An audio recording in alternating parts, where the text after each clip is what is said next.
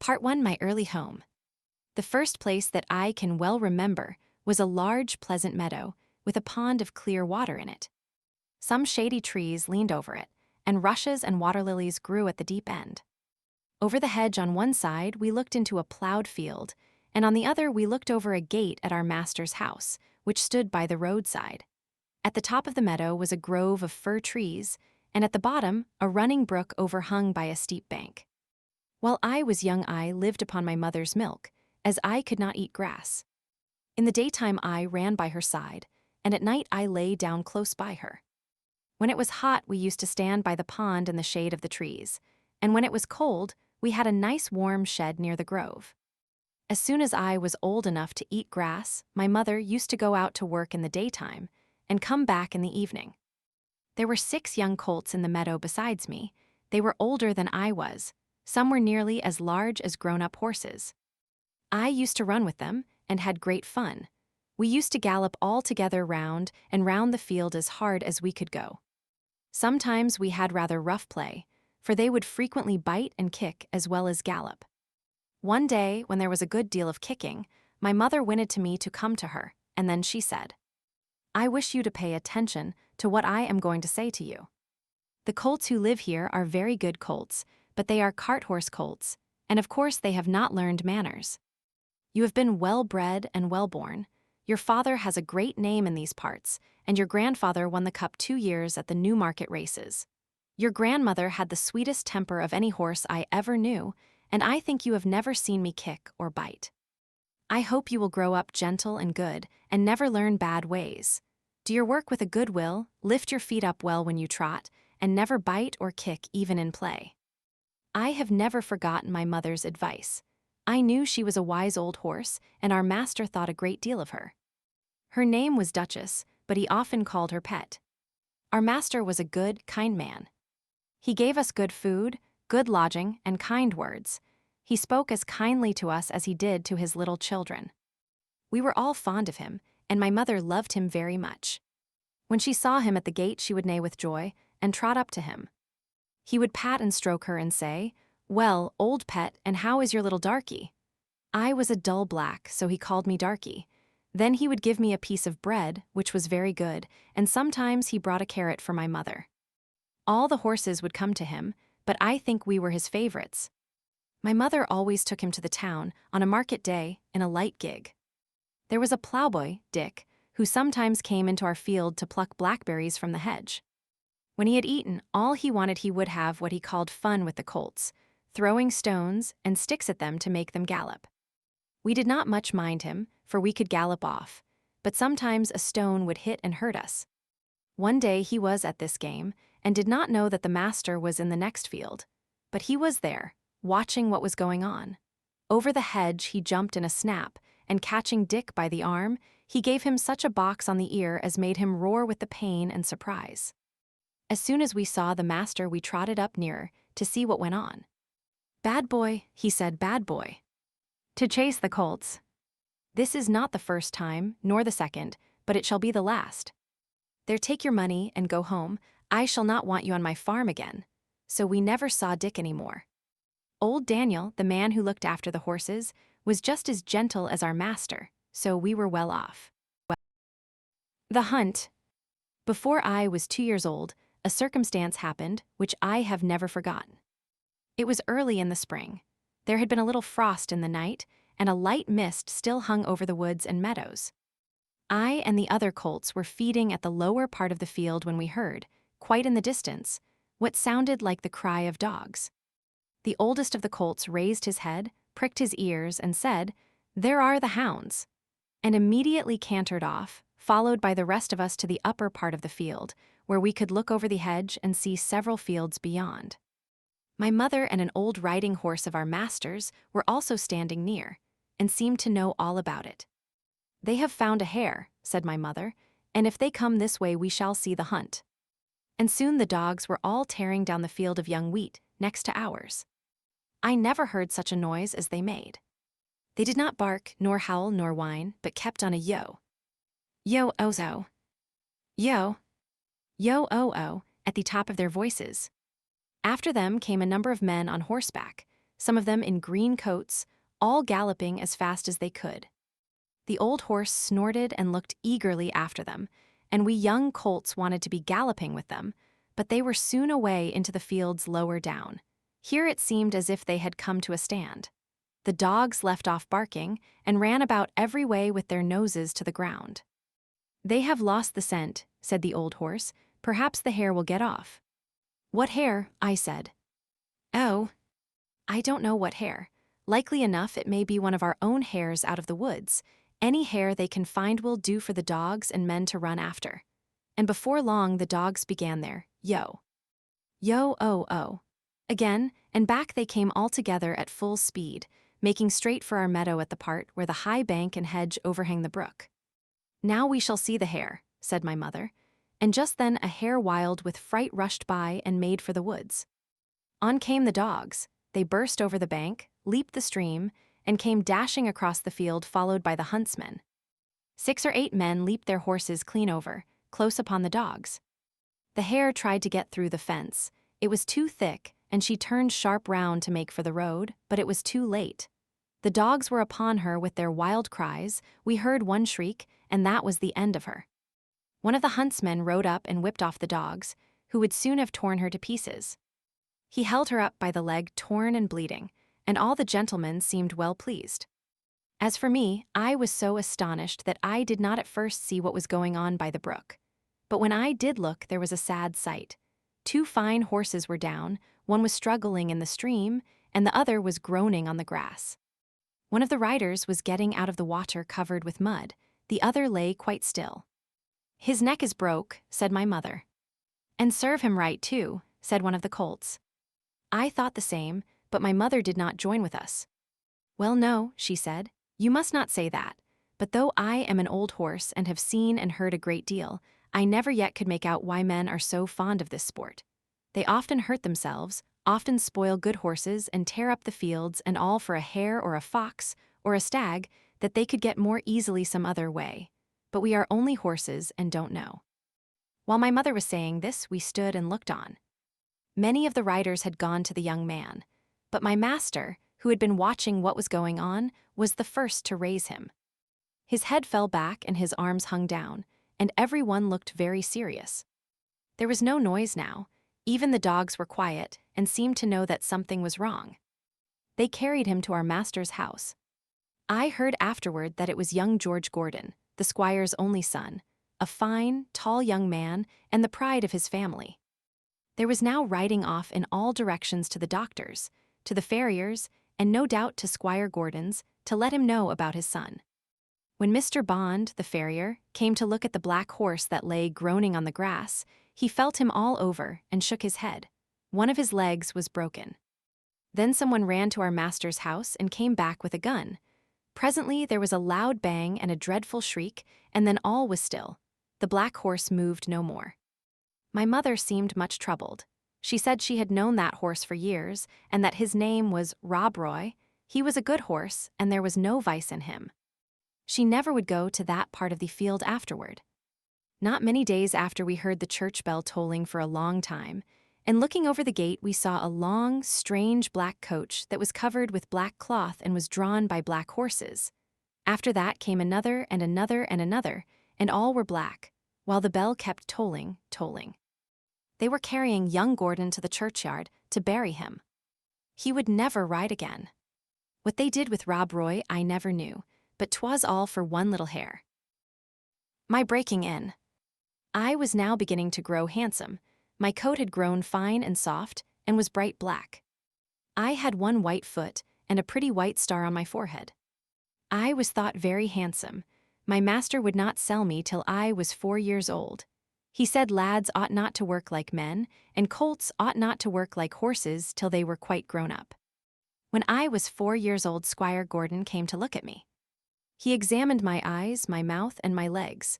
He felt them all down, and then I had to walk and trot and gallop before him. He seemed to like me and said, "When he has been well broken and he will do very well." My master said he would break me in himself, as he should not like me to be frightened or hurt, and he lost no time about it, for the next day he began. Every one may not know what breaking in is, therefore I will describe it. It means to teach a horse to wear a saddle and bridle, and to carry on his back a man, woman, or child, to go just the way they wish, and to go quietly. Besides this, he has to learn to wear a collar, a crupper, and a breeching, and to stand still while they are put on. Then to have a cart or a chaise fixed behind, so that he cannot walk or trot without dragging it after him, and he must go fast or slow, just as his driver wishes.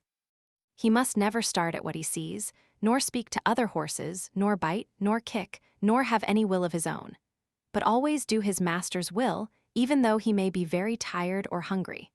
But the worst of all is, when his harness is once on, he may neither jump for joy nor lie down for weariness. So you see, this breaking in is a great thing.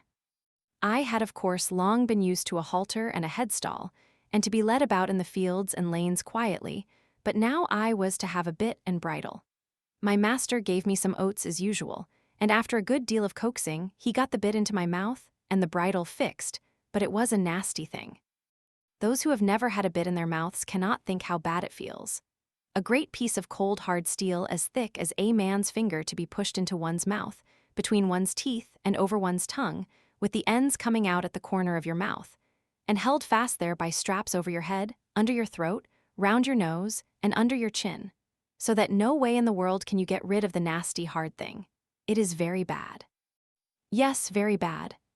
At least I thought so, but I knew my mother always wore one when she went out, and all horses did when they were grown up. And so, what with the nice oats, and what with my master's pats, kind words, and gentle ways, I got to wear my bit and bridle. Next came the saddle, but that was not half so bad. My master put it on my back very gently, while old Daniel held my head. He then made the girths fast under my body, patting and talking to me all the time. Then I had a few oats, then a little leading about, and this he did every day till I began to look for the oats and the saddle. At length, one morning, my master got on my back and rode me round the meadow on the soft grass. It certainly did feel queer, but I must say I felt rather proud to carry my master, and as he continued to ride me a little every day, I soon became accustomed to it. The next unpleasant business was putting on the iron shoes.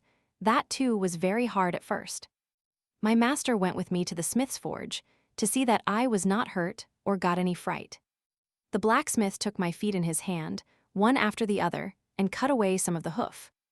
It did not pain me, so I stood still on 3 legs till he had done them all. Then he took a piece of iron the shape of my foot, and clapped it on, and drove some nails through the shoe quite into my hoof, so that the shoe was firmly on. My feet felt very stiff and heavy, but in time I got used to it. And now, having got so far, my master went on to break me to harness. There were more new things to wear. First, a stiff heavy collar just on my neck, and a bridle with great side pieces against my eyes called blinkers, and blinkers indeed they were, for I could not see on either side, but only straight in front of me. Next, there was a small saddle with a nasty stiff strap that went right under my tail. That was the crupper. I hated the crupper. To have my long tail doubled up and poked through that strap was almost as bad as the bit. I never felt more like kicking, but of course I could not kick such a good master, and so in time I got used to everything and could do my work as well as my mother. I must not forget to mention one part of my training, which I have always considered a very great advantage. My master sent me for a fortnight to a neighboring farmer's, who had a meadow which was skirted on one side by the railway. Here were some sheep and cows, and I was turned in among them. I shall never forget the first train that ran by.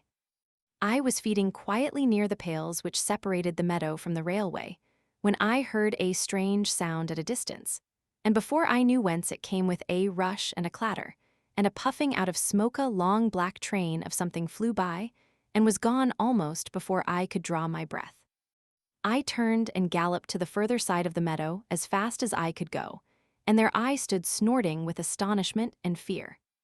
In the course of the day, many other trains went by, some more slowly.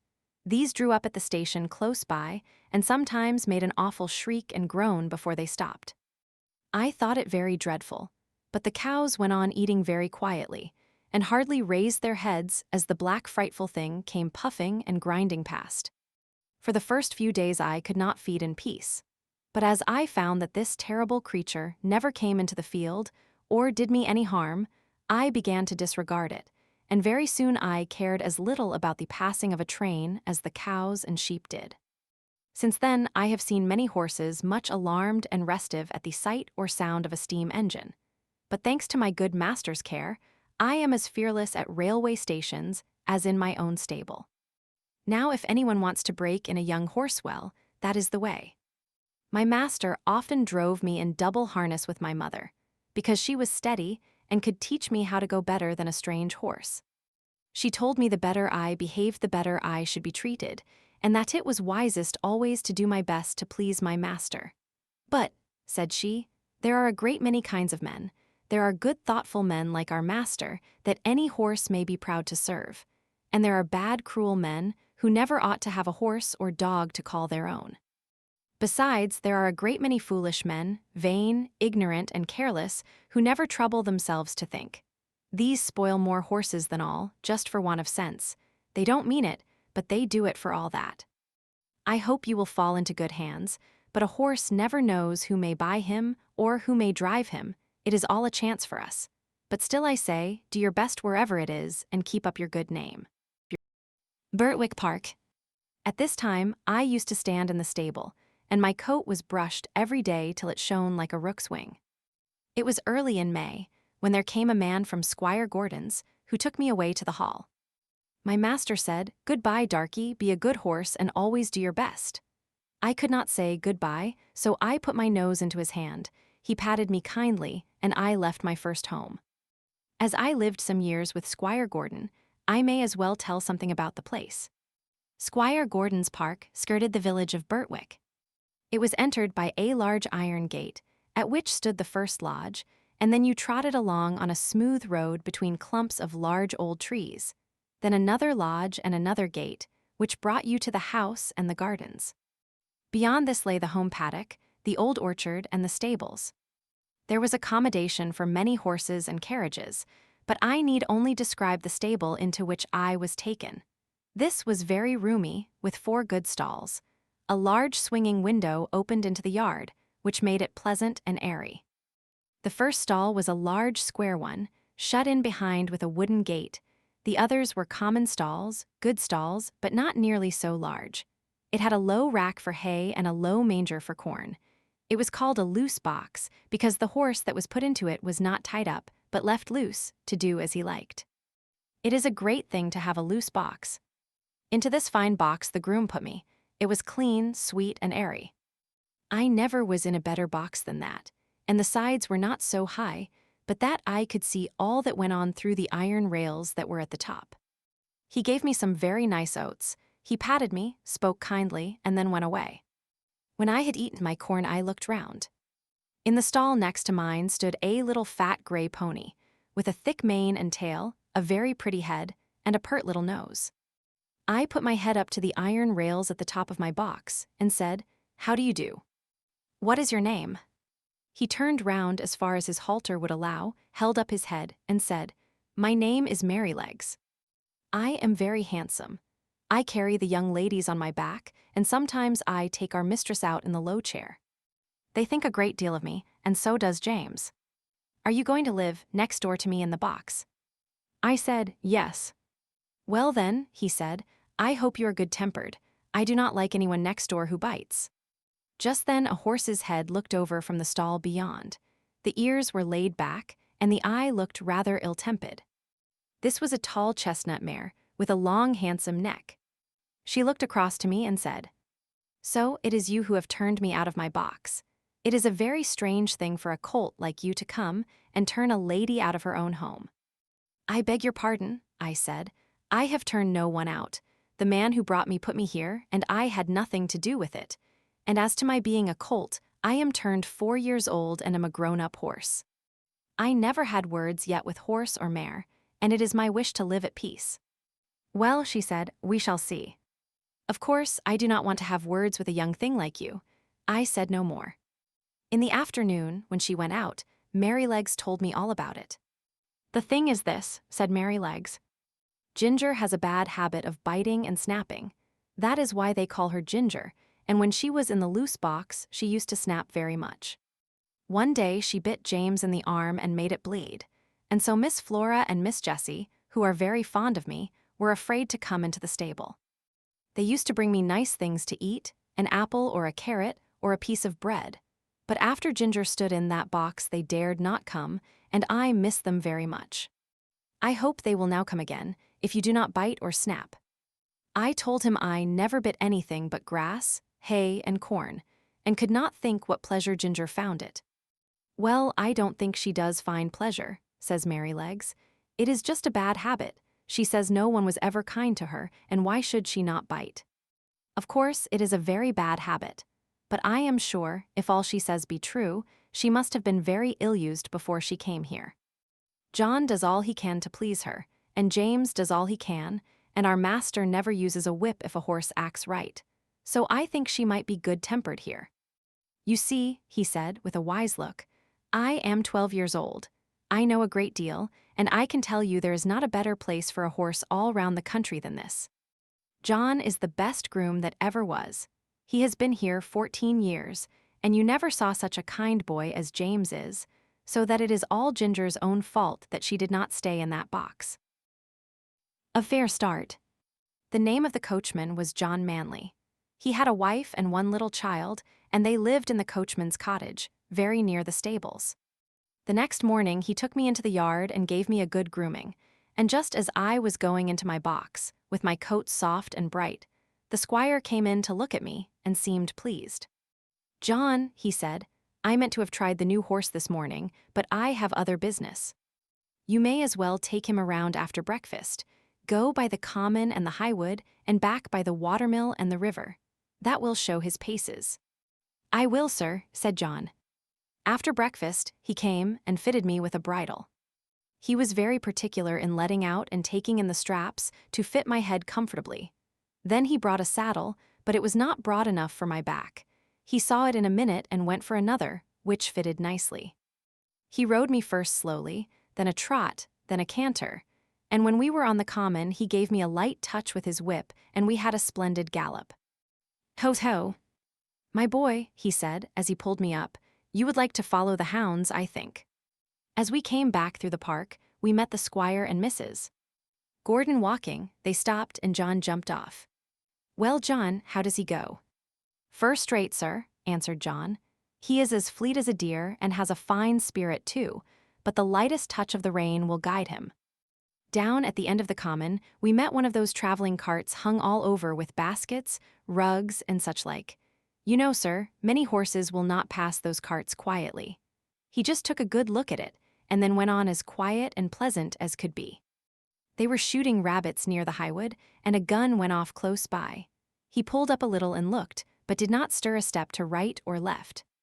I just held the rein steady and did not hurry him, and it's my opinion he has not been frightened or ill-used while he was young. That's well, said the squire. I will try him myself tomorrow. The next day I was brought up for my master. I remembered my mother's counsel and my good old master's, and I tried to do exactly what he wanted me to do. I found he was a very good rider, and thoughtful for his horse too. When he came home, the lady was at the hall door as he rode up. Well, my dear, she said, how do you like him? He is exactly what John said, he replied. A pleasanter creature I never wish to mount. What shall we call him? Would you like Ebony, said she. He is as black as ebony. No, not Ebony. Will you call him Blackbird, like your uncle's old horse? No, he is far handsomer than old Blackbird ever was. Yes, she said. He is really quite a beauty, and he has such a sweet, good-tempered face, and such a fine, intelligent eye. What do you say to calling him Black Beauty? Black Beauty, why, yes, I think that is a very good name. If you like, it shall be his name, and so it was. When John went into the stable, he told James that master and mistress had chosen a good, sensible English name for me. That meant something, not like Marengo or Pegasus or Abdallah. They both laughed, and James said, if it was not for bringing back the past, I should have named him Rob Roy, for I never saw two horses more alike. That's no wonder, said John. Didn't you know that Farmer Gray's old Duchess was the mother of them both?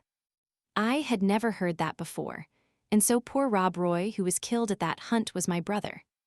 I did not wonder that my mother was so troubled. It seems that horses have no relations, at least they never know each other after they are sold. John seemed very proud of me. He used to make my mane and tail almost as smooth as a lady's hair, and he would talk to me a great deal. Of course, I did not understand all he said, but I learned more and more to know what he meant and what he wanted me to do. I grew very fond of him. He was so gentle and kind. He seemed to know just how a horse feels, and when he cleaned me, he knew the tender places and the ticklish places. When he brushed my head, he went as carefully over my eyes as if they were his own, and never stirred up any ill temper. James Howard, the stable boy, was just as gentle and pleasant in his way, so I thought myself well off. There was another man who helped in the yard, but he had very little to do with Ginger and me. A few days after this I had to go out with Ginger in the carriage. I wondered how we should get on together, but except laying her ears back when I was led up to her, she behaved very well. She did her work honestly and did her full share, and I never wished to have a better partner in double harness. When we came to a hill, instead of slackening her pace, she would throw her weight right into the collar and pull away straight up. We had both the same sort of courage at our work, and John had oftener to hold us in than to urge us forward. He never had to use the whip with either of us. Then our paces were much the same, and I found it very easy to keep step with her when trotting, which made it pleasant, and Master always liked it when we kept step well, and so did John.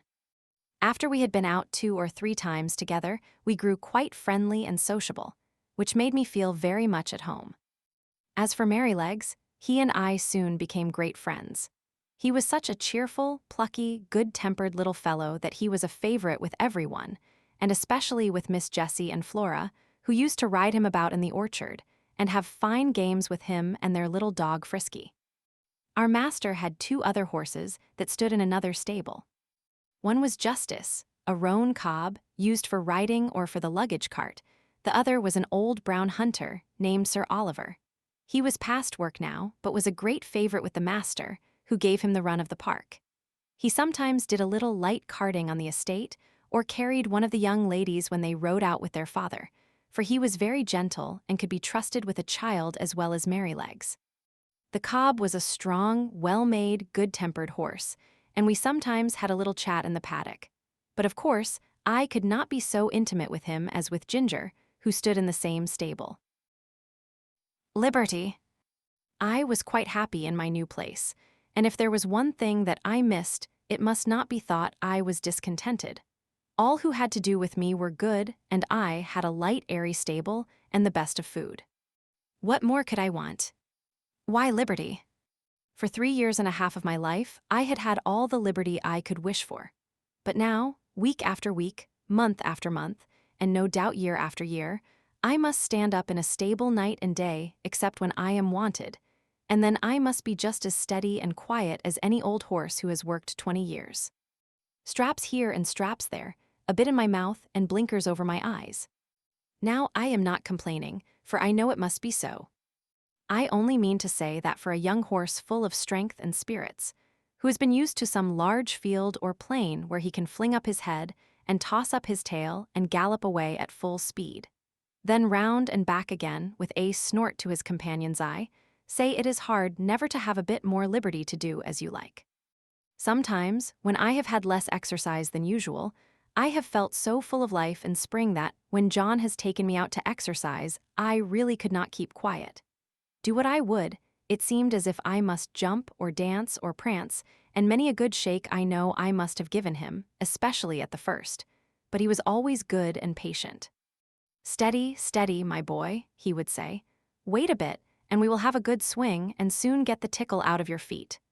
Then as soon as we were out of the village, he would give me a few miles at a spanking trot, and then bring me back as fresh as before, only clear of the fidgets, as he called them.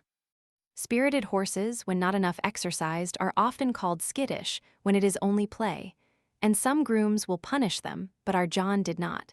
He knew it was only high spirits. Still, he had his own ways of making me understand by the tone of his voice, or the touch of the rein. If he was very serious and quite determined, I always knew it by his voice, and that had more power with me than anything else, for I was very fond of him. I ought to say that sometimes we had our liberty for a few hours. This used to be on fine Sundays in the summertime. The carriage never went out on Sundays because the church was not far off. It was a great treat to us to be turned out into the home paddock or the old orchard. The grass was so cool and soft to our feet, the air so sweet, and the freedom to do as we liked was so pleasant to gallop, to lie down and roll over on our backs, or to nibble the sweet grass. Then it was a very good time for talking, as we stood together under the shade of the large chestnut tree. Ginger. One day when Ginger and I were standing alone in the shade, we had a great deal of talk. She wanted to know all about my bringing up and breaking in, and I told her. Well, said she, if I had had your bringing up I might have had as good a temper as you, but now I don't believe I ever shall. Why not? I said. Because it has been all so different with me, she replied. I never had anyone, horse or man, that was kind to me, or that I cared to please. For in the first place I was taken from my mother as soon as I was weaned, and put with a lot of other young colts. None of them cared for me, and I cared for none of them. There was no kind master like yours to look after me, and talk to me, and bring me nice things to eat. The man that had the care of us never gave me a kind word in my life. I do not mean that he ill-used me, but he did not care for us one bit further than to see that we had plenty to eat and shelter in the winter. A footpath ran through our field, and very often the great boys passing through would fling stones to make us gallop. I was never hit, but one fine young colt was badly cut in the face, and I should think it would be a scar for life. We did not care for them, but of course it made us more wild, and we settled it in our minds that boys were our enemies. We had very good fun in the free meadows, galloping up and down and chasing each other round and round the field, then standing still under the shade of the trees. But when it came to breaking in, that was a bad time for me. Several men came to catch me, and when at last they closed me in at one corner of the field, one caught me by the forelock. Another caught me by the nose and held it so tight I could hardly draw my breath. Then another took my under jaw in his hard hand and wrenched my mouth open, and so by force they got on the halter and the bar into my mouth. Then one dragged me along by the halter, another flogging behind, and this was the first experience I had of men's kindness. It was all force. They did not give me a chance to know what they wanted. I was high-bred and had a great deal of spirit, and was very wild, no doubt, and gave them, I dare say, plenty of trouble. But then it was dreadful to be shut up in a stall day after day instead of having my liberty, and I fretted and pined and wanted to get loose. You know yourself it's bad enough when you have a kind master and plenty of coaxing, but there was nothing of that sort for me. There was the old master, Mr. Ryder, who, I think, could soon have brought me round, and could have done anything with me. But he had given up all the hard part of the trade to his son and to another experienced man, and he only came at times to oversee. His son was a strong, tall, bold man. They called him Samson, and he used to boast that he had never found a horse that could throw him. There was no gentleness in him, as there was in his father, but only hardness, a hard voice, a hard eye, a hard hand. And I felt from the first that what he wanted was to wear all the spirit out of me, and just make me into a quiet, humble, obedient piece of horseflesh. Horseflesh. Yes, that is all that he thought about, and Ginger stamped her foot as if the very thought of him made her angry. Then she went on. If I did not do exactly what he wanted he would get put out, and make me run round with that long rein in the training field till he had tired me out. I think he drank a good deal, and I am quite sure that the oftener he drank the worse it was for me. One day he had worked me hard in every way he could, and when I lay down I was tired and miserable and angry. It all seemed so hard. The next morning he came for me early, and ran me round again for a long time. I had scarcely had an hour's rest, when he came again for me with a saddle and bridle and a new kind of bit. I could never quite tell how it came about. He had only just mounted me on the training ground when something I did put him out of temper, and he chucked me hard with the rein. The new bit was very painful, and I reared up suddenly, which angered him still more, and he began to flog me. I felt my whole spirit set against him, and I began to kick and plunge and rear as I had never done before, and we had a regular fight. For a long time he stuck to the saddle and punished me cruelly with his whip and spurs, but my blood was thoroughly up, and I cared for nothing he could do if only I could get him off. At last, after a terrible struggle, I threw him off backward. I heard him fall heavily on the turf, and without looking behind me, I galloped off to the other end of the field. There I turned round and saw my persecutor slowly rising from the ground and going into the stable. I stood under an oak tree and watched, but no one came to catch me. The time went on, and the sun was very hot. The flies swarmed round me and settled on my bleeding flanks where the spurs had dug in. I felt hungry, for I had not eaten since the early morning, but there was not enough grass in that meadow for a goose to live on. I wanted to lie down and rest, but with the saddle strapped tightly on there was no comfort, and there was not a drop of water to drink. The afternoon wore on, and the sun got low. I saw the other colts led in, and I knew they were having a good feed. At last, just as the sun went down, I saw the old master come out with a sieve in his hand. He was a very fine old gentleman with quite white hair, but his voice was what I should know him by among 1,000.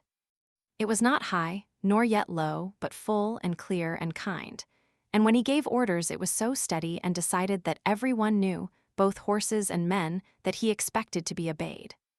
He came quietly along, now and then shaking the oats about that he had in the sieve, and speaking cheerfully and gently to me. "Come along, lassie, come along, lassie, come along, come along." I stood still and let him come up. He held the oats to me, and I began to eat without fear. His voice took all my fear away. He stood by, patting and stroking me while I was eating, and seeing the clots of blood on my side, he seemed very vexed. Poor lassie! It was a bad business, a bad business. Then he quietly took the rein and led me to the stable. Just at the door stood Samson. I laid my ears back and snapped at him.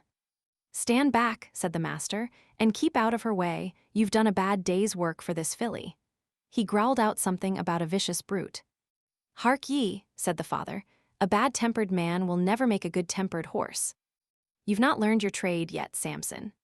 Then he led me into my box, took off the saddle and bridle with his own hands, and tied me up. Then he called for a pail of warm water and a sponge, took off his coat, and while the stable-man held the pail, he sponged my sides a good while, so tenderly that I was sure he knew how sore and bruised they were. "Whoa, my pretty one," he said, stand still, stand still." His very voice did me good, and the bathing was very comfortable. The skin was so broken at the corners of my mouth that I could not eat the hay. The stalks hurt me. He looked closely at it, shook his head, and told the man to fetch a good bran mash and put some meal into it. How good that mash was! And so soft and healing to my mouth. He stood by all the time I was eating, stroking me and talking to the man. "If a high-mettled creature like this," said he, "can't be broken by fair means, she will never be good for anything." After that he often came to see me, and when my mouth was healed the other breaker, Job, they called him, went on training me. He was steady and thoughtful, and I soon learned what he wanted. Ginger's story continued. The next time that Ginger and I were together in the paddock, she told me about her first place. "After my breaking in," she said, "I was bought by a dealer to match another chestnut horse. For some weeks he drove us together, and then we were sold to a fashionable gentleman and were sent up to London. I had been driven with a check rein by the dealer, and I hated it worse than anything else. But in this place we were reined far tighter, the coachman and his master thinking we looked more stylish so. We were often driven about in the park and other fashionable places. You who never had a check rein on don't know what it is, but I can tell you it is dreadful. I like to toss my head about and hold it as high as any horse, but fancy now yourself, if you tossed your head up high and were obliged to hold it there, and that for hours together, not able to move it at all, except with a jerk still higher, your neck aching till you did not know how to bear it. Besides that, to have two bits instead of one and mine was a sharp one. It hurt my tongue and my jaw, and the blood from my tongue colored the froth that kept flying from my lips as I chafed and fretted at the bits and rein. It was worst when we had to stand by the hour waiting for our mistress at some grand party or entertainment, and if I fretted or stamped with impatience, the whip was laid on. It was enough to drive one mad. "Did not your master take any thought for you?" I said. "No," said she. "He only cared to have a stylish turnout, as they call it. I think he knew very little about horses. He left that to his coachman, who told him I had an irritable temper. That I had not been well broken to the check-rein, but I should soon get used to it. But he was not the man to do it, for when I was in the stable, miserable and angry, instead of being smoothed and quieted by kindness, I got only a surly word or a blow. If he had been civil, I would have tried to bear it. I was willing to work, and ready to work hard too, but to be tormented for nothing but their fancies angered me. What right had they to make me suffer like that? Besides the soreness in my mouth and the pain in my neck, it always made my windpipe feel bad, and if I had stopped there long, I know it would have spoiled my breathing. But I grew more and more restless and irritable. I could not help it. And I began to snap and kick when anyone came to harness me. For this the groom beat me, and one day, as they had just buckled us into the carriage, and were straining my head up with that rein, I began to plunge and kick with all my might. I soon broke a lot of harness and kicked myself clear, so that was an end of that place. After this I was sent to Tattersall's to be sold. Of course, I could not be warranted free from vice, so nothing was said about that. My handsome appearance and good paces soon brought a gentleman to bid for me, and I was bought by another dealer. He tried me in all kinds of ways and with different bits, and he soon found out what I could not bear. At last he drove me quite without a check-rein, and then sold me as a perfectly quiet horse to a gentleman in the country. He was a good master, and I was getting on very well, but his old groom left him, and a new one came. This man was as hard-tempered and hard-handed as Samson. He always spoke in a rough, impatient voice, and if I did not move in the stall the moment he wanted me, he would hit me above the hocks with his stable broom or the fork, whichever he might have in his hand. Everything he did was rough, and I began to hate him. He wanted to make me afraid of him, but I was too high-mettled for that, and one day when he had aggravated me more than usual, I bit him, which of course put him in a great rage, and he began to hit me about the head with a riding whip. After that, he never dared to come into my stall again. Either my heels or my teeth were ready for him, and he knew it. I was quite quiet with my master, but of course he listened to what the man said, and so I was sold again. The same dealer heard of me, and said he thought he knew one place where I should do well. "'Twas a pity," he said, "that such a fine horse should go to the bad, for want of a real good chance. And the end of it was that I came here not long before you did. But I had then made up my mind that men were my natural enemies, and that I must defend myself. Of course it is very different here, but who knows how long it will last? I wish I could think about things as you do, but I can't, after all I have gone through." "Well," I said, "I think it would be a real shame if you were to bite or kick John or James." "I don't mean to," she said, "while they are good to me." I did bite James once pretty sharp, but John said, "Try her with kindness." And instead of punishing me as I expected, James came to me with his arm bound up and brought me a bran mash and stroked me, and I have never snapped at him since, and I won't either. I was sorry for Ginger, but of course I knew very little then, and I thought most likely she made the worst of it.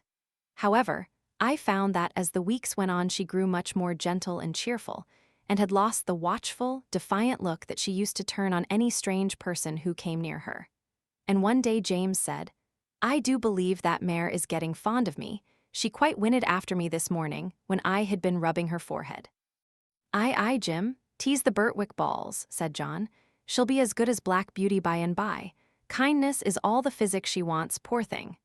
Master noticed the change, too, and one day when he got out of the carriage and came to speak to us, as he often did, he stroked her beautiful neck. "Well, my pretty one, well, how do things go with you now? You are a good bit happier than when you came to us, I think." She put her nose up to him in a friendly, trustful way, while he rubbed it gently. "We shall make a cure of her, John," he said. "Yes, sir, she's wonderfully improved. She's not the same creature that she was. It's the Birtwick balls, sir," said John, laughing. This was a little joke of John's. He used to say that a regular course of the Birtwick horse balls would cure almost any vicious horse. These balls, he said, were made up of patience and gentleness, firmness and petting, 1 pound of each to be mixed up with half a pint of common sense and given to the horse every day. Merrylegs. Mr. Blomefield, the vicar, had a large family of boys and girls. Sometimes they used to come and play with Miss Jessie and Flora. One of the girls was as old as Miss Jessie.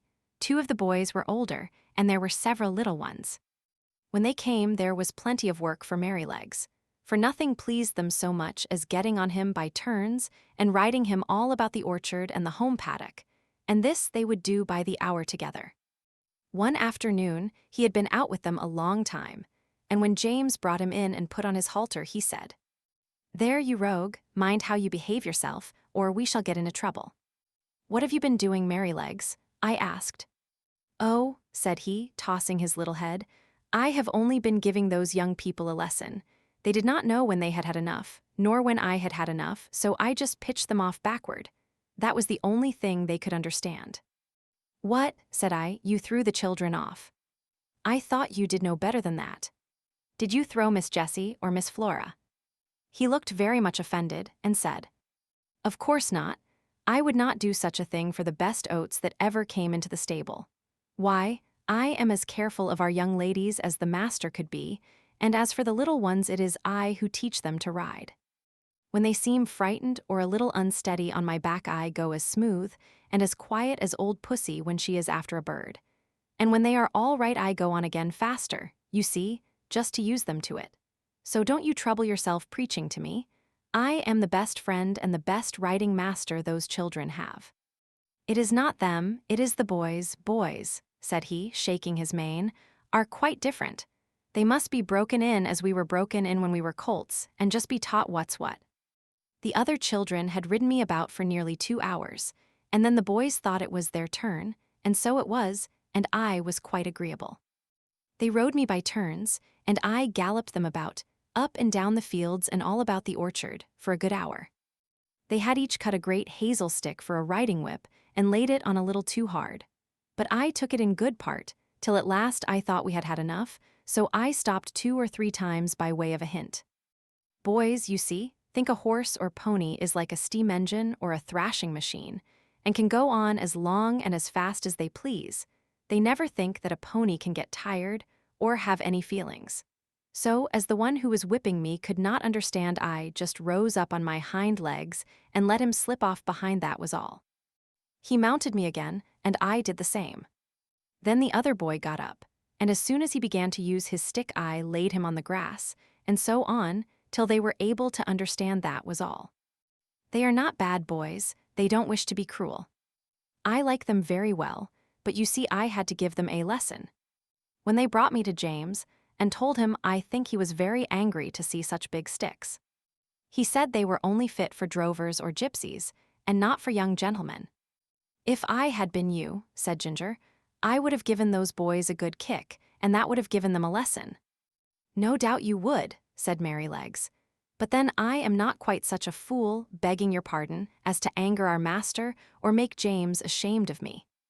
Besides, those children are under my charge when they are riding. I tell you they are entrusted to me. Why, only the other day I heard our master say to Mrs. Blomefield, 'My dear madam, you need not be anxious about the children. My old Merrylegs will take as much care of them as you or I could. I assure you I would not sell that pony for any money. He is so perfectly good-tempered and trustworthy. And do you think I am such an ungrateful brute as to forget all the kind treatment I have had here for 5 years, and all the trust they place in me, and turn vicious because a couple of ignorant boys used me badly? No. You never had a good place where they were kind to you, and so you don't know, and I'm sorry for you. But I can tell you good places make good horses. I wouldn't vex our people for anything. I love them, I do," said Merrylegs, and he gave a low ho, ho, ho, through his nose, as he used to do in the morning when he heard James' footstep at the door. "Besides," he went on, "if I took to kicking, where should I be? Why, sold off in a jiffy, and no character, and I might find myself slaved about under a butcher's boy, or worked to death at some seaside place where no one cared for me, except to find out how fast I could go, or be flogged along in some cart with 3 or 4 great men in it going out for a Sunday spree, as I have often seen in the place I lived in before I came here. No, said he, shaking his head. I hope I shall never come to that. A talk in the orchard. Ginger and I were not of the regular tall carriage horse breed. We had more of the racing blood in us. We stood about 15½ hands high. We were therefore just as good for riding as we were for driving, and our master used to say that he disliked either horse or man that could do but one thing. And as he did not want to show off in London parks, he preferred a more active and useful kind of horse. As for us, our greatest pleasure was when we were saddled for a riding party. The master on Ginger, the mistress on me, and the young ladies on Sir Oliver and Merrylegs. It was so cheerful to be trotting and cantering all together that it always put us in high spirits. I had the best of it, for I always carried the mistress. Her weight was little, her voice was sweet, and her hand was so light on the rein that I was guided almost without feeling it. Oh, if people knew what a comfort to horses a light hand is, and how it keeps a good mouth and a good temper, they surely would not chuck and drag and pull at the rein as they often do. Our mouths are so tender that where they have not been spoiled or hardened with bad or ignorant treatment, they feel the slightest movement of the driver's hand, and we know in an instant what is required of us. My mouth has never been spoiled, and I believe that was why the mistress preferred me to Ginger, although her paces were certainly quite as good. She used often to envy me, and said it was all the fault of breaking in and the gag bit in London that her mouth was not so perfect as mine. And then old Sir Oliver would say, There, there. Don't vex yourself. You have the greatest honor. A mare that can carry a tall man of our master's weight, with all your spring and sprightly action, does not need to hold her head down because she does not carry the lady. We horses must take things as they come, and always be contented and willing so long as we are kindly used. I had often wondered how it was that Sir Oliver had such a very short tail. It really was only 6 or 7 inches long, with a tassel of hair hanging from it. And on one of our holidays in the orchard, I ventured to ask him by what accident it was that he had lost his tail. Accident, he snorted with a fierce look. It was no accident. It was a cruel, shameful, cold-blooded act. When I was young, I was taken to a place where these cruel things were done. I was tied up and made fast so that I could not stir, and then they came and cut off my long and beautiful tail, through the flesh and through the bone, and took it away. How dreadful, I exclaimed. Dreadful, ah. It was dreadful, but it was not only the pain, though that was terrible and lasted a long time. It was not only the indignity of having my best ornament taken from me, though that was bad. But it was this: how could I ever brush the flies off my sides and my hind legs any more? You who have tails just whisk the flies off without thinking about it, and you can't tell what a torment it is to have them settle upon you and sting, and have nothing in the world to lash them off with. I tell you it is a lifelong wrong and a lifelong loss, but thank heaven they don't do it now. What did they do it for then? Said Ginger. For fashion, said the old horse with a stamp of his foot, for fashion. If you know what that means. There was not a well-bred young horse in my time that had not his tail docked in that shameful way, just as if the good God that made us did not know what we wanted and what looked best. I suppose it is fashion that makes them strap our heads up with those horrid bits that I was tortured with in London, said Ginger. Of course it is, said he. To my mind, fashion is one of the wickedest things in the world. Now look, for instance, at the way they serve dogs, cutting off their tails to make them look plucky, and shearing up their pretty little ears to a point to make them both look sharp, forsooth. Had a dear friend once, a brown terrier, Skye they called her. She was so fond of me that she never would sleep out of my stall. She made her bed under the manger, and there she had a litter of 5 as pretty little puppies as need be. None were drowned, for they were a valuable kind, and how pleased she was with them. And when they got their eyes open and crawled about, it was a real pretty sight. But one day the man came and took them all away. I thought he might be afraid I should tread upon them. But it was not so. In the evening poor Skye brought them back again, one by one in her mouth, not the happy little things that they were, but bleating and crying pitifully. They had all had a piece of their tails cut off, and the soft flap of their pretty little ears was cut quite off. How their mother licked them, and how troubled she was, poor thing. I never forgot it. They healed in time, and they forgot the pain. But the nice soft flap, that of course was intended to protect the delicate part of their ears from dust and injury, was gone forever. Why don't they cut their own children's ears into points to make them look sharp? Why don't they cut the end off their noses to make them look plucky? One would be just as sensible as the other. What right have they to torment and disfigure God's creatures? Sir Oliver, though he was so gentle, was a fiery old fellow, and what he said was all so new to me, and so dreadful, that I found a bitter feeling toward men rise up in my mind that I never had before. Of course, Ginger was very much excited. She flung up her head with flashing eyes and distended nostrils, declaring that men were both brutes and blockheads. "Who talks about blockheads?" said Merrylegs, who just came up from the old apple tree where he had been rubbing himself against the low branch. "Who talks about blockheads? I believe that is a bad word." "Bad words were made for bad things," said Ginger, and she told him what Sir Oliver had said.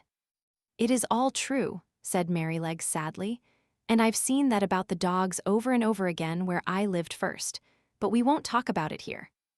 You know that master, and John and James are always good to us, and talking against men in such a place as this doesn't seem fair or grateful, and you know there are good masters and good grooms beside ours, though of course ours are the best." This wise speech of good little Merrylegs, which we knew was quite true, cooled us all down, especially Sir Oliver, who was dearly fond of his master.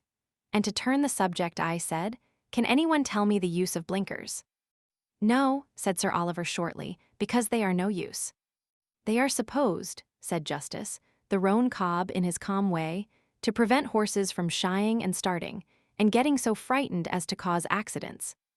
"Then what is the reason they do not put them on riding horses, especially on ladies' horses?" said I.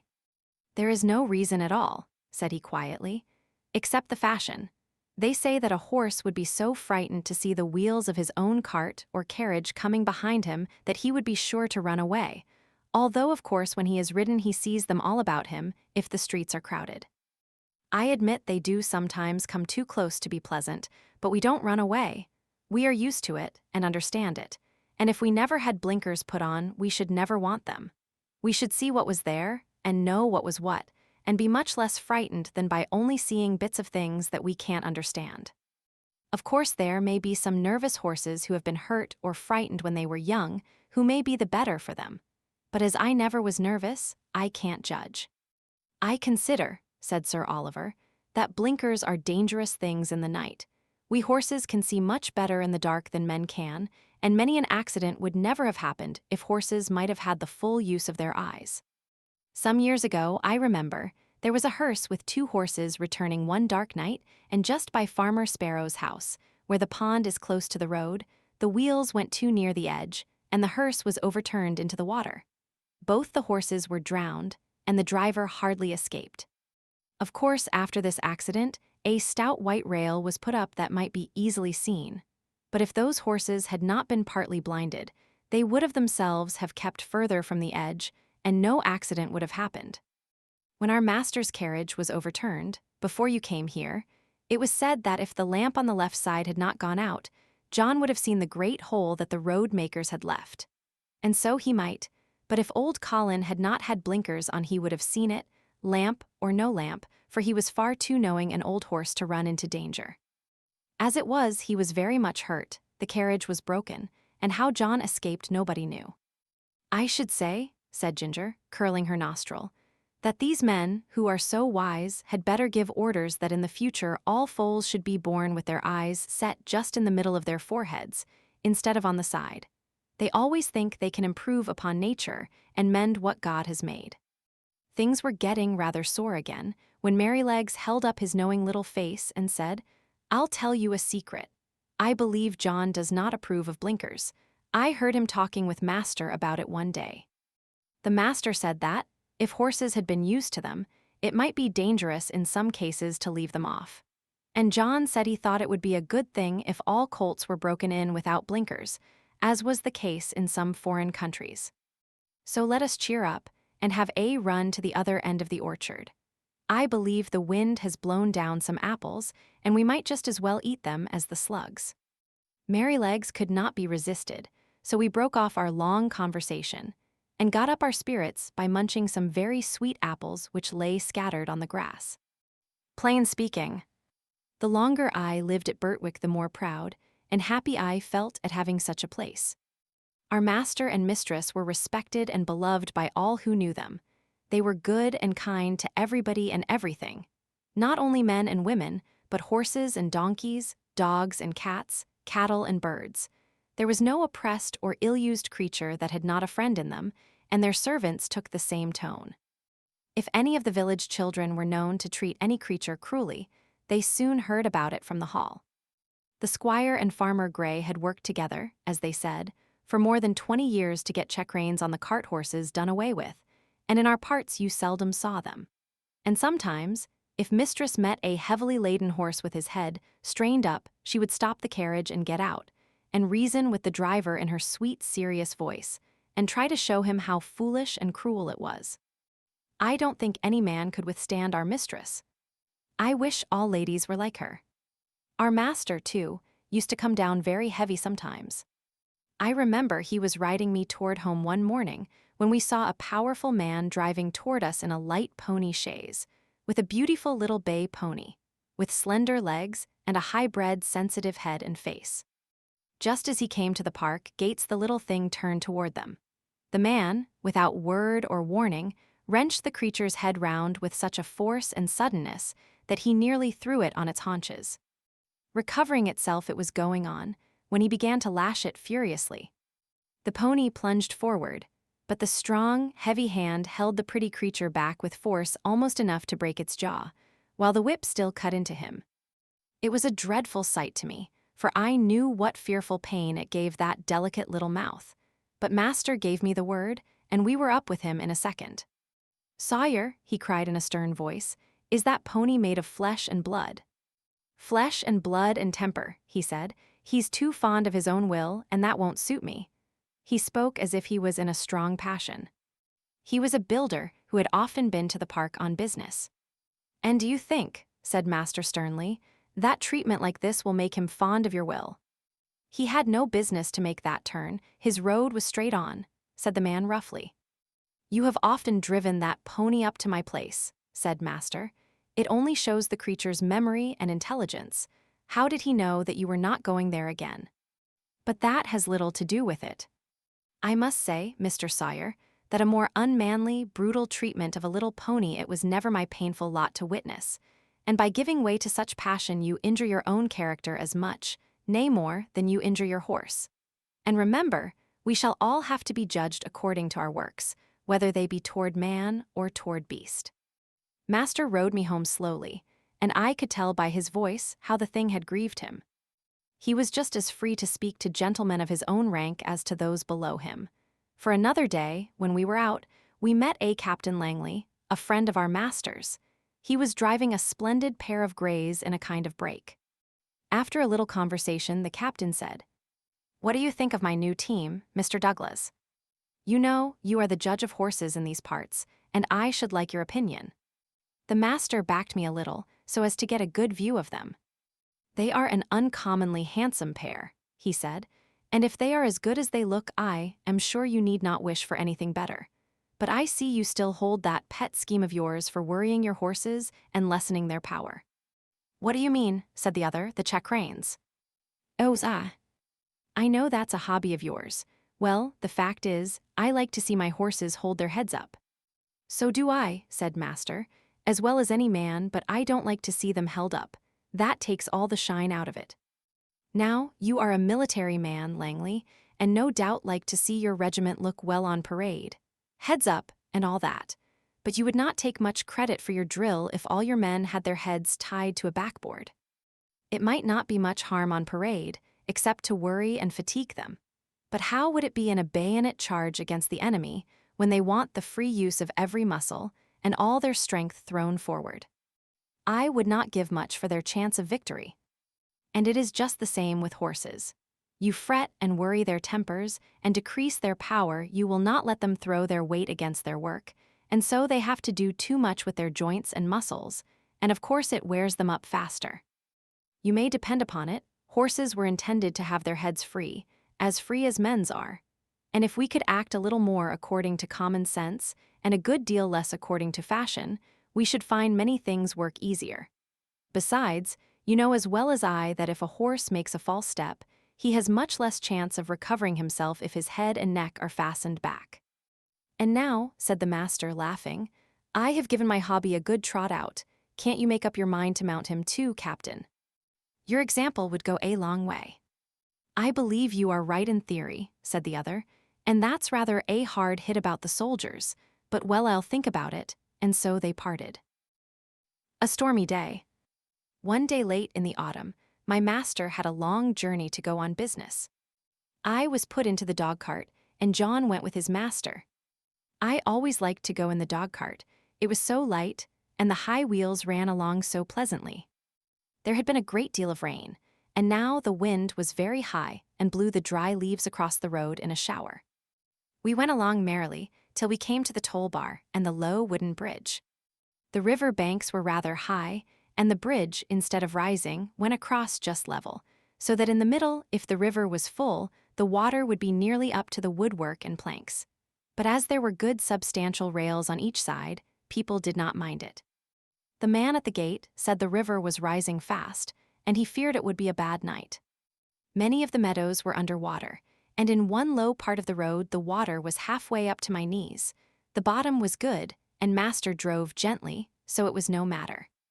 When we got to the town, of course, I had a good bait. But as the master's business engaged him a long time, we did not start for home till rather late in the afternoon. The wind was then much higher, and I heard the master say to John that he had never been out in such a storm.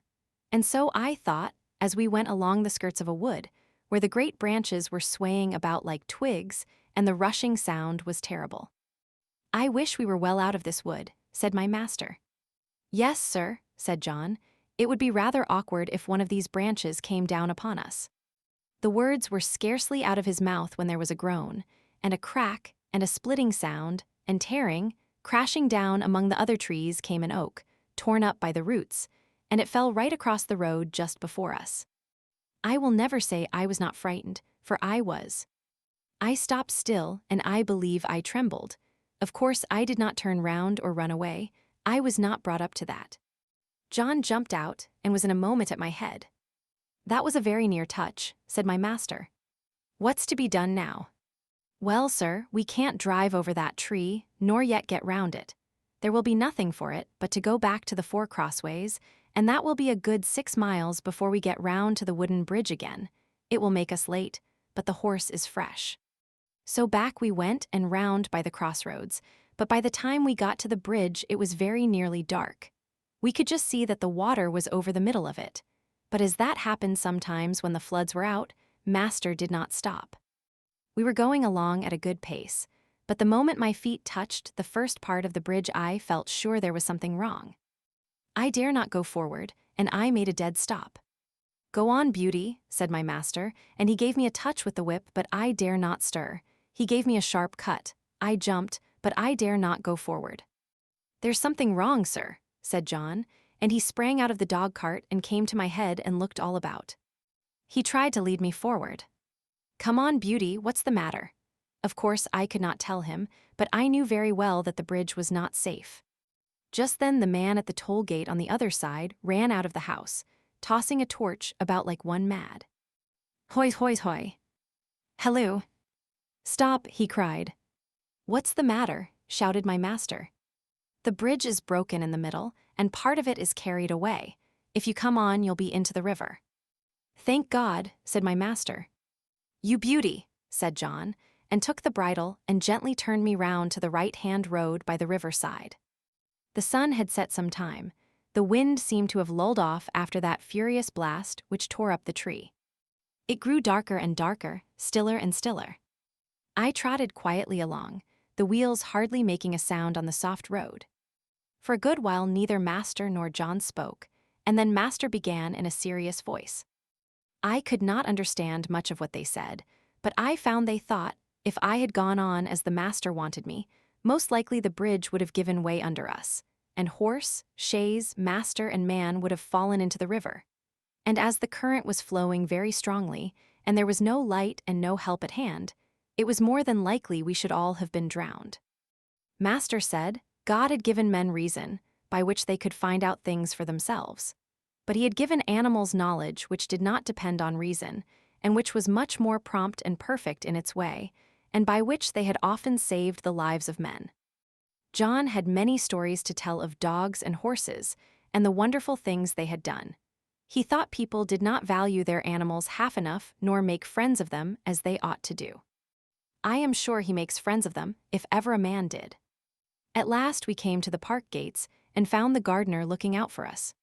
He said that mistress had been in a dreadful way ever since dark, fearing some accident had happened, and that she had sent James off on Justice, the roan cob, toward the wooden bridge to make inquiry after us.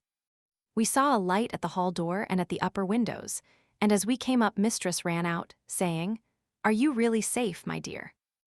"Oh, I have been so anxious, fancying all sorts of things." "Have you had no accident?"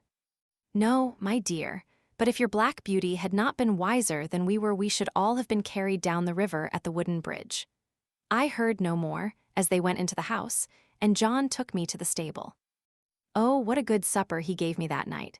A good bran mash and some crushed beans with my oats, and such a thick bed of straw. And I was glad of it, for I was tired. The Devil's Trade Mark. One day when John and I had been out on some business of our master's, and were returning gently on a long, straight road. At some distance, we saw a boy trying to leap a pony over a gate. The pony would not take the leap, and the boy cut him with the whip, but he only turned off on one side. He whipped him again, but the pony turned off on the other side. Then the boy got off and gave him a hard thrashing, and knocked him about the head. Then he got up again and tried to make him leap the gate, kicking him all the time shamefully, but still the pony refused. When we were nearly at the spot, the pony put down his head and threw up his heels, and sent the boy neatly over into a broad quickset hedge. And with the rein dangling from his head, he set off home at a full gallop. John laughed out quite loud. "Served him right," he said. "Oh, oh, oh," cried the boy as he struggled about among the thorns. "I say, come and help me out." "Thank ye," said John. "I think you are quite in the right place, and maybe a little scratching will teach you not to leap a pony over a gate that is too high for him." And so, with that, John rode off. "It may be," said he to himself, "that young fellow is a liar as well as a cruel one. We'll just go home by Farmer Bushby's, Beauty, and then if anybody wants to know you and I can tell 'em, ye see." So we turned off to the right, and soon came up to the stackyard, and within sight of the house. The farmer was hurrying out into the road, and his wife was standing at the gate, looking very frightened. "Have you seen my boy?" said Mr. Bushby as we came up.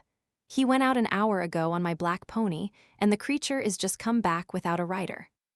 "I should think, sir," said John, "he had better be without a rider, unless he can be ridden properly." "What do you mean?" said the farmer. "Well, sir, I saw your son whipping and kicking and knocking that good little pony about shamefully, because he would not leap a gate that was too high for him. The pony behaved well, sir, and showed no vice, but at last he just threw up his heels and tipped the young gentleman into the thorn hedge. He wanted me to help him out, but I hope you will excuse me, sir, I did not feel inclined to do so. There's no bones broken, sir, he'll only get a few scratches. I love horses, and it riles me to see them badly used. It is a bad plan to aggravate an animal till he uses his heels. The first time is not always the last." During this time the mother began to cry, "Oh, my poor Bill, I must go and meet him, he must be hurt." "You had better go into the house, wife," said the farmer. "Bill wants a lesson about this, and I must see that he gets it. This is not the first time, nor the second, that he has ill-used that pony, and I shall stop it. I am much obliged to you, Manly. Good evening." So we went on, John chuckling all the way home. Then he told James about it, who laughed and said, "Serve him right." I knew that boy at school. He took great airs on himself because he was a farmer's son. He used to swagger about and bully the little boys. Of course, we elder ones would not have any of that nonsense, and let him know that in the school and the playground farmers' sons and laborers' sons were all alike. I well remember one day, just before afternoon school, I found him at the large window catching flies and pulling off their wings. He did not see me, and I gave him a box on the ears that laid him sprawling on the floor. Well, angry as I was almost frightened. He roared and bellowed in such a style. The boys rushed in from the playground, and the master ran in from the road to see who was being murdered. Of course, I said fair and square at once what I had done. And why? Then I showed the master the flies, some crushed and some crawling about helpless, and I showed him the wings on the window sill. I never saw him so angry before. But as Bill was still howling and whining, like the coward that he was, he did not give him any more punishment of that kind, but set him up on a stool for the rest of the afternoon, and said that he should not go out to play for that week. Then he talked to all the boys very seriously about cruelty, and said how hard-hearted and cowardly it was to hurt the weak and the helpless. But what stuck in my mind was this: he said that cruelty was the devil's own trademark, and if we saw anyone who took pleasure in cruelty, we might know who he belonged to, for the devil was a murderer from the beginning and a tormentor to the end. On the other hand, where we saw people who loved their neighbors and were kind to man and beast, we might know that was God's mark. "Your master never taught you a truer thing," said John. "There is no religion without love, and people may talk as much as they like about their religion, but if it does not teach them to be good and kind to man and beast, it is all a sham, James, and it won't stand when things come to be turned inside out." James Howard. Early one morning in December, John had just led me into my box after my daily exercise and was strapping my cloth on, and James was coming in from the corn chamber with some oats when the master came into the stable. He looked rather serious and held an open letter in his hand. John fastened the door of my box, touched his cap, and waited for orders. "Good morning, John," said the master. "I want to know if you have any complaint to make of James." "Complaint, sir?" "No, sir." "Is he industrious at his work and respectful to you?" "Yes, sir, always." "You never find he slights his work when your back is turned?" "Never, sir." "That's well, but I must put another question. Have you no reason to suspect, when he goes out with the horses to exercise them or to take a message, that he stops about talking to his acquaintances, or goes into houses where he has no business, leaving the horses outside?" "No, sir, certainly not. And if anybody has been saying that about James, I don't believe it, and I don't mean to believe it unless I have it fairly proved before witnesses.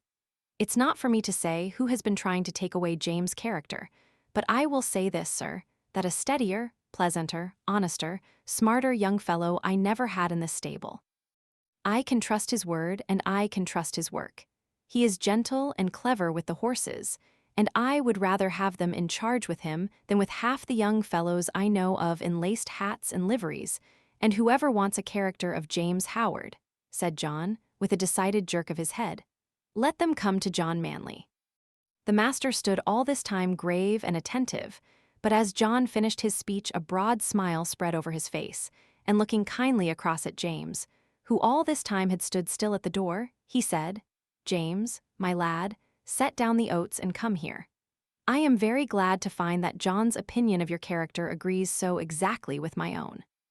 John is a cautious man," he said, with a droll smile, "and it is not always easy to get his opinion about people, so I thought if I beat the bush on this side the birds would fly out, and I should learn what I wanted to know quickly. So now we will come to business. I have a letter from my brother-in-law, Sir Clifford Williams of Clifford Hall. He wants me to find him a trustworthy young groom, about 20 or 21, who knows his business.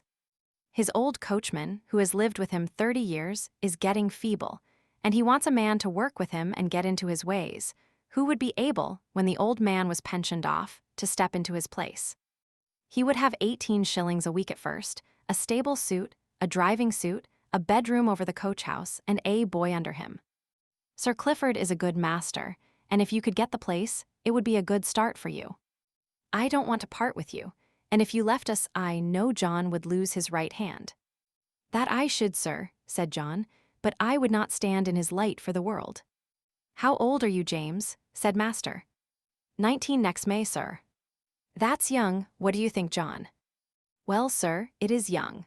But he is as steady as a man, and is strong and well-grown, and though he has not had much experience in driving, he has a light firm hand and a quick eye, and he is very careful, and I am quite sure no horse of his will be ruined for want of having his feet and shoes looked after. Your word will go the furthest, John, said the master, for Sir Clifford adds in a postscript, if I could find a man trained by your John, I should like him better than any other. So, James, lad, think it over, talk to your mother at dinner time, and then let me know what you wish. In a few days after this conversation, it was fully settled that James should go to Clifford Hall in a month or 6 weeks, as it suited his master, and in the meantime he was to get all the practice in driving that could be given to him. I never knew the carriage to go out so often before. When the mistress did not go out, the master drove himself in the 2-wheeled chaise, but now, whether it was master or the young ladies, or only an errand, Ginger and I were put in the carriage and James drove us.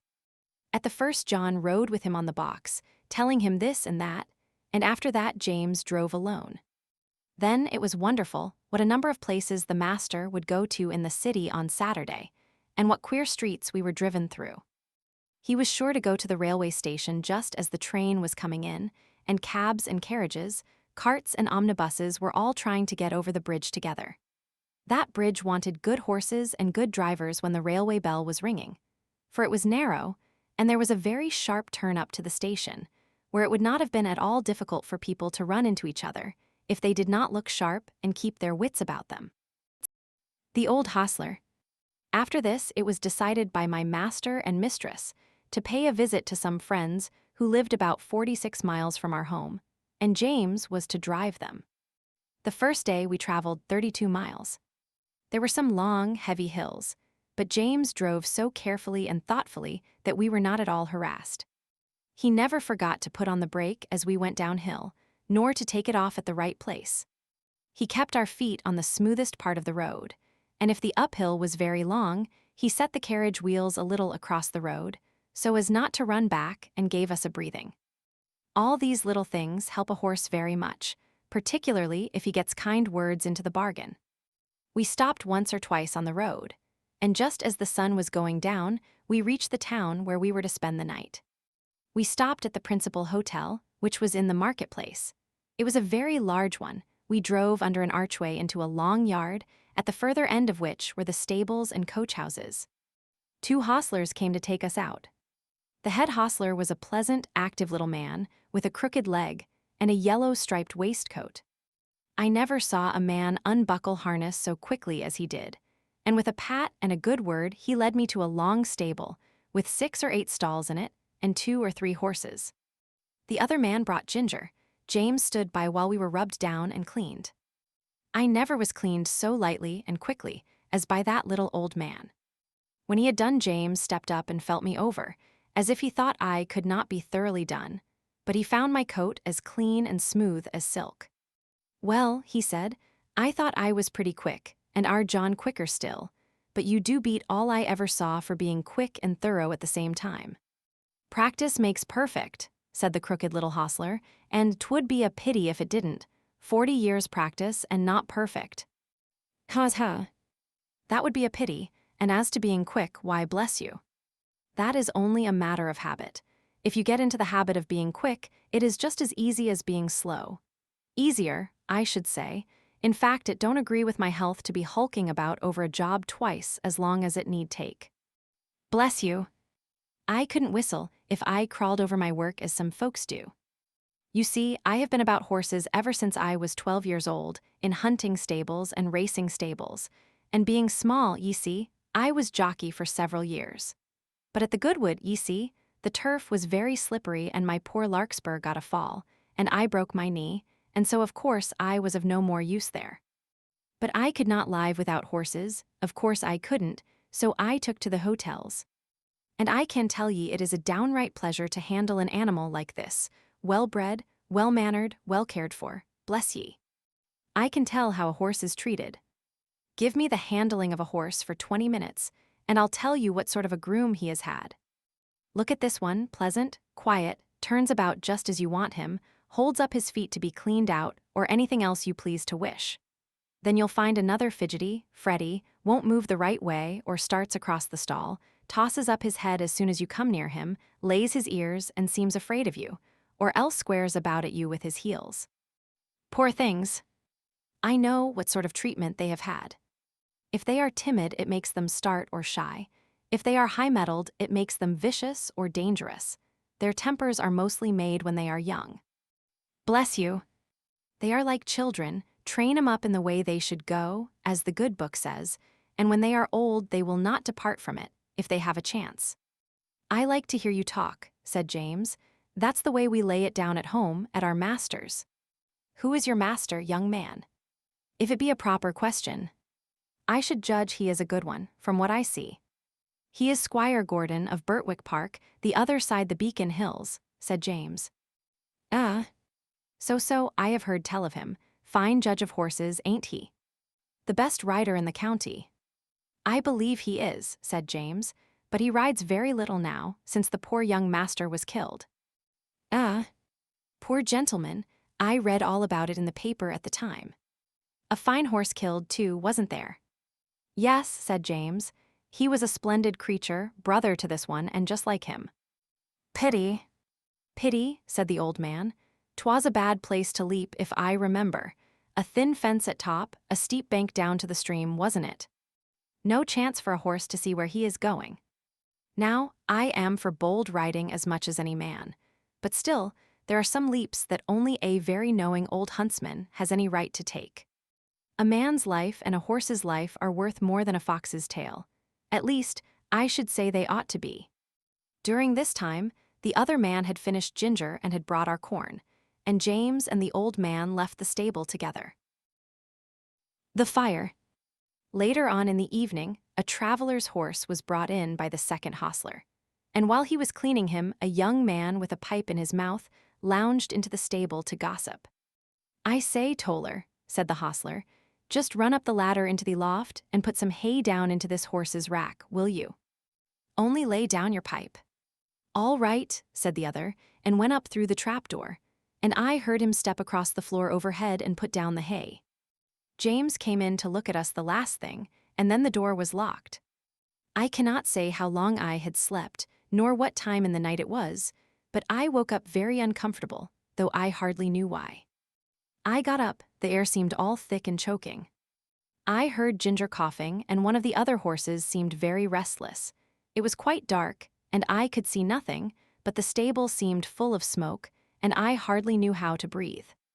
The trapdoor had been left open, and I thought that was the place it came through. I listened, and heard a soft rushing sort of noise, and a low crackling and snapping. I did not know what it was, but there was something in the sound so strange that it made me tremble all over. The other horses were all awake, some were pulling at their halters, others stamping. At last I heard steps outside, and the hostler who had put up the traveler's horse burst into the stable with a lantern, and began to untie the horses and try to lead them out. But he seemed in such a hurry, and so frightened himself that he frightened me still more. The first horse would not go with him. He tried the second and third, and they too would not stir. He came to me next, and tried to drag me out of the stall by force. Of course that was no use. He tried us all by turns, and then left the stable. No doubt we were very foolish, but danger seemed to be all round, and there was nobody we knew to trust in, and all was strange and uncertain. The fresh air that had come in through the open door made it easier to breathe, but the rushing sound overhead grew louder, and as I looked upward through the bars of my empty rack, I saw a red light flickering on the wall. Then I heard a cry of fire outside, and the old hostler quietly and quickly came in. He got one horse out and went to another, but the flames were playing round the trapdoor, and the roaring overhead was dreadful. The next thing I heard was James' voice, quiet and cheery, as it always was. Come, my beauties, it is time for us to be off, so wake up and come along. I stood nearest the door, so he came to me first, patting me as he came in. Come, beauty, on with your bridle, my boy, we'll soon be out of this smother. It was on in no time. Then he took the scarf off his neck and tied it lightly over my eyes, and patting and coaxing, he led me out of the stable. Safe in the yard, he slipped the scarf off my eyes and shouted, "Here's somebody." Take this horse while I go back for the other." A tall, broad man stepped forward and took me, and James darted back into the stable. I set up a shrill whinny as I saw him go. Ginger told me afterward that whinny was the best thing I could have done for her, for had she not heard me outside, she would never have had courage to come out. There was much confusion in the yard, the horses being got out of other stables, and the carriages and gigs being pulled out of houses and sheds, lest the flames should spread further. On the other side, the yard windows were thrown up, and people were shouting all sorts of things, but I kept my eye fixed on the stable door, where the smoke poured out thicker than ever, and I could see flashes of red light. Presently I heard above all the stir and din a loud, clear voice, which I knew was Master's. "James Howard. James Howard. Are you there?" There was no answer, but I heard a crash of something falling in the stable, and the next moment I gave a loud, joyful neigh, for I saw James coming through the smoke leading Ginger with him. She was coughing violently, and he was not able to speak. "My brave lad," said Master, laying his hand on his shoulder, "are you hurt?" James shook his head, for he could not yet speak. "Aye," said the big man who held me, "he is a brave lad, and no mistake." "And now," said Master, "when you have got your breath, James, we'll get out of this place as quickly as we can." And we were moving toward the entry, when from the marketplace there came a sound of galloping feet and loud rumbling wheels. "'Tis the fire engine." "The fire engine," shouted 2 or 3 voices, "stand back, make way." And clattering and thundering over the stones, 2 horses dashed into the yard with a heavy engine behind them. The firemen leaped to the ground. There was no need to ask where the fire was. It was rolling up in a great blaze from the roof. We got out as fast as we could into the broad, quiet marketplace. The stars were shining, and except the noise behind us, all was still. Master led the way to a large hotel on the other side, and as soon as the hostler came, he said, "James, I must now hasten to your mistress. I trust the horses entirely to you. Order whatever you think is needed." And with that he was gone. The master did not run, but I never saw mortal man walk so fast as he did that night. There was a dreadful sound before we got into our stalls. The shrieks of those poor horses that were left burning to death in the stable. It was very terrible, and made both Ginger and me feel very bad. We, however, were taken in and well done by. The next morning the master came to see how we were and to speak to James. I did not hear much, for the hostler was rubbing me down, but I could see that James looked very happy, and I thought the master was proud of him. Our mistress had been so much alarmed in the night that the journey was put off till the afternoon, so James had the morning on hand, and went first to the inn to see about our harness and the carriage, and then to hear more about the fire. When he came back, we heard him tell the hostler about it. At first no one could guess how the fire had been caused, but at last a man said he saw Dick Toller go into the stable with a pipe in his mouth, and when he came out he had not one, and went to the tap for another. Then the under-hostler said he had asked Dick to go up the ladder to put down some hay, but told him to lay down his pipe first. Dick denied taking the pipe with him, but no one believed him. I remember our John Manley's rule, never to allow a pipe in the stable, and thought it ought to be the rule everywhere. James said the roof and floor had all fallen in, and that only the black walls were standing. The 2 poor horses that could not be got out were buried under the burnt rafters and tiles. John Manley's talk. The rest of our journey was very easy, and a little after sunset, we reached the house of my master's friend. We were taken into a clean, snug stable. There was a kind coachman, who made us very comfortable, and who seemed to think a good deal of James when he heard about the fire. "There is one thing quite clear, young man," he said. "Your horses know who they can trust. It is one of the hardest things in the world to get horses out of a stable when there is either fire or flood. I don't know why they won't come out, but they won't, not 1 in 20. We stopped 2 or 3 days at this place, and then returned home. All went well on the journey. We were glad to be in our own stable again, and John was equally glad to see us. Before he and James left us for the night, James said, "I wonder who is coming in my place." "Little Joe Green at the lodge," said John. "Little Joe Green? Why, he's a child." "He is 14 and a half," said John. "But he is such a little chap." Yes, he is small, but he is quick and willing and kind-hearted, too, and then he wishes very much to come, and his father would like it. And I know the master would like to give him the chance. He said if I thought he would not do, he would look out for a bigger boy. But I said I was quite agreeable to try him for 6 weeks. 6 weeks, said James. Why, it will be 6 months before he can be of much use. It will make you a deal of work, John. Well, said John with a laugh, work and I are very good friends. I never was afraid of work yet. You are a very good man, said James. I wish I may ever be like you. I don't often speak of myself, said John, but as you are going away from us out into the world to shift for yourself, I'll just tell you how I look on these things. I was just as old as Joseph when my father and mother died of the fever within 10 days of each other, and left me and my cripple sister Nellie alone in the world, without a relation that we could look to for help. I was a farmer's boy, not earning enough to keep myself, much less both of us, and she must have gone to the workhouse but for our mistress, Nellie calls her angel, and she has good right to do so. She went and hired a room for her with old widow Mallet, and she gave her knitting and needlework when she was able to do it. And when she was ill, she sent her dinners and many nice, comfortable things, and was like a mother to her. Then the master he took me into the stable under old Norman, the coachman that was then. I had my food at the house and my bed in the loft, and a suit of clothes and 3 shillings a week, so that I could help Nellie. Then there was Norman. He might have turned round and said at his age he could not be troubled with a raw boy from the plough-tail, but he was like a father to me and took no end of pains with me.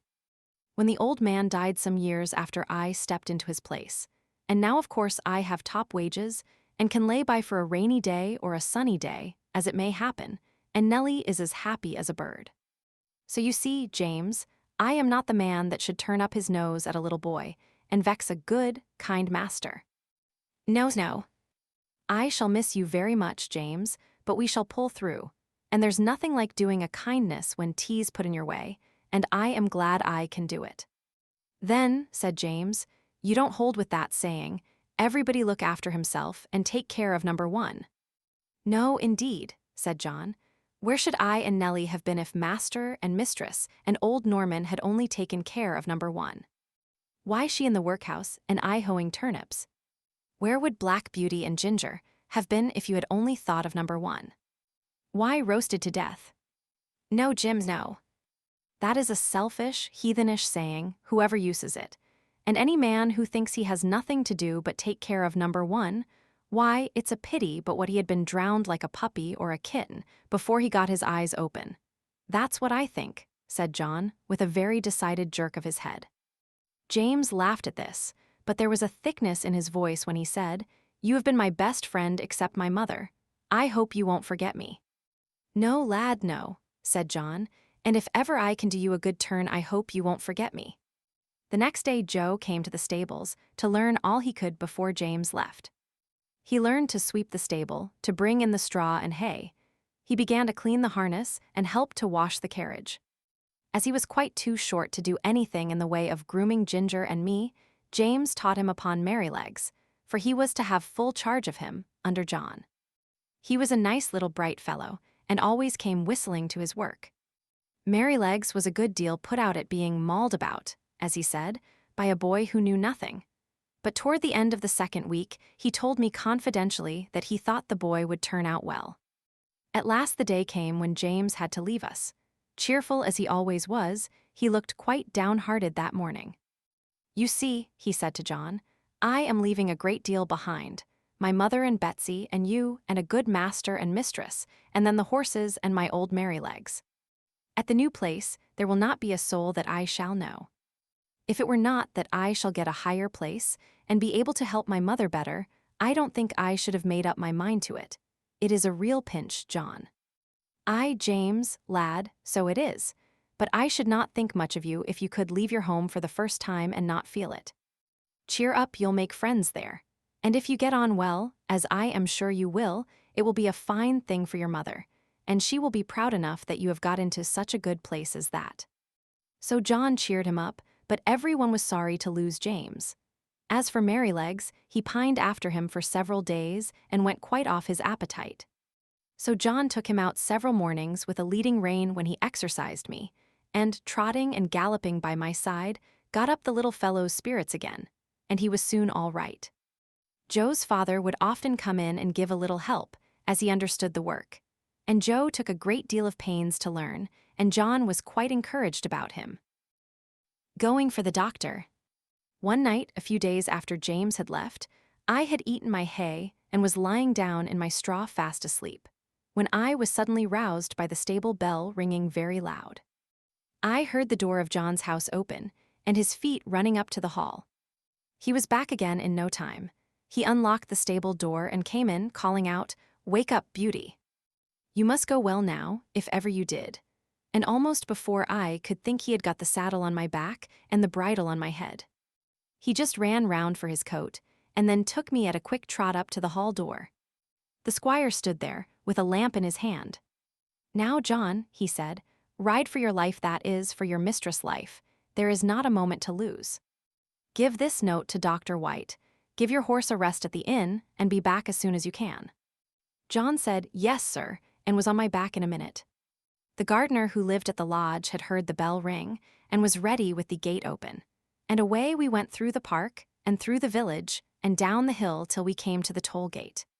John called very loud and thumped upon the door. The man was soon out and flung open the gate. "Now," said John, "do you keep the gate open for the doctor, here's the money," and off he went again. There was before us a long piece of level road by the river side. John said to me, "Now, Beauty, do your best," and so I did. I wanted no whip nor spur, and for 2 miles I galloped as fast as I could lay my feet to the ground. I don't believe that my old grandfather, who won the race at Newmarket, could have gone faster. When we came to the bridge, John pulled me up a little and patted my neck. "Well done, Beauty. Good old fellow," he said. He would have let me go slower, but my spirit was up, and I was off again as fast as before. The air was frosty, the moon was bright, it was very pleasant. We came through a village, then through a dark wood, then uphill, then downhill, till after 8 miles' run we came to the town, through the streets and into the marketplace. It was all quite still, except the clatter of my feet on the stones. Everybody was asleep. The church clock struck 3 as we drew up at Dr. White's door. John rang the bell twice, and then knocked at the door like thunder.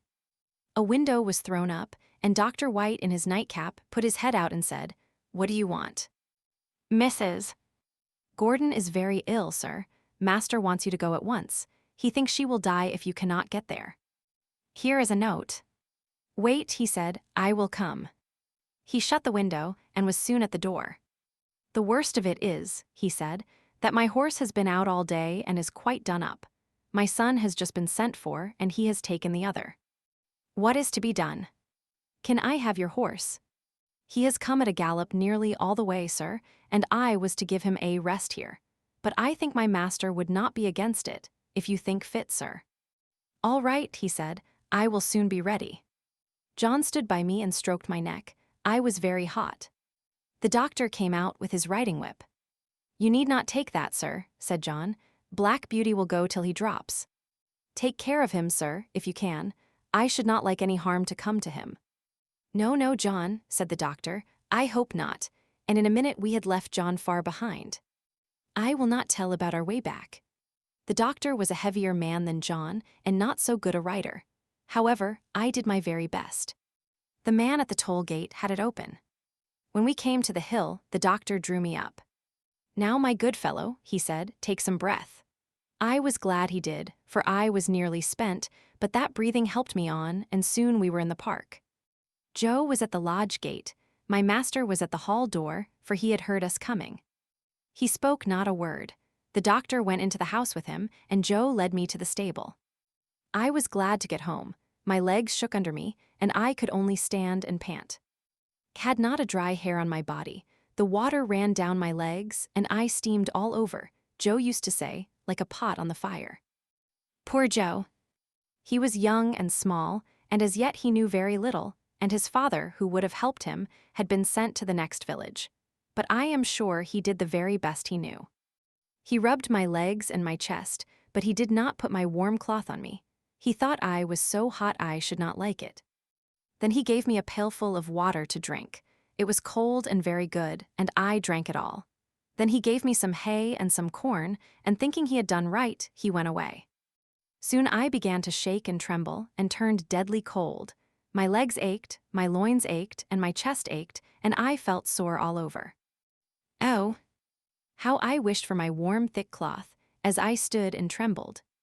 I wished for John, but he had 8 miles to walk, so I lay down in my straw and tried to go to sleep.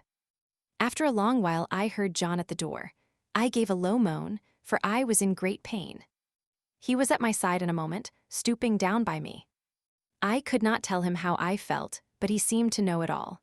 He covered me up with 2 or 3 warm cloths and then ran to the house for some hot water. He made me some warm gruel, which I drank, and then I think I went to sleep. John seemed to be very much put out. I heard him say to himself over and over again, "Stupid boy. Stupid boy." No cloth put on, and I dare say the water was cold, too. Boys are no good. But Joe was a good boy after all. I was now very ill. A strong inflammation had attacked my lungs, and I could not draw my breath without pain. John nursed me night and day. He would get up 2 or 3 times in the night to come to me.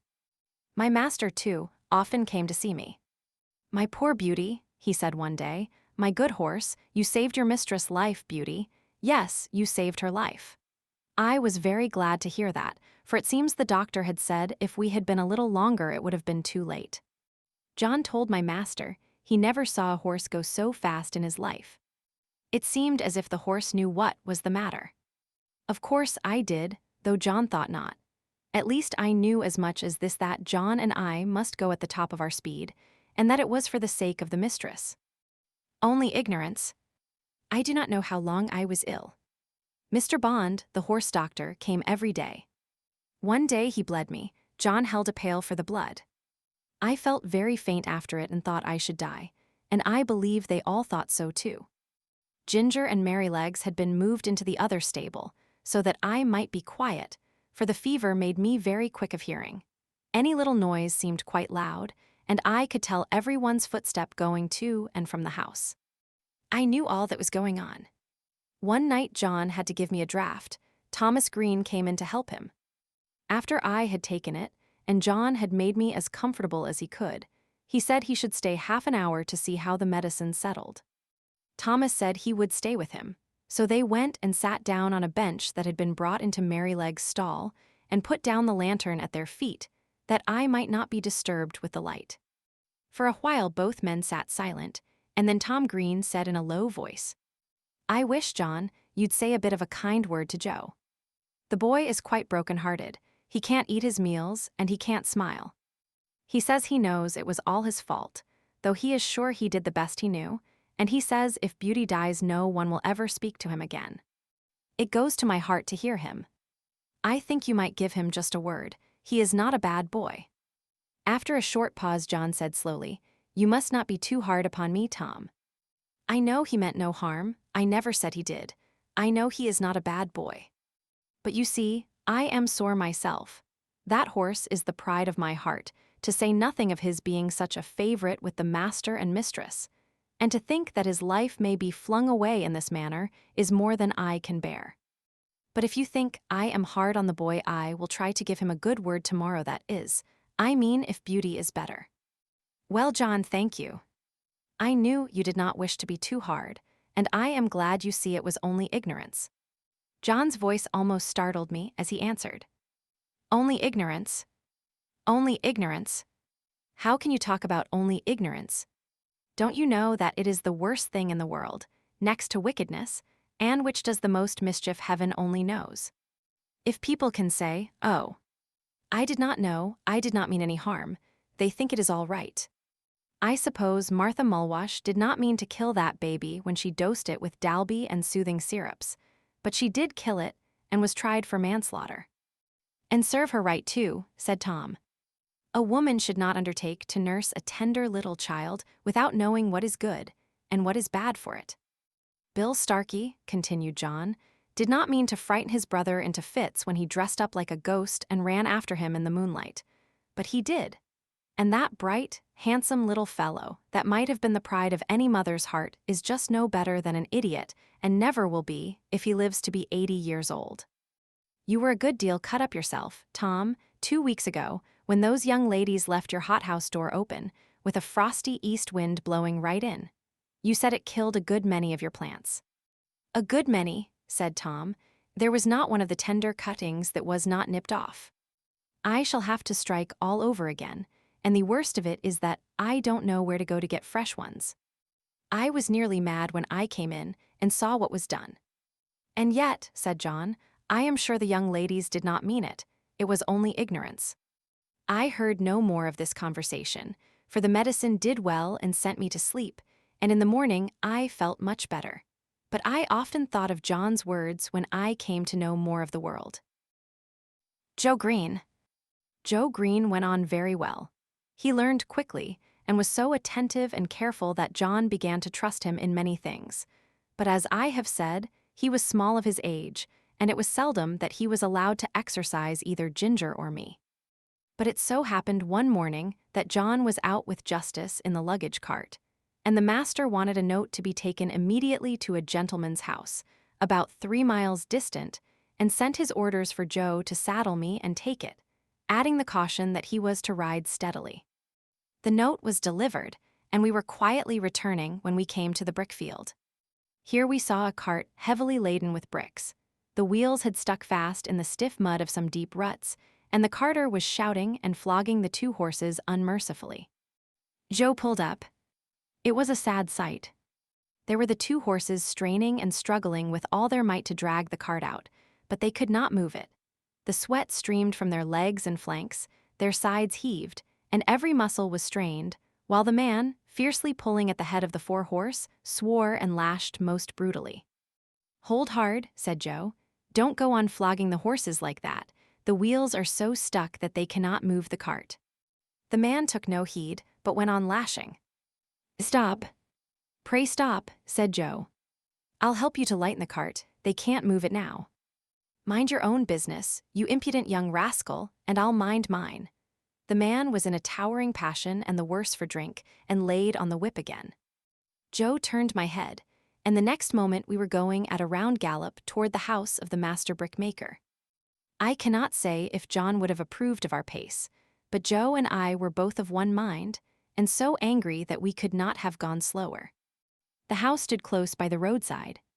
Joe knocked at the door and shouted, "Halloo! Is Mr. Clay at home?" The door was opened, and Mr. Clay himself came out.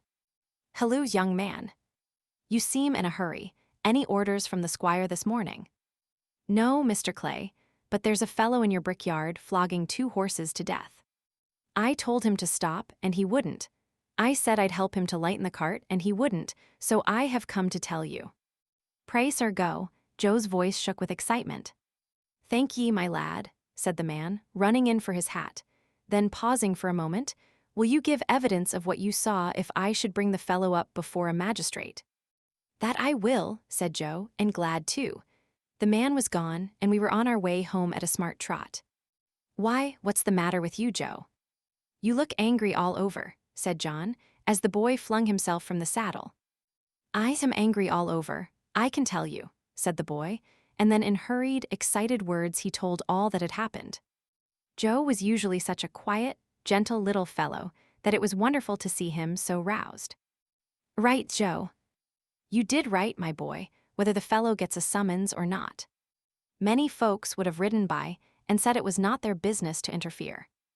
Now I say that with cruelty and oppression it is everybody's business to interfere when they see it.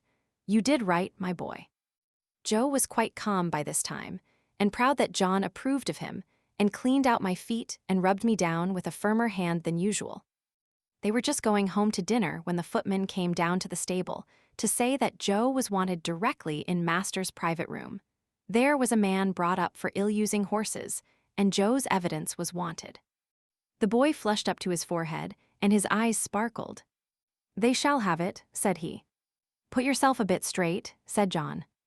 Joe gave a pull at his necktie and a twitch at his jacket, and was off in a moment. Our master being one of the county magistrates, cases were often brought to him to settle or say what should be done. In the stable, we heard no more for some time, as it was the men's dinner hour. But when Joe came next into the stable, I saw he was in high spirits. He gave me a good-natured slap and said, "We won't see such things done, will we, old fellow?" We heard afterward that he had given his evidence so clearly, and the horses were in such an exhausted state, bearing marks of such brutal usage, that the carter was committed to take his trial, and might possibly be sentenced to 2 or 3 months in prison. It was wonderful what a change had come over Joe. John laughed and said he had grown an inch taller in that week, and I believe he had. He was just as kind and gentle as before, but there was more purpose and determination in all that he did as if he had jumped at once from a boy into a man. The parting. Now I had lived in this happy place 3 years, but sad changes were about to come over us. We heard from time to time that our mistress was ill. The doctor was often at the house, and the master looked grave and anxious. Then we heard that she must leave her home at once and go to a warm country for 2 or 3 years. The news fell upon the household like the tolling of a death bell. Everybody was sorry, but the master began directly to make arrangements for breaking up his establishment and leaving England. We used to hear it talked about in our stable. Indeed, nothing else was talked about. John went about his work silent and sad, and Joe scarcely whistled. There was a great deal of coming and going. Ginger and I had full work. The first of the party who went were Miss Jessie and Flora, with their governess. They came to bid us good-bye. They hugged poor Merrylegs like an old friend, and so indeed he was. Then we heard what had been arranged for us. Master had sold Ginger and me to his old friend, the Earl of W., for he thought we should have a good place there. Merrylegs he had given to the vicar, who was wanting a pony for Mrs. Blomefield, but it was on the condition that he should never be sold, and that when he was past work he should be shot and buried. Joe was engaged to take care of him and to help in the house, so I thought that Merrylegs was well off. John had the offer of several good places, but he said he should wait a little and look round. The evening before they left, the master came into the stable to give some directions, and to give his horses the last pat. He seemed very low-spirited. I knew that by his voice. I believe we horses can tell more by the voice than many men can. "Have you decided what to do, John?" he said. "I find you have not accepted either of those offers." "No, sir. I have made up my mind that if I could get a situation with some first-rate colt breaker and horse trainer, it would be the right thing for me. Many young animals are frightened and spoiled by wrong treatment, which need not be if the right man took them in hand. I always get on well with horses, and if I could help some of them to a fair start, I should feel as if I was doing some good. What do you think of it, sir?" "I don't know a man anywhere," said master, "that I should think so suitable for it as yourself. You understand horses, and somehow they understand you, and in time you might set up for yourself. I think you could not do better. If in any way I can help you, write to me. I shall speak to my agent in London and leave your character with him." Master gave John the name and address, and then he thanked him for his long and faithful service, but that was too much for John. "Pray don't, sir. I can't bear it. You and my dear mistress have done so much for me that I could never repay it. But we shall never forget you, sir, and please God, we may some day see mistress back again like herself. We must keep up hope, sir." Master gave John his hand, but he did not speak, and they both left the stable. The last sad day had come. The footman and the heavy luggage had gone off the day before, and there were only master and mistress and her maid. Ginger and I brought the carriage up to the hall door for the last time. The servants brought out cushions and rugs and many other things, and when all were arranged, master came down the steps carrying the mistress in his arms. I was on the side next to the house, and could see all that went on. He placed her carefully in the carriage, while the house servants stood round crying. "Goodbye again," he said. "We shall not forget any of you," and he got in. "Drive on, John." Joe jumped up, and we trotted slowly through the park and through the village, where the people were standing at their doors to have a last look and to say, "God bless them." When we reached the railway station, I think mistress walked from the carriage to the waiting room. I heard her say in her own sweet voice, "Goodbye, John." "God bless you." I felt the rein twitch, but John made no answer. Perhaps he could not speak. As soon as Joe had taken the things out of the carriage, John called him to stand by the horses, while he went on the platform. Poor Joe! He stood close up to our heads to hide his tears. Very soon the train came puffing up into the station. Then 2 or 3 minutes and the doors were slammed to, the guard whistled, and the train glided away, leaving behind it only clouds of white smoke and some very heavy hearts. When it was quite out of sight, John came back. We shall never see her again, he said, never. He took the reins, mounted the box, and with Joe drove slowly home, but it was not our home now. Part 2, Earlshall. The next morning after breakfast, Joe put Merrylegs into the mistress' low chaise to take him to the vicarage. He came first and said good-bye to us, and Merrylegs neighed to us from the yard. Then John put the saddle on Ginger and the leading rein on me, and rode us across the country about 15 miles to Earlshall Park, where the Earl of W. lived. There was a very fine house and a great deal of stabling. We went into the yard through a stone gateway, and John asked for Mr. York. It was some time before he came.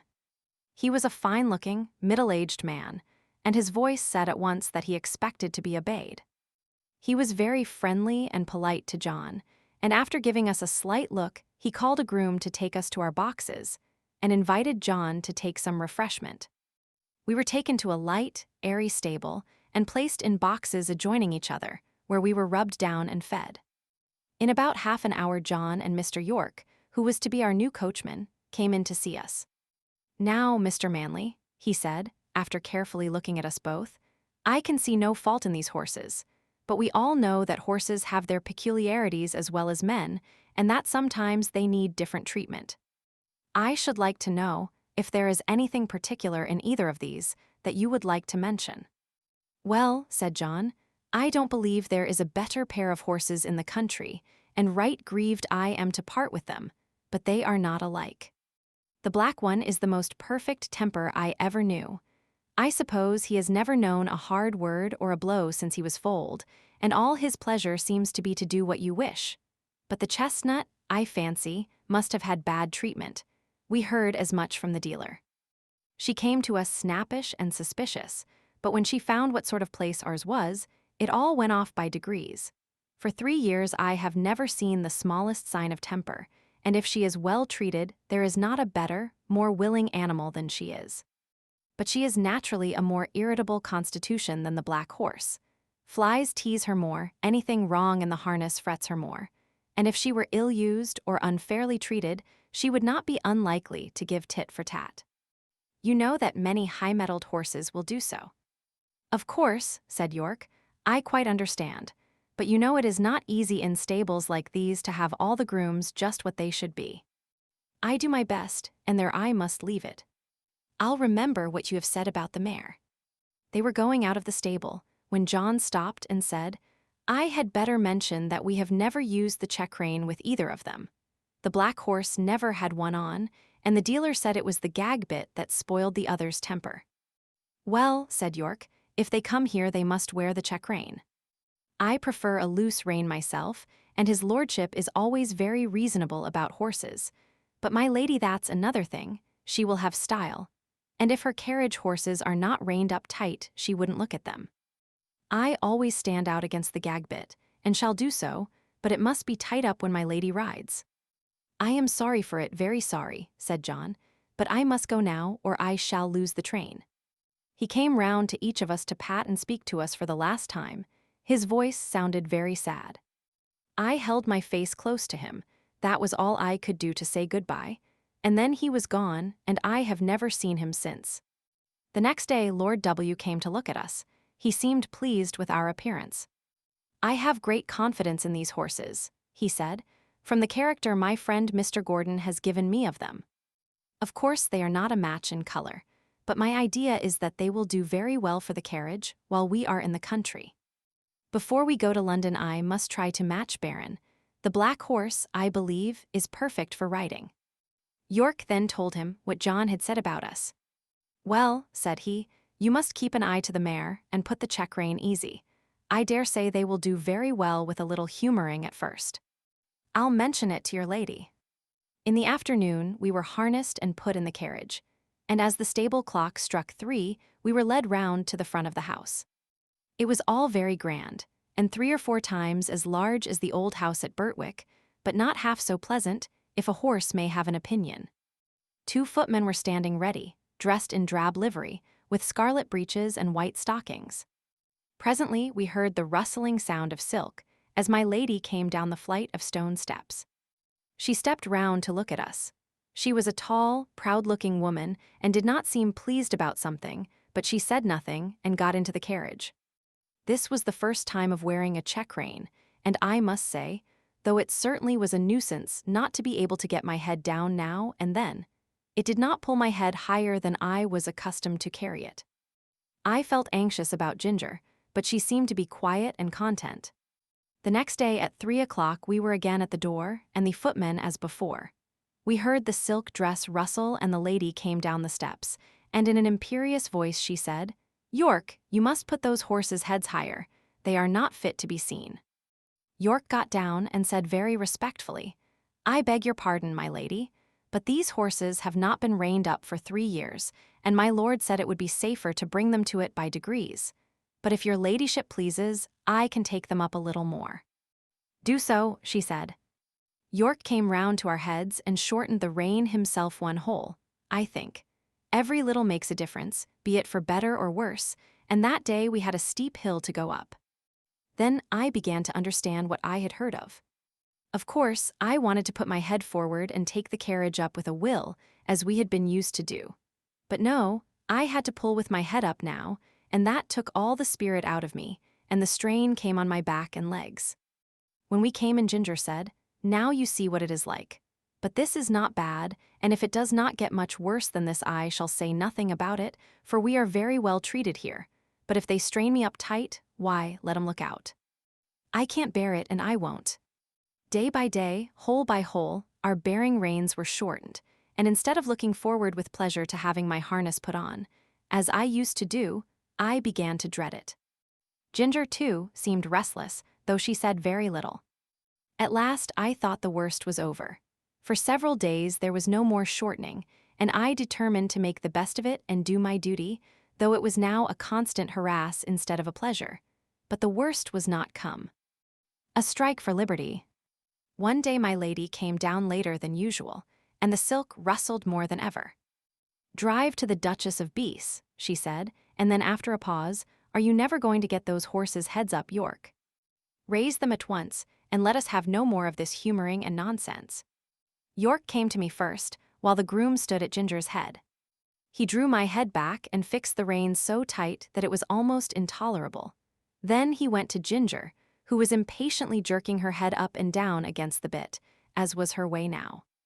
She had a good idea of what was coming, and the moment York took the rein off the terret in order to shorten it, she took her opportunity and reared up so suddenly that York had his nose roughly hit and his hat knocked off. The groom was nearly thrown off his legs.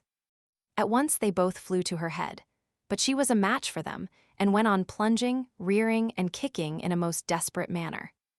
At last she kicked right over the carriage pole and fell down, after giving me a severe blow on my near quarter.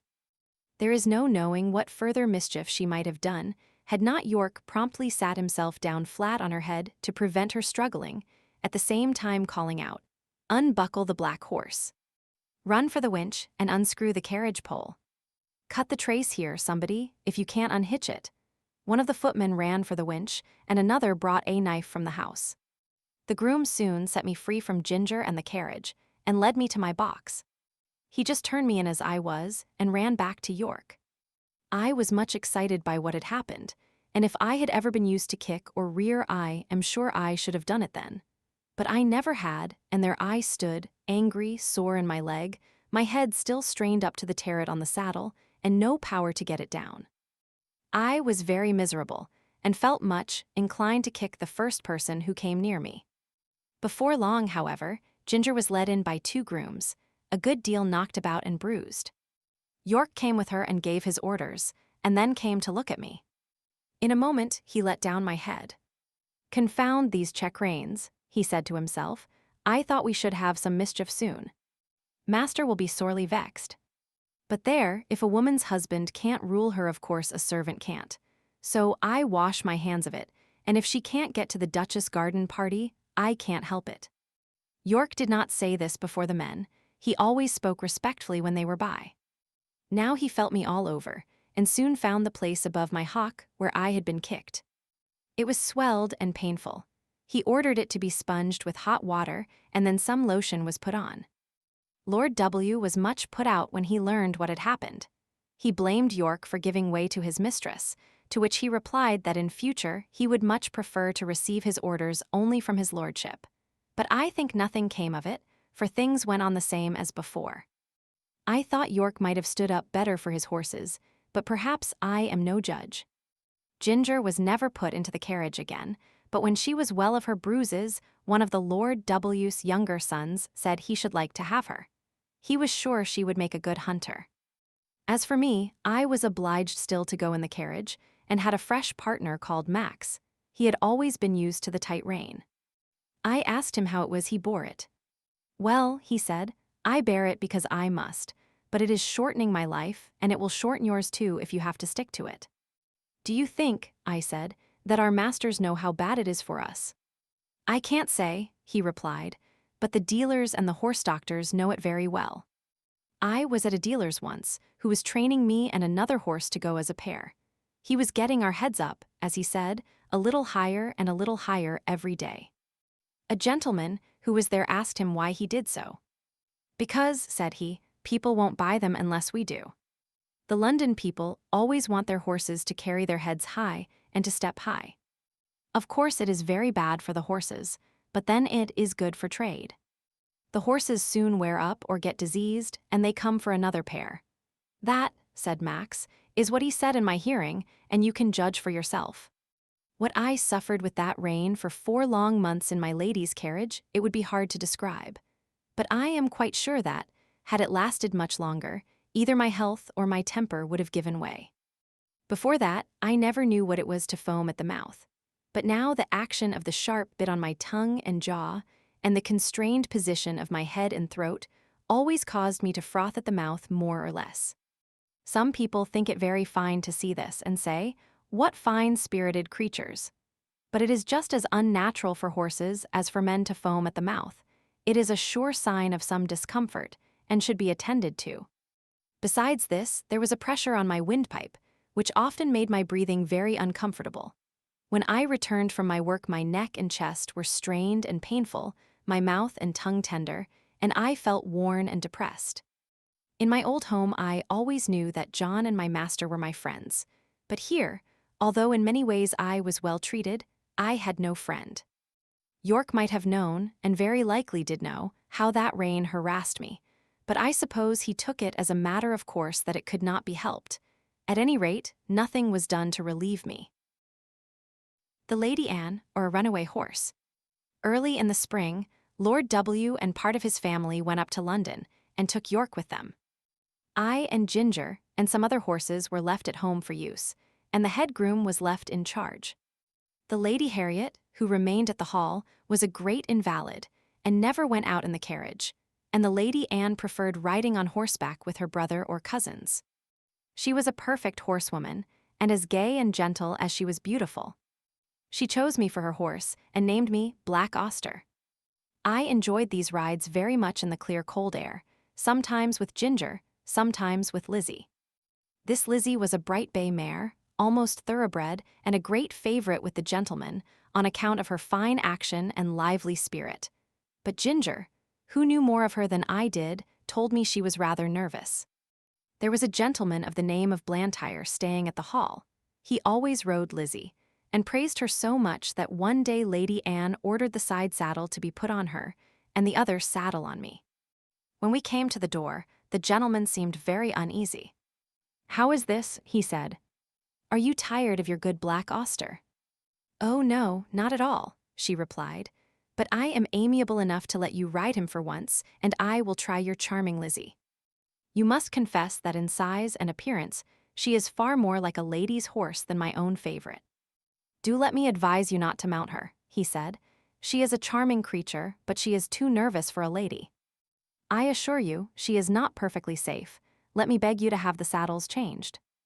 "My dear cousin," said Lady Anne, laughing. "Pray do not trouble your good careful head about me. I have been a horsewoman ever since I was a baby, and I have followed the hounds a great many times, though I know you do not approve of ladies hunting. But still, that is the fact, and I intend to try this Lizzie that you gentlemen are all so fond of. So please help me to mount, like a good friend as you are." There was no more to be said. He placed her carefully on the saddle, looked to the bit and curb, gave the reins gently into her hand, and then mounted me. Just as we were moving off, a footman came out with a slip of paper and message from the Lady Harriet. Would they ask this question for her at Dr. Ashley's and bring the answer? The village was about a mile off, and the doctor's house was the last in it. We went along gaily enough till we came to his gate. There was a short drive up to the house between tall evergreens. Blantyre alighted at the gate and was going to open it for Lady Anne, but she said, "I will wait for you here, and you can hang Auster's rein on the gate." He looked at her doubtfully. "I will not be 5 minutes," he said. "Oh, do not hurry yourself. Lizzie and I shall not run away from you." He hung my rein on one of the iron spikes and was soon hidden among the trees. Lizzie was standing quietly by the side of the road a few paces off, with her back to me. My young mistress was sitting easily with a loose rein, humming a little song. I listened to my rider's footsteps until they reached the house and heard him knock at the door. There was a meadow on the opposite side of the road, the gate of which stood open. Just then some cart horses and several young colts came trotting out in a very disorderly manner, while a boy behind was cracking a great whip. The colts were wild and frolicsome, and one of them bolted across the road and blundered up against Lizzie's hind legs, and whether it was the stupid colt or the loud cracking of the whip, or both together, I cannot say, but she gave a violent kick and dashed off into a headlong gallop. It was so sudden that Lady Anne was nearly unseated, but she soon recovered herself. I gave a loud, shrill neigh for help. Again and again I neighed, pawing the ground impatiently and tossing my head to get the rein loose. I had not long to wait. Blantyre came running to the gate. He looked anxiously about and just caught sight of the flying figure, now far away on the road. In an instant he sprang to the saddle. I needed no whip, no spur, for I was as eager as my rider. He saw it, and giving me a free rein and leaning a little forward, we dashed after them. For about 1.5 miles, the road ran straight, and then bent to the right, after which it divided into 2 roads. Long before we came to the bend, she was out of sight. Which way had she turned? A woman was standing at her garden gate, shading her eyes with her hand and looking eagerly up the road. Scarcely drawing the rein, Blantyre shouted, "Which way?" "To the right," cried the woman, pointing with her hand, and away we went up the right-hand road. Then for a moment we caught sight of her, another bend, and she was hidden again. Several times we caught glimpses, and then lost them. We scarcely seemed to gain ground upon them at all. An old road mender was standing near a heap of stones, his shovel dropped and his hands raised. As we came near, he made a sign to speak. Blantyre drew the rein a little. To the common, sir. She has turned off there." I knew this common very well. It was for the most part very uneven ground, covered with heather and dark green furze bushes, with here and there a scrubby old thorn tree. There were also open spaces of fine short grass, with anthills and mole turns everywhere, the worst place I ever knew for a headlong gallop. We had hardly turned on the common, when we caught sight again of the green habit flying on before us. My lady's hat was gone, and her long brown hair was streaming behind her. Her head and body were thrown back, as if she were pulling with all her remaining strength, and as if that strength were nearly exhausted. It was clear that the roughness of the ground had very much lessened Lizzie's speed, and there seemed a chance that we might overtake her. While we were on the highroad, Blantyre had given me my head, but now, with a light hand and a practiced eye, he guided me over the ground in such a masterly manner that my pace was scarcely slackened, and we were decidedly gaining on them. About halfway across the heath, there had been a wide dike recently cut, and the earth from the cutting was cast up roughly on the other side. Surely this would stop them. But no, with scarcely a pause Lizzie took the leap, stumbled among the rough clods and fell. Blantyre groaned, "Now, Auster, do your best." He gave me a steady rein. I gathered myself well together, and with one determined leap cleared both dike and bank. Motionless among the heather, with her face to the earth, lay my poor young mistress. Blantyre kneeled down and called her name. There was no sound. Gently he turned her face upward. It was ghastly white, and the eyes were closed. "Annie, dear Annie, do speak," but there was no answer. He unbuttoned her habit, loosened her collar, felt her hands and wrist, then started up and looked wildly round him for help. At no great distance there were two men cutting turf, who, seeing Lizzie running wild without a rider, had left their work to catch her. Blantyre's halloo soon brought them to the spot. The foremost man seemed much troubled at the sight, and asked what he could do. "Can you ride?" "Well, sir, I bean't much of a horseman, but I'd risk my neck for the Lady Anne. She was uncommon good to my wife in the winter." "Then mount this horse, my friend, your neck will be quite safe, and ride to the doctor's and ask him to come instantly. Then on to the hall, tell them all that you know, and bid them send me the carriage, with Lady Anne's maid and help. I shall stay here." "All right, sir, I'll do my best, and I pray God the dear young lady may open her eyes soon." Then, seeing the other man, he called out, "Here, Joe, run for some water, and tell my missus to come as quick as she can to the Lady Anne." He then somehow scrambled into the saddle, and with a gee up and a clap on my sides with both his legs, he started on his journey, making a little circuit to avoid the dike. He had no whip, which seemed to trouble him, but my pace soon cured that difficulty, and he found the best thing he could do was to stick to the saddle and hold me in, which he did manfully. I shook him as little as I could help, but once or twice on the rough ground he called out, "Steady." Whoa! Steady, on the highroad we were all right, and at the doctor's and the hall he did his errand like a good man and true. They asked him in to take a drop of something. "No, no," he said, "I'll be back to him again by a short cut through the fields and be there afore the carriage." There was a great deal of hurry and excitement after the news became known. I was just turned into my box, the saddle and bridle were taken off, and a cloth thrown over me. Ginger was saddled and sent off in great haste for Lord George, and I soon heard the carriage roll out of the yard.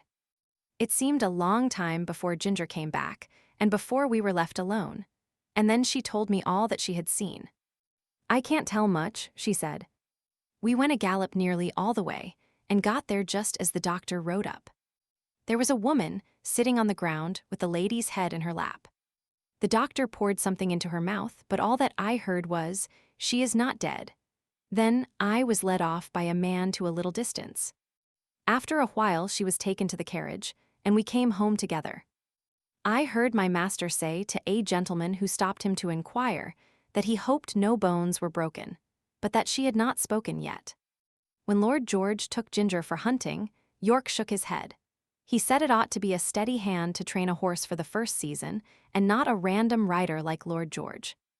Ginger used to like it very much, but sometimes when she came back I could see that she had been very much strained, and now and then she gave a short cough. She had too much spirit to complain, but I could not help feeling anxious about her. 2 days after the accident Blantyre paid me a visit. He patted me and praised me very much. He told Lord George that he was sure the horse knew of Annie's danger as well as he did. "I could not have held him in if I would," said he. "She ought never to ride any other horse." I found by their conversation that my young mistress was now out of danger and would soon be able to ride again. This was good news to me, and I looked forward to a happy life. Reuben Smith. Now I must say a little about Reuben Smith, who was left in charge of the stables when York went to London. No one more thoroughly understood his business than he did, and when he was all right, there could not be a more faithful or valuable man. He was gentle and very clever in his management of horses, and could doctor them almost as well as a farrier, for he had lived 2 years with a veterinary surgeon. He was a first-rate driver. He could take a four-in-hand or a tandem as easily as a pair. He was a handsome man, a good scholar, and had very pleasant manners. I believe everybody liked him, certainly the horses did. The only wonder was that he should be in an under situation and not in the place of a head coachman like York. But he had one great fault, and that was the love of drink. He was not like some men, always at it. He used to keep steady for weeks or months together, and then he would break out and have a bout of it, as York called it, and be a disgrace to himself, a terror to his wife, and a nuisance to all that had to do with him. He was, however, so useful that 2 or 3 times York had hushed the matter up and kept it from the Earl's knowledge. But one night, when Reuben had to drive a party home from a ball, he was so drunk that he could not hold the reins, and a gentleman of the party had to mount the box and drive the ladies home. Of course, this could not be hidden, and Reuben was at once dismissed. His poor wife and little children had to turn out of the pretty cottage by the park gate and go where they could. Old Max told me all this, for it happened a good while ago. But shortly before Ginger and I came, Smith had been taken back again. York had interceded for him with the Earl, who is very kind-hearted, and the man had promised faithfully that he would never taste another drop as long as he lived there. He had kept his promise so well that York thought he might be safely trusted to fill his place while he was away, and he was so clever and honest that no one else seemed so well fitted for it. It was now early in April, and the family was expected home sometime in May. The light brougham was to be fresh done up, and as Colonel Blantyre was obliged to return to his regiment, it was arranged that Smith should drive him to the town in it and ride back. For this purpose, he took the saddle with him, and I was chosen for the journey. At the station, the colonel put some money into Smith's hand and bid him goodbye, saying, "Take care of your young mistress, Reuben, and don't let Black Auster be hacked about by any random young prig that wants to ride him. Keep him for the lady." We left the carriage at the maker's, and Smith rode me to the White Lion and ordered the hostler to feed me well and have me ready for him at 4 o'clock. A nail in one of my front shoes had started as I came along, but the hostler did not notice it till just about 4 o'clock.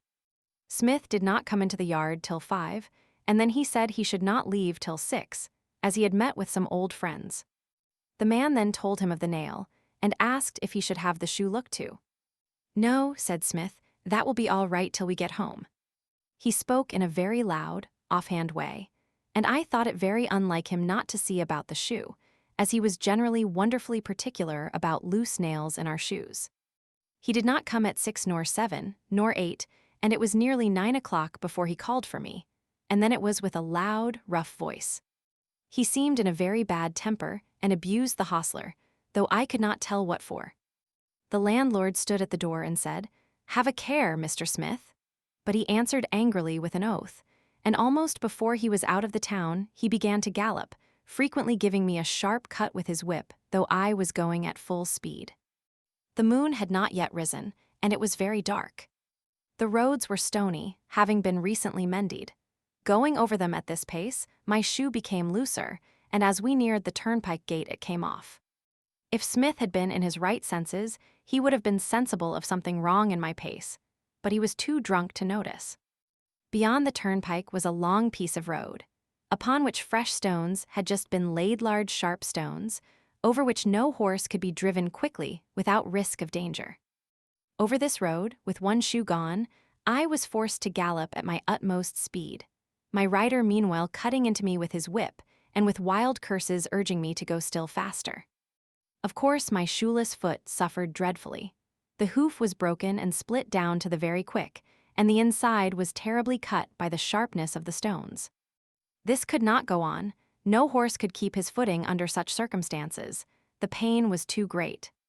I stumbled and fell with violence on both my knees. Smith was flung off by my fall, and owing to the speed I was going at, he must have fallen with great force. I soon recovered my feet and limped to the side of the road, where it was free from stones. The moon had just risen above the hedge, and by its light I could see Smith lying a few yards beyond me. He did not rise. He made one slight effort to do so, and then there was a heavy groan. I could have groaned too, for I was suffering intense pain both from my foot and knees, but horses are used to bear their pain in silence. I uttered no sound, but I stood there and listened. One more heavy groan from Smith, but though he now lay in the full moonlight I could see no motion. I could do nothing for him nor myself, but oh, how I listened for the sound of horse, or wheels, or footsteps. The road was not much frequented, and at this time of the night we might stay for hours before help came to us. I stood watching and listening. It was a calm, sweet April night. There were no sounds but a few low notes of a nightingale, and nothing moved but the white clouds near the moon and a brown owl that flitted over the hedge. It made me think of the summer nights long ago, when I used to lie beside my mother in the green pleasant meadow at Farmer Gray's. How it ended. It must have been nearly midnight when I heard at a great distance the sound of a horse's feet. Sometimes the sound died away, then it grew clearer again and nearer. The road to Earlshall led through woods that belonged to the Earl. The sound came in that direction, and I hoped it might be someone coming in search of us. As the sound came nearer and nearer, I was almost sure I could distinguish Ginger's step. A little nearer still, and I could tell she was in the dog-cart. I neighed loudly, and was overjoyed to hear an answering neigh from Ginger and men's voices. They came slowly over the stones, and stopped at the dark figure that lay upon the ground. One of the men jumped out and stooped down over it. "It is Reuben," he said, "and he does not stir." The other man followed and bent over him. "He's dead," he said. "Feel how cold his hands are."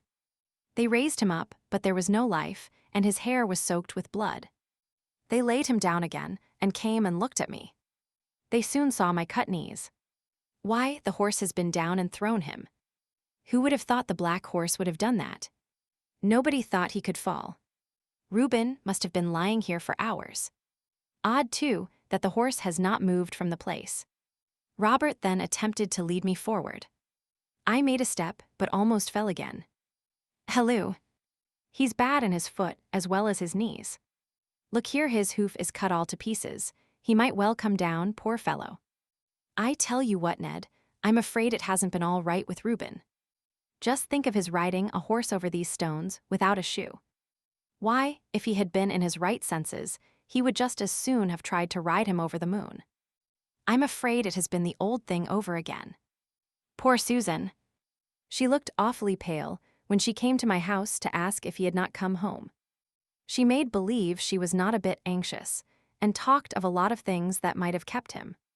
But for all that, she begged me to go and meet him. But what must we do? There's the horse to get home as well as the body, and that will be no easy matter. Then followed a conversation between them, till it was agreed that Robert, as the groom, should lead me, and that Ned must take the body. It was a hard job to get it into the dog-cart, for there was no one to hold Ginger.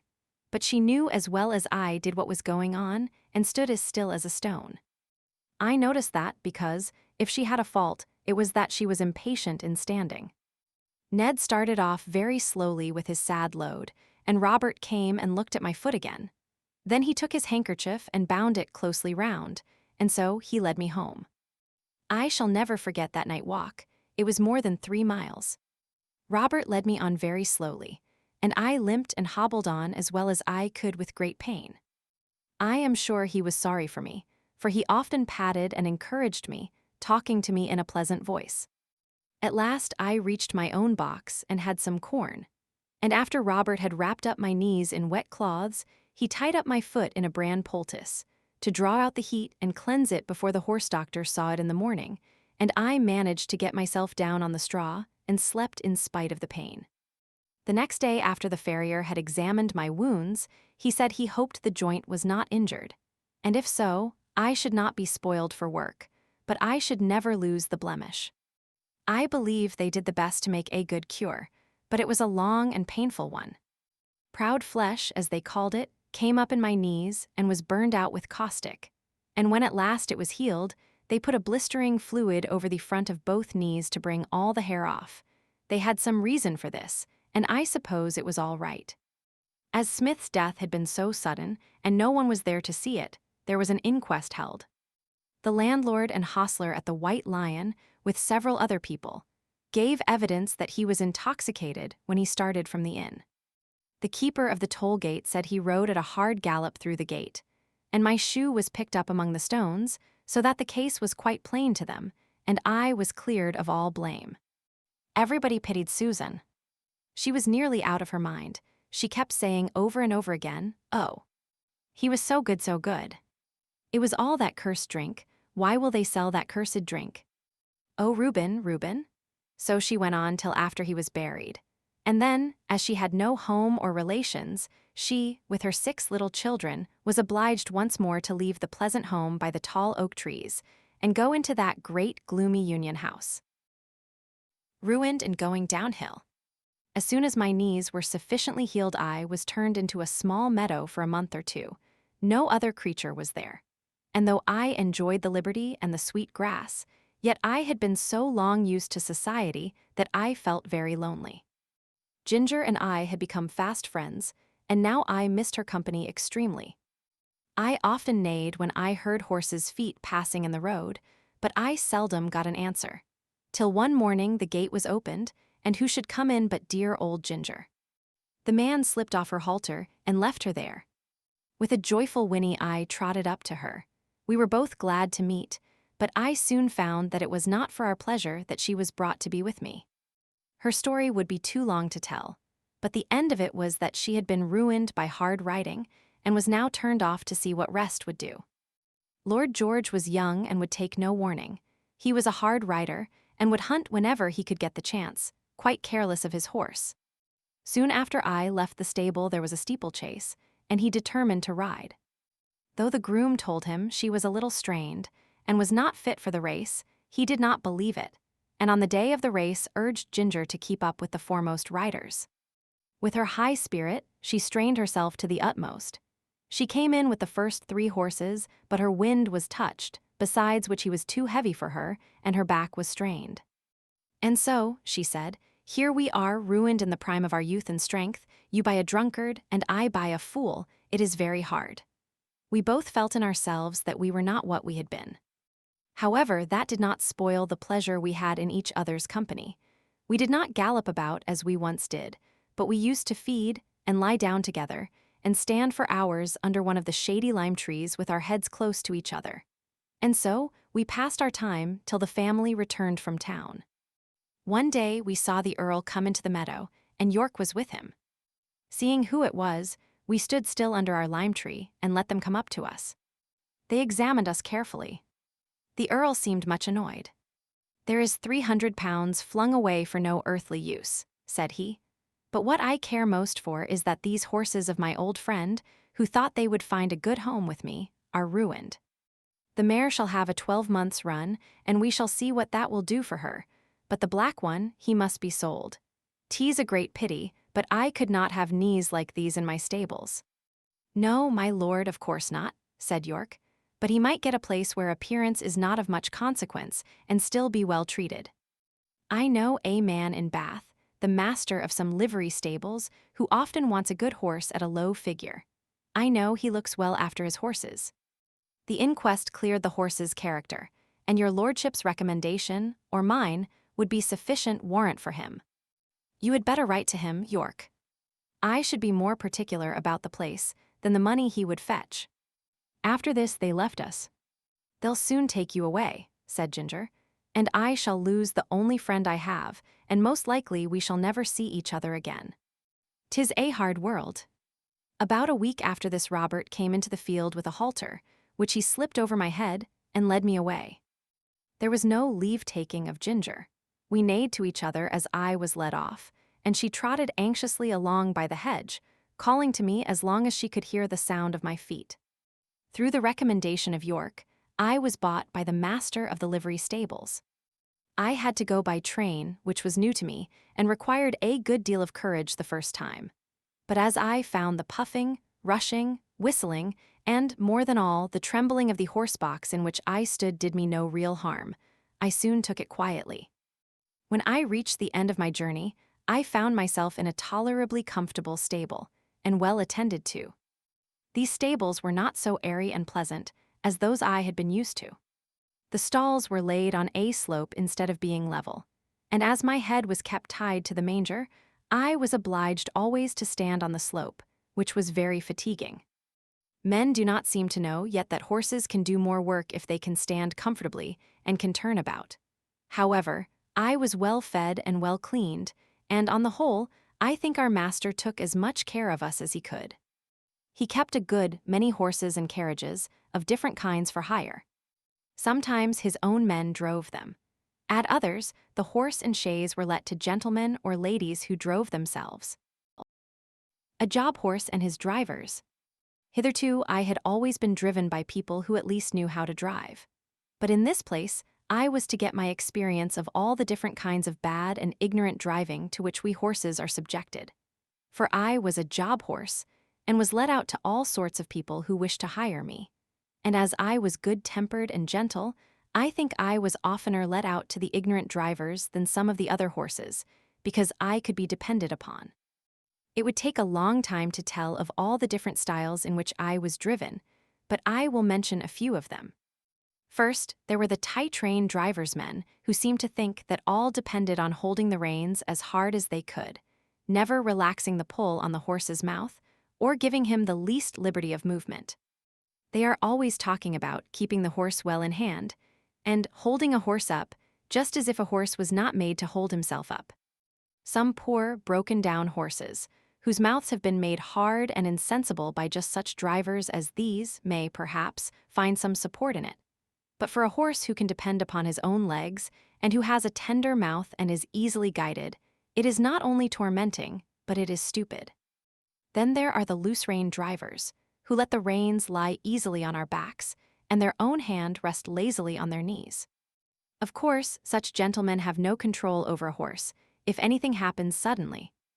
If a horse shies or starts or stumbles, they are nowhere and cannot help the horse or themselves till the mischief is done. Of course, for myself, I had no objection to it, as I was not in the habit either of starting or stumbling, and had only been used to depend on my driver for guidance and encouragement. Still, one likes to feel the rein a little in going downhill, and likes to know that one's driver is not gone to sleep. Besides, a slovenly way of driving gets a horse into bad and often lazy habits, and when he changes hands, he has to be whipped out of them with more or less pain and trouble. Squire Gordon always kept us to our best paces and our best manners.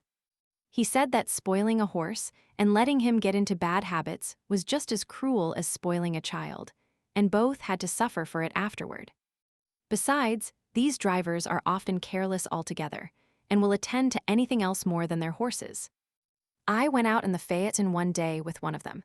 He had a lady and 2 children behind. He flopped the reins about as we started, and of course gave me several unmeaning cuts with the whip, though I was fairly off. There had been a good deal of road mending going on, and even where the stones were not freshly laid down, there were a great many loose ones about.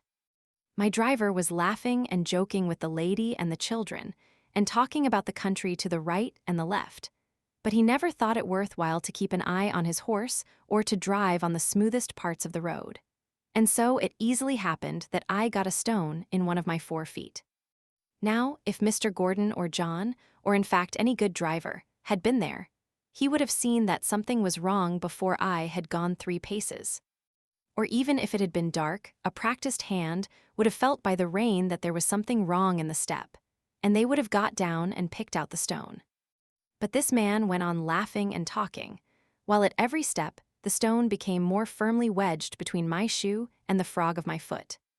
The stone was sharp on the inside and round on the outside, which, as everyone knows, is the most dangerous kind that a horse can pick up, at the same time cutting his foot and making him most liable to stumble and fall.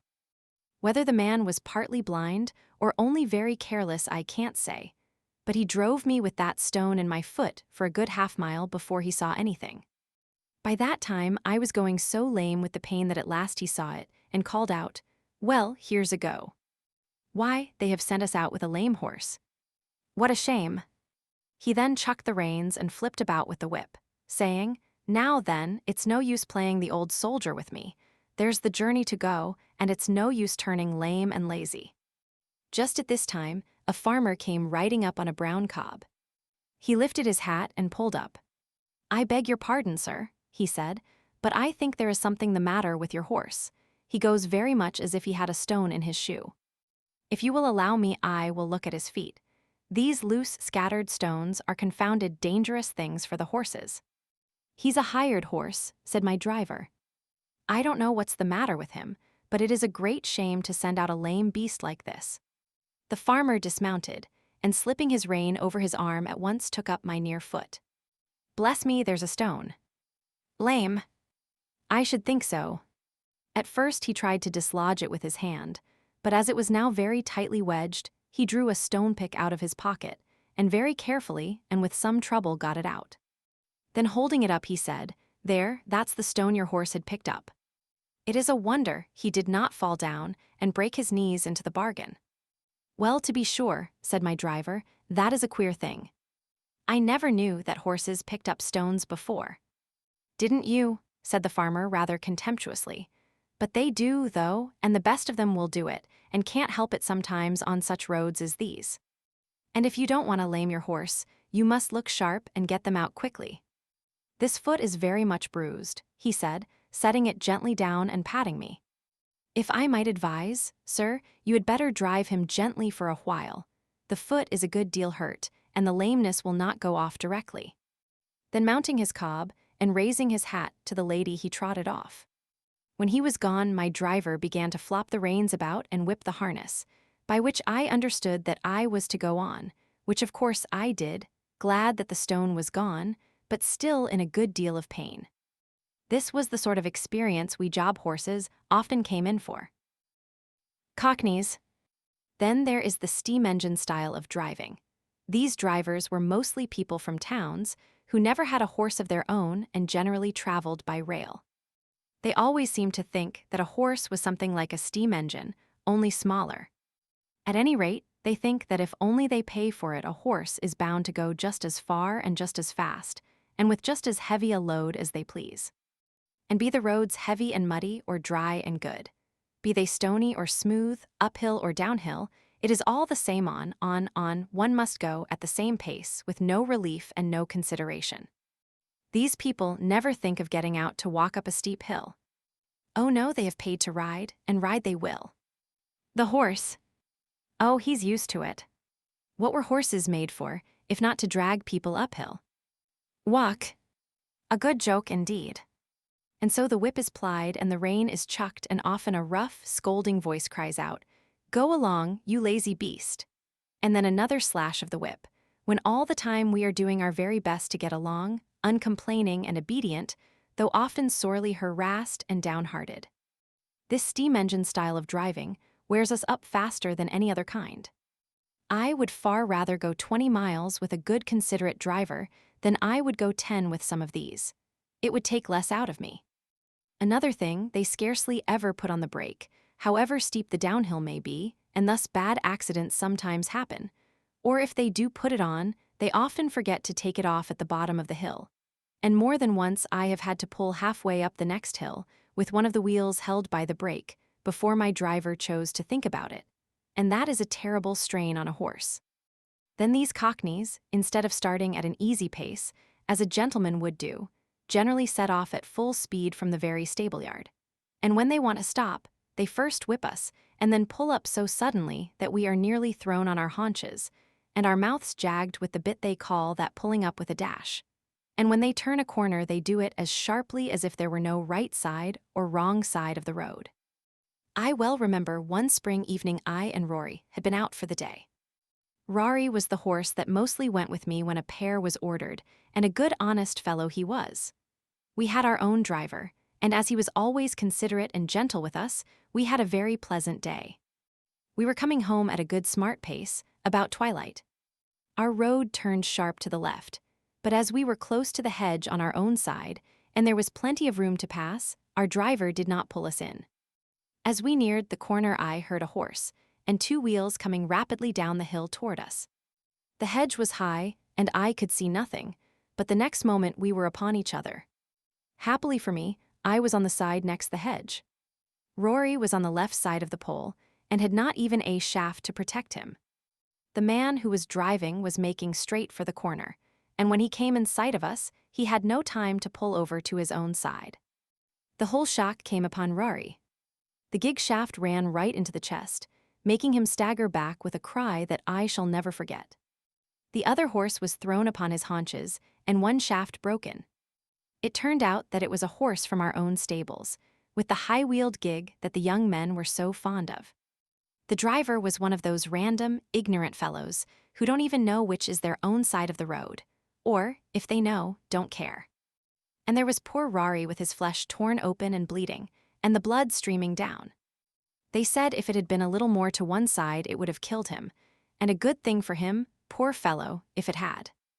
As it was a long time before the wound healed, and then he was sold for coal carting. And what that is, up and down those steep hills, only horses know. Some of the sights I saw there, where a horse had to come downhill with a heavily loaded two-wheel cart behind him, on which no brake could be placed, make me sad even now to think of. After Rory was disabled, I often went in the carriage with a mare named Peggy, who stood in the next stall to mine. She was a strong, well-made animal, of a bright dun color, beautifully dappled, and with a dark brown mane and tail. There was no high breeding about her, but she was very pretty and remarkably sweet-tempered and willing. Still, there was an anxious look about her eye, by which I knew that she had some trouble. The first time we went out together, I thought she had a very odd pace. She seemed to go partly a trot, partly a canter, 3 or 4 paces, and then a little jump forward. It was very unpleasant for any horse who pulled with her, and made me quite fidgety. When we got home I asked her what made her go in that odd, awkward way. "Ah," she said in a troubled manner, "I know my paces are very bad, but what can I do? It really is not my fault, it is just because my legs are so short. I stand nearly as high as you, but your legs are a good 3 inches longer above your knee than mine, and of course you can take a much longer step and go much faster. You see, I did not make myself. I wish I could have done so, I would have had long legs then. All my troubles come from my short legs," said Peggy, in a desponding tone. "But how is it," I said, "when you are so strong and good-tempered and willing?" "Why, you see," said she, "men will go so fast, and if one can't keep up to other horses, it is nothing but whip, whip, whip all the time. And so I have had to keep up as I could, and have got into this ugly shuffling pace. It was not always so. When I lived with my first master, I always went a good regular trot, but then he was not in such a hurry. He was a young clergyman in the country, and a good, kind master he was. He had 2 churches a good way apart, and a great deal of work, but he never scolded or whipped me for not going faster. He was very fond of me. I only wish I was with him now, but he had to leave and go to a large town, and then I was sold to a farmer. Some farmers, you know, are capital masters, but I think this one was a low sort of man. He cared nothing about good horses or good driving, he only cared for going fast. I went as fast as I could, but that would not do, and he was always whipping. So I got into this way of making a spring forward to keep up. On market nights, he used to stay very late at the inn, and then drive home at a gallop. One dark night he was galloping home as usual, when all of a sudden the wheel came against some great heavy thing in the road, and turned the gig over in a minute. He was thrown out and his arm broken, and some of his ribs, I think. At any rate, it was the end of my living with him, and I was not sorry. But you see it will be the same everywhere for me, if men must go so fast. I wish my legs were longer. Poor Peggy! I was very sorry for her, and I could not comfort her, for I knew how hard it was upon slow-paced horses to be put with fast ones. All the whipping comes to their share, and they can't help it. She was often used in the phaeton, and was very much liked by some of the ladies, because she was so gentle. And some time after this, she was sold to 2 ladies who drove themselves, and wanted a safe, good horse.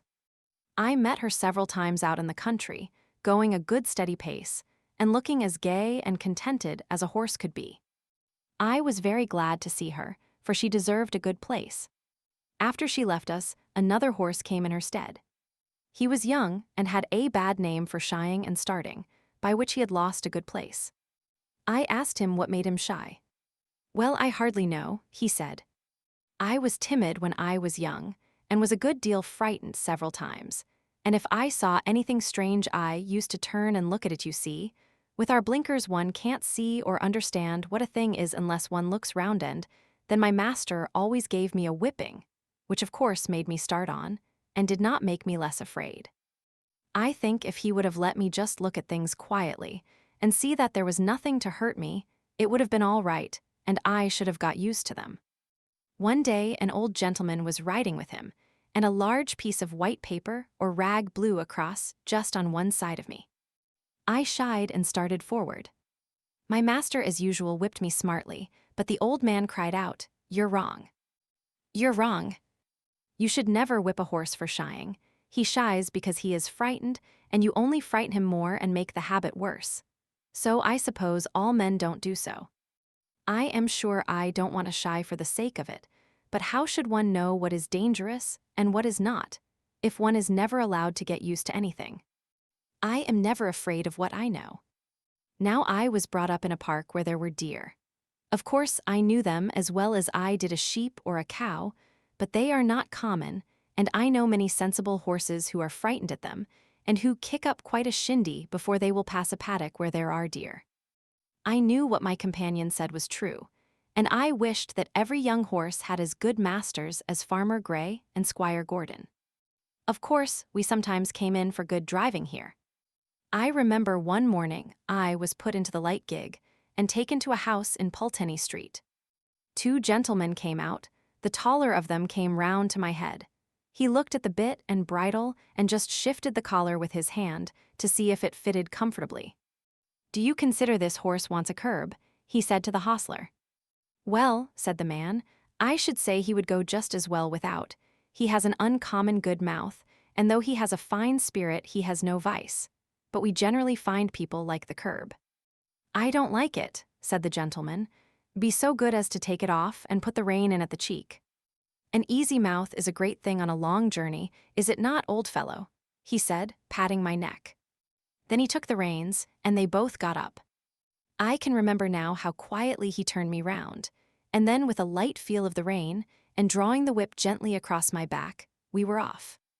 I arched my neck and set off at my best pace. I found I had someone behind me who knew how a good horse ought to be driven. It seemed like old times again, and made me feel quite gay.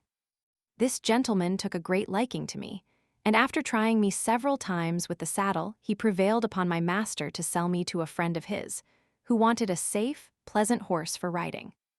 And so it came to pass that in the summer I was sold to Mr. Barry. As thief.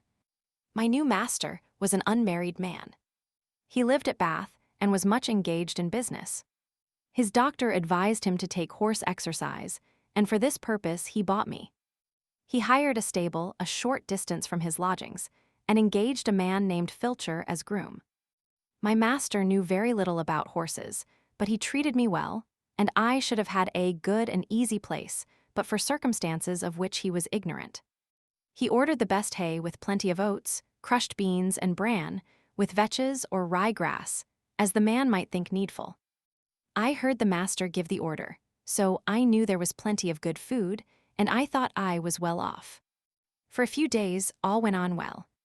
I found that my groom understood his business. He kept the stable clean and airy, and he groomed me thoroughly, and was never otherwise than gentle. He had been an hostler in one of the great hotels in Bath. He had given that up, and now cultivated fruit and vegetables for the market, and his wife bred and fattened poultry and rabbits for sale. After a while it seemed to me that my oats came very short.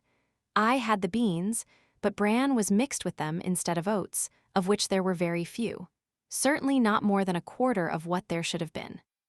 In 2 or 3 weeks, this began to tell upon my strength and spirits. The grass food, though very good, was not the thing to keep up my condition without corn. However, I could not complain, nor make known my wants. So it went on for about 2 months, and I wondered that my master did not see that something was the matter. However, one afternoon he rode out into the country to see a friend of his, a gentleman farmer who lived on the road to Wells. This gentleman had a very quick eye for horses, and after he had welcomed his friend he said, casting his eye over me, "It seems to me, Barry, that your horse does not look so well as he did when you first had him. Has he been well?" "Yes, I believe so," said my master, "but he is not nearly so lively as he was. My groom tells me that horses are always dull and weak in the autumn, and that I must expect it." "Autumn fiddlesticks," said the farmer. "Why, this is only August, And with your light work and good food, he ought not to go down like this, even if it was autumn. How do you feed him? My master told him. The other shook his head slowly and began to feel me over. I can't say who eats your corn, my dear fellow, but I am much mistaken if your horse gets it. Have you ridden very fast? No, very gently. Then just put your hand here, said he, passing his hand over my neck and shoulder. He is as warm and damp as a horse just come up from grass. I advise you to look into your stable a little more. I hate to be suspicious, and thank heaven, I have no cause to be, for I can trust my men, present or absent, but there are mean scoundrels, wicked enough to rob a dumb beast of his food. You must look into it. And turning to his man, who had come to take me, give this horse a right good feed of bruised oats, and don't stint him. Dumb beasts? Yes, we are, but if I could have spoken, I could have told my master where his oats went to. My groom used to come every morning about 6 o'clock, and with him a little boy, who always had a covered basket with him. He used to go with his father into the harness room, where the corn was kept, and I could see them, when the door stood ajar, fill a little bag with oats out of the bin, and then he used to be off. 5 or 6 mornings after this, just as the boy had left the stable, the door was pushed open, and a policeman walked in, holding the child tight by the arm. Another policeman followed and locked the door on the inside, saying, "Show me the place where your father keeps his rabbits' food." The boy looked very frightened and began to cry, but there was no escape, and he led the way to the corn bin. Here the policeman found another empty bag like that which was found full of oats in the boy's basket. Filcher was cleaning my feet at the time, but they soon saw him, and though he blustered a good deal, they walked him off to the lockup, and his boy with him. I heard afterward that the boy was not held to be guilty, but the man was sentenced to prison for 2 months. A humbug. My master was not immediately suited, but in a few days my new groom came. He was a tall, good-looking fellow enough, but if ever there was a humbug in the shape of a groom, Alfred Smirk was the man. He was very civil to me, and never used me ill. In fact, he did a great deal of stroking and patting when his master was there to see it. He always brushed my mane and tail with water and my hoofs with oil before he brought me to the door, to make me look smart. But as to cleaning my feet, or looking to my shoes, or grooming me thoroughly, he thought no more of that than if I had been a cow. He left my bit rusty, my saddle damp, and my crupper stiff. Alfred Smirk considered himself very handsome. He spent a great deal of time about his hair, whiskers, and necktie before a little looking-glass in the harness room. When his master was speaking to him, it was always, "Yes, sir. Yes, sir," touching his hat at every word, and everyone thought he was a very nice young man and that Mr. Barry was very fortunate to meet with him. I should say he was the laziest, most conceited fellow I ever came near. Of course, it was a great thing not to be ill-used, but then a horse wants more than that. I had a loose box, and might have been very comfortable if he had not been too indolent to clean it out. He never took all the straw away, and the smell from what lay underneath was very bad, while the strong vapors that rose made my eyes smart and inflame, and I did not feel the same appetite for my food. One day his master came in and said, "Alfred, the stable smells rather strong. Should not you give that stall a good scrub and throw down plenty of water?" "Well, sir," he said, touching his cap, "I'll do so if you please, sir. But it is rather dangerous, sir, throwing down water in a horse's box. They are very apt to take cold, sir." I should not like to do him an injury, but I'll do it if you please, sir. "Well," said his master, "I should not like him to take cold, but I don't like the smell of this stable. Do you think the drains are all right?" "Well, sir, now you mention it, I think the drain does sometimes send back a smell. There may be something wrong, sir." "Then send for the bricklayer and have it seen to," said his master. "Yes, sir, I will." The bricklayer came and pulled up a great many bricks, but found nothing amiss. So he put down some lime and charged the master 5 shillings, and the smell in my box was as bad as ever. But that was not all. Standing as I did on a quantity of moist straw, my feet grew unhealthy and tender, and the master used to say, "I don't know what is the matter with this horse. He goes very fumble-footed. I am sometimes afraid he will stumble." "Yes, sir," said Alfred, "I have noticed the same myself when I have exercised him." Now the fact was that he hardly ever did exercise me, and when the master was busy I often stood for days together without stretching my legs at all, and yet being fed just as high as if I were at hard work. This often disordered my health and made me sometimes heavy and dull, but more often restless and feverish. He never even gave me a meal of green food or a bran mash, which would have cooled me, for he was altogether as ignorant as he was conceited. And then, instead of exercise or change of food, I had to take horse balls and draughts, which, beside the nuisance of having them poured down my throat, used to make me feel ill and uncomfortable. One day my feet were so tender that, trotting over some fresh stones with my master on my back, I made 2 such serious stumbles that, as he came down Lansdowne into the city, he stopped at the farrier's and asked him to see what was the matter with me. The man took up my feet one by one and examined them. Then, standing up and dusting his hands one against the other, he said, "Your horse has got the thrush, and badly, too. His feet are very tender.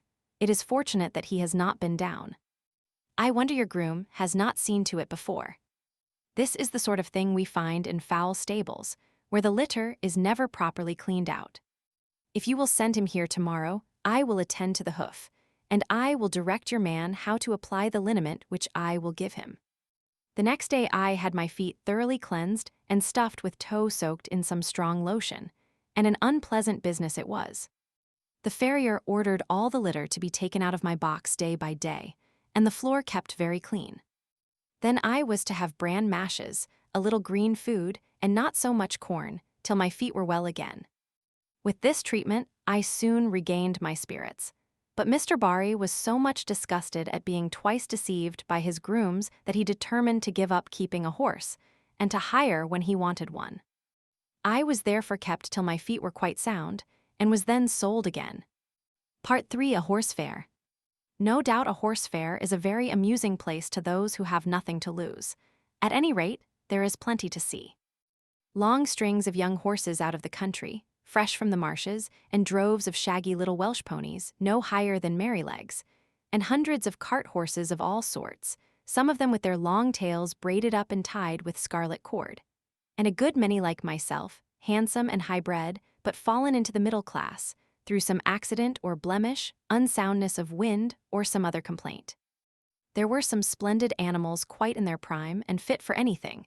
They were throwing out their legs and showing off their paces in high style, as they were trotted out with a leading rein, the groom running by the side. But round in the background there were a number of poor things, sadly broken down with hard work, with their knees knuckling over and their hind legs swinging out at every step, and there were some very dejected-looking old horses, with the under lip hanging down and the ears lying back heavily, as if there were no more pleasure in life, and no more hope. There were some so thin you might see all their ribs, and some with old sores on their backs and hips. These were sad sights for a horse to look upon, who knows not but he may come to the same state. There was a great deal of bargaining, of running up and beating down, and if a horse may speak his mind so far as he understands, I should say there were more lies told, and more trickery at that horse fair than a clever man could give an account of. I was put with 2 or 3 other strong, useful-looking horses, and a good many people came to look at us. The gentlemen always turned from me when they saw my broken knees, though the man who had me swore it was only a slip in the stall. The first thing was to pull my mouth open, then to look at my eyes, then feel all the way down my legs, and give me a hard feel of the skin and flesh, and then try my paces. It was wonderful what a difference there was in the way these things were done. Some did it in a rough, off-hand way, as if one was only a piece of wood, while others would take their hands gently over one's body, with a pat now and then, as much as to say, "By your leave." Of course, I judged a good deal of the buyers by their manners to myself. There was one man, I thought if he would buy me, I should be happy. He was not a gentleman, nor yet one of the loud, flashy sort that call themselves so. He was rather a small man, but well made and quick in all his motions. I knew in a moment by the way he handled me that he was used to horses. He spoke gently, and his gray eye had a kindly, cheery look in it. It may seem strange to say, but it is true all the same that the clean, fresh smell there was about him made me take to him. No smell of old beer and tobacco, which I hated, but a fresh smell as if he had come out of a hayloft. He offered £23 for me, but that was refused, and he walked away. I looked after him, but he was gone, and a very hard-looking, loud-voiced man came. I was dreadfully afraid he would have me, but he walked off. 1 or 2 more came, who did not mean business. Then the hard-faced man came back again and offered £23. A very close bargain was being driven, for my salesman began to think he should not get all he asked and must come down. But just then the gray-eyed man came back again. I could not help reaching out my head toward him. He stroked my face kindly. "Well, old chap," he said, "I think we should suit each other. I'll give 24 for him. Say 25, and you shall have him." 24.10, said my friend in a very decided tone, and not another sixpence yes or no. "Done," said the salesman, "and you may depend upon it there's a monstrous deal of quality in that horse, and if you want him for cab work he's a bargain." The money was paid on the spot, and my new master took my halter and led me out of the fair to an inn where he had a saddle and bridle ready. He gave me a good feed of oats and stood by while I ate it, talking to himself and talking to me. Half an hour after we were on our way to London, through pleasant lanes and country roads, until we came into the great London thoroughfare, on which we traveled steadily, till in the twilight we reached the great city. The gas lamps were already lighted. There were streets to the right and streets to the left, and streets crossing each other for mile upon mile. I thought we should never come to the end of them. At last, in passing through one, we came to a long cab stand, when my rider called out in a cheery voice, "Good night, governor." "Halloo," cried a voice. "Have you got a good one?" "I think so," replied my owner. "I wish you luck with him." "Thank you, governor," and he rode on. We soon turned up one of the side streets, and about halfway up that we turned into a very narrow street, with rather poor-looking houses on one side and what seemed to be coach houses and stables on the other. My owner pulled up at one of the houses and whistled. The door flew open, and a young woman, followed by a little girl and boy, ran out. There was a very lively greeting as my rider dismounted. "Now then, Harry, my boy, open the gates, and mother will bring us the lantern." The next minute, they were all standing round me in a small stable-yard. "Is he gentle, father?" "Yes, Dolly, as gentle as your own kitten. Come and pat him." At once, the little hand was patting about all over my shoulder without fear. How good it felt! "Let me get him a bran mash while you rub him down," said the mother. "Do, Polly, it's just what he wants, and I know you've got a beautiful mash ready for me." "Sausage dumpling and apple turnover," shouted the boy, which set them all laughing. I was led into a comfortable, clean-smelling stall, with plenty of dry straw, and after a capital supper I lay down, thinking I was going to be happy. A London cab horse. Jeremiah Barker was my new master's name, but as everyone called him Jerry, I shall do the same. Polly, his wife, was just as good a match as a man could have. She was a plump, trim, tidy little woman, with smooth dark hair, dark eyes, and a merry little mouth. The boy was 12 years old, a tall, frank, good-tempered lad, and little Dorothy, Dolly they called her, was her mother over again at 8 years old. They were all wonderfully fond of each other. I never knew such a happy, merry family before or since. Jerry had a cab of his own, and 2 horses, which he drove and attended to himself. His other horse was a tall, white, rather large-boned animal called Captain. He was old now, but when he was young he must have been splendid. He had still a proud way of holding his head and arching his neck. In fact, he was a high-bred, fine-mannered, noble old horse, every inch of him. He told me that in his early youth he went to the Crimean War. He belonged to an officer in the cavalry and used to lead the regiment. I will tell more of that hereafter. The next morning, when I was well groomed, Polly and Dolly came into the yard to see me and make friends. Harry had been helping his father since the early morning, and had stated his opinion that I should turn out a regular brick. Polly brought me a slice of apple, and Dolly a piece of bread, and made as much of me as if I had been the Black Beauty of olden time. It was a great treat to be petted again and talked to in a gentle voice, and I let them see as well as I could that I wished to be friendly. Polly thought I was very handsome, and a great deal too good for a cab, if it was not for the broken knees. Of course, there's no one to tell us whose fault that was, said Jerry, and as long as I don't know I shall give him the benefit of the doubt, for a firmer, neater stepper I never rode. We'll call him Jack, after the old one, shall we, Polly? Do, she said, for I like to keep a good name going. Captain went out in the cab all the morning. Harry came in after school to feed me and give me water. In the afternoon I was put into the cab. Jerry took as much pains to see if the collar and bridle fitted comfortably as if he had been John Manley over again. When the crupper was let out a hole or two, it all fitted well. There was no check rein, no curb, nothing but a plain ring snaffle. What a blessing that was! After driving through the side street, we came to the large cab stand where Jerry had said good night. On one side of this wide street were high houses with wonderful shop fronts, and on the other was an old church and churchyard, surrounded by iron palisades. Alongside these iron rails, a number of cabs were drawn up, waiting for passengers. Bits of hay were lying about on the ground. Some of the men were standing together talking. Some were sitting on their boxes reading the newspaper, and one or two were feeding their horses with bits of hay and giving them a drink of water. We pulled up in the rank at the back of the last cab. 2 or 3 men came round and began to look at me and pass their remarks. Very good for a funeral, said one. Too smart-looking, said another, shaking his head in a very wise way.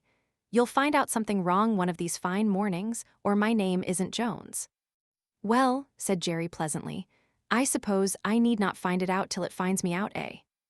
And if so, I'll keep up my spirits a little longer. Then there came up a broad-faced man, dressed in a great gray coat with great gray cape and great white buttons, a gray hat, and a blue comforter loosely tied round his neck.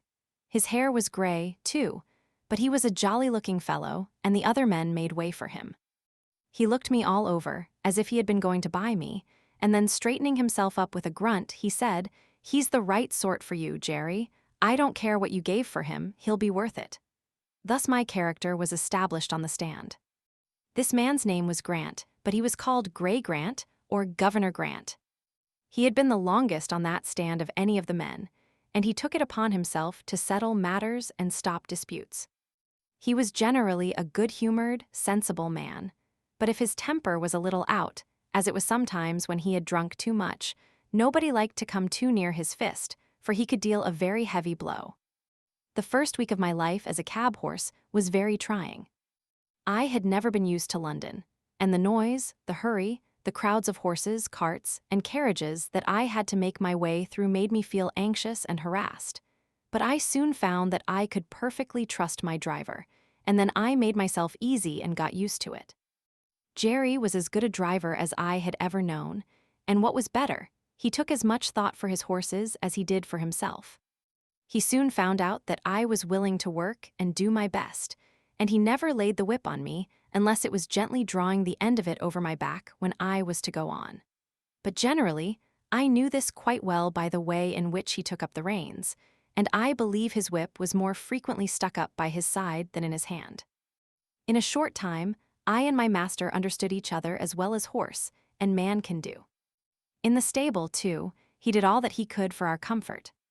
The stalls were the old-fashioned style, too much on the slope, but he had 2 movable bars fixed across the back of our stalls, so that at night, and when we were resting, he just took off our halters and put up the bars, and thus we could turn about and stand whichever way we pleased, which is a great comfort. Jerry kept us very clean and gave us as much change of food as he could, and always plenty of it. And not only that, but he always gave us plenty of clean fresh water, which he allowed to stand by us both night and day, except of course when we came in warm. Some people say that a horse ought not to drink all he likes, but I know if we are allowed to drink when we want it, we drink only a little at a time, and it does us a great deal more good than swallowing down half a bucketful at a time, because we have been left without till we are thirsty and miserable. Some grooms will go home to their beer and leave us for hours with our dry hay and oats and nothing to moisten them. Then of course we gulp down too much at once, which helps to spoil our breathing and sometimes chills our stomachs. But the best thing we had here was our Sundays for rest. We worked so hard in the week that I do not think we could have kept up to it but for that day. Besides, We had then time to enjoy each other's company. It was on these days that I learned my companion's history. An old war horse. Captain had been broken in and trained for an army horse. His first owner was an officer of cavalry going out to the Crimean War.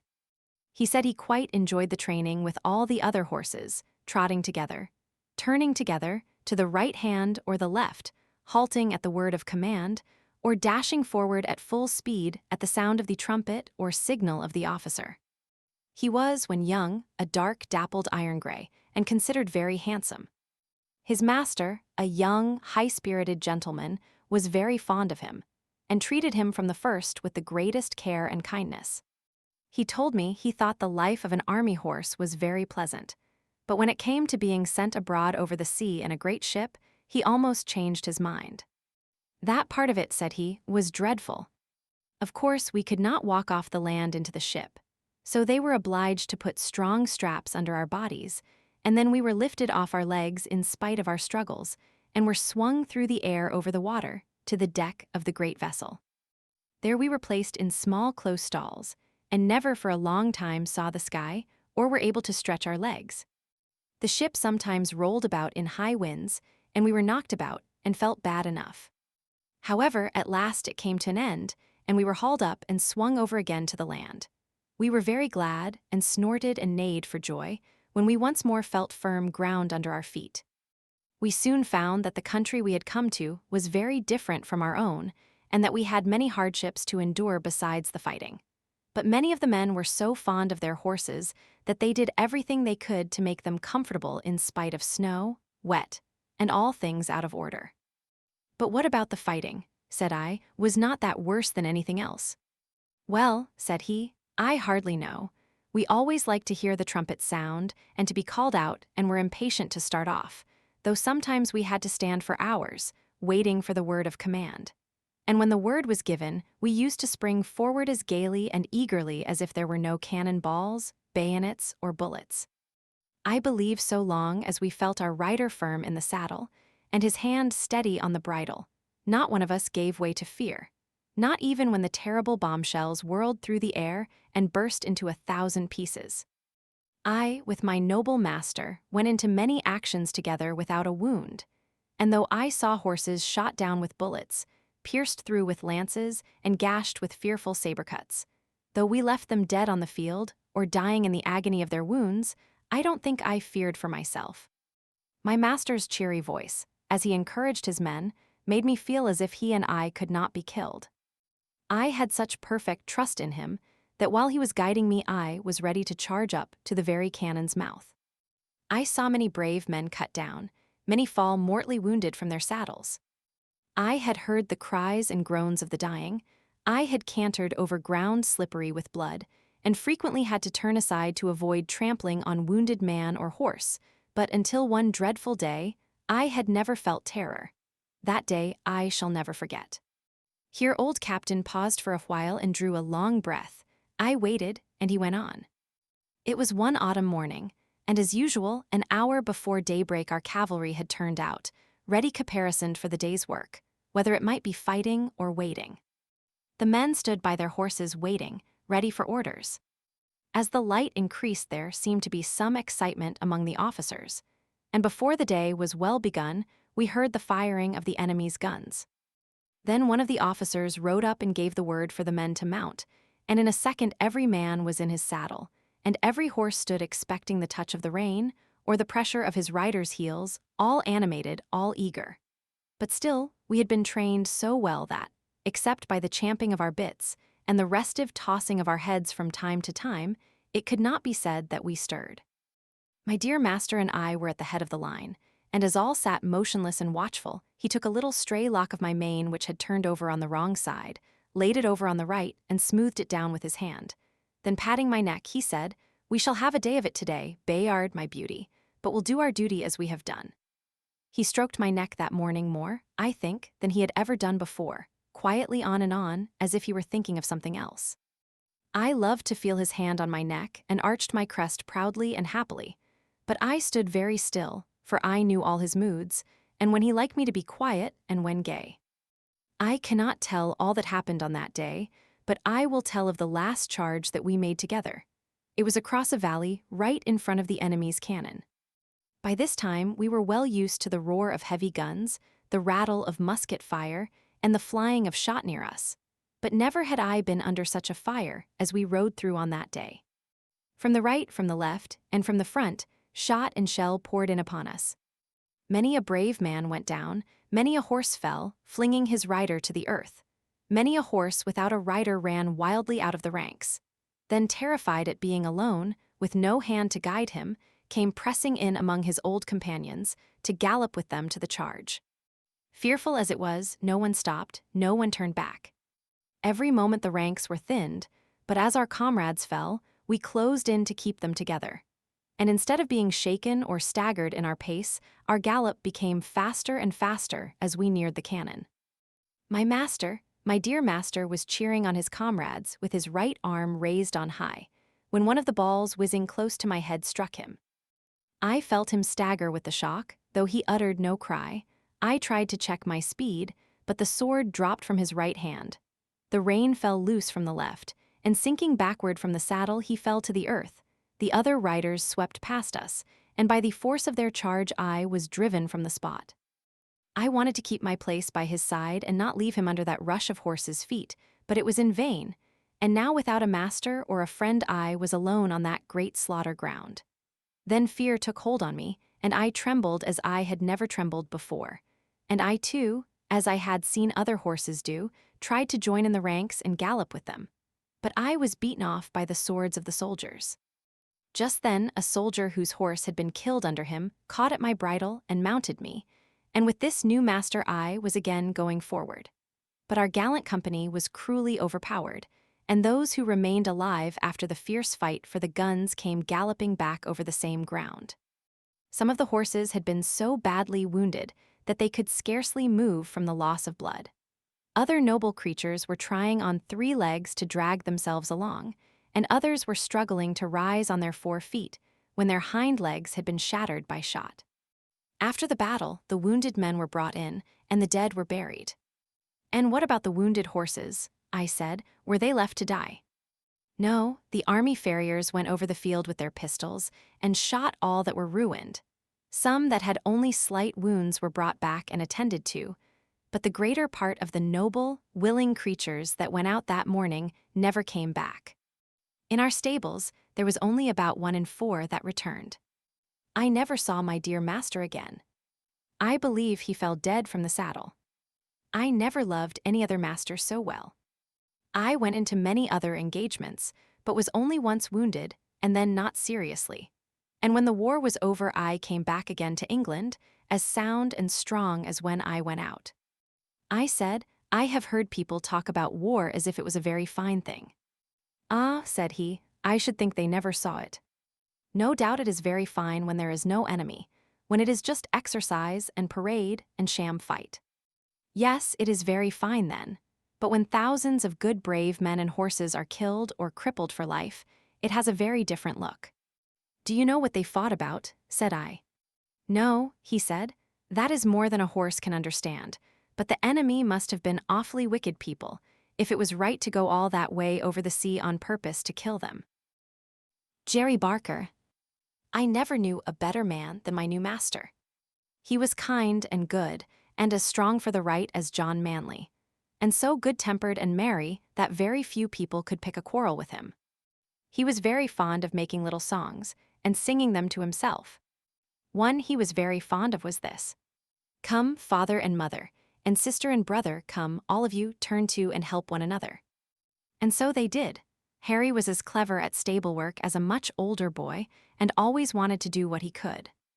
Then Polly and Dolly used to come in the morning to help with the cab to brush and beat the cushions, and rub the glass, while Jerry was giving us a cleaning in the yard, and Harry was rubbing the harness. There used to be a great deal of laughing and fun between them, and it put Captain and me in much better spirits than if we had heard scolding and hard words. They were always early in the morning, for Jerry would say, "If you in the morning throw minutes away, you can't pick them up in the course of a day. You may hurry and scurry, and flurry and worry, you've lost them forever and aye." He could not bear any careless loitering and waste of time, And nothing was so near making him angry as to find people, who were always late, wanting a cab horse to be driven hard, to make up for their idleness. One day, too, wild-looking young men came out of a tavern close by the stand, and called Jerry. "Here, cabby.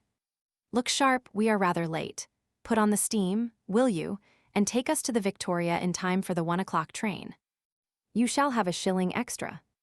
I will take you at the regular pace. Gentlemen, shillings don't pay for putting on the steam like that." Larry's cab was standing next to ours. He flung open the door and said, "I'm your man, gentlemen. Take my cab, my horse will get you there all right." And as he shut them in, with a wink toward Jerry, said, "It's against his conscience to go beyond a jog trot." Then, slashing his jaded horse, he set off as hard as he could. Jerry patted me on the neck. "No, Jack, a shilling would not pay for that sort of thing, would it, old boy?" Although Jerry was determinedly set against hard driving, to please careless people, he always went a good fair pace, and was not against putting on the steam, as he said, if only he knew why. I well remember one morning, as we were on the stand waiting for a fare, that a young man, carrying a heavy portmanteau, trod on a piece of orange peel which lay on the pavement, and fell down with great force. Jerry was the first to run and lift him up.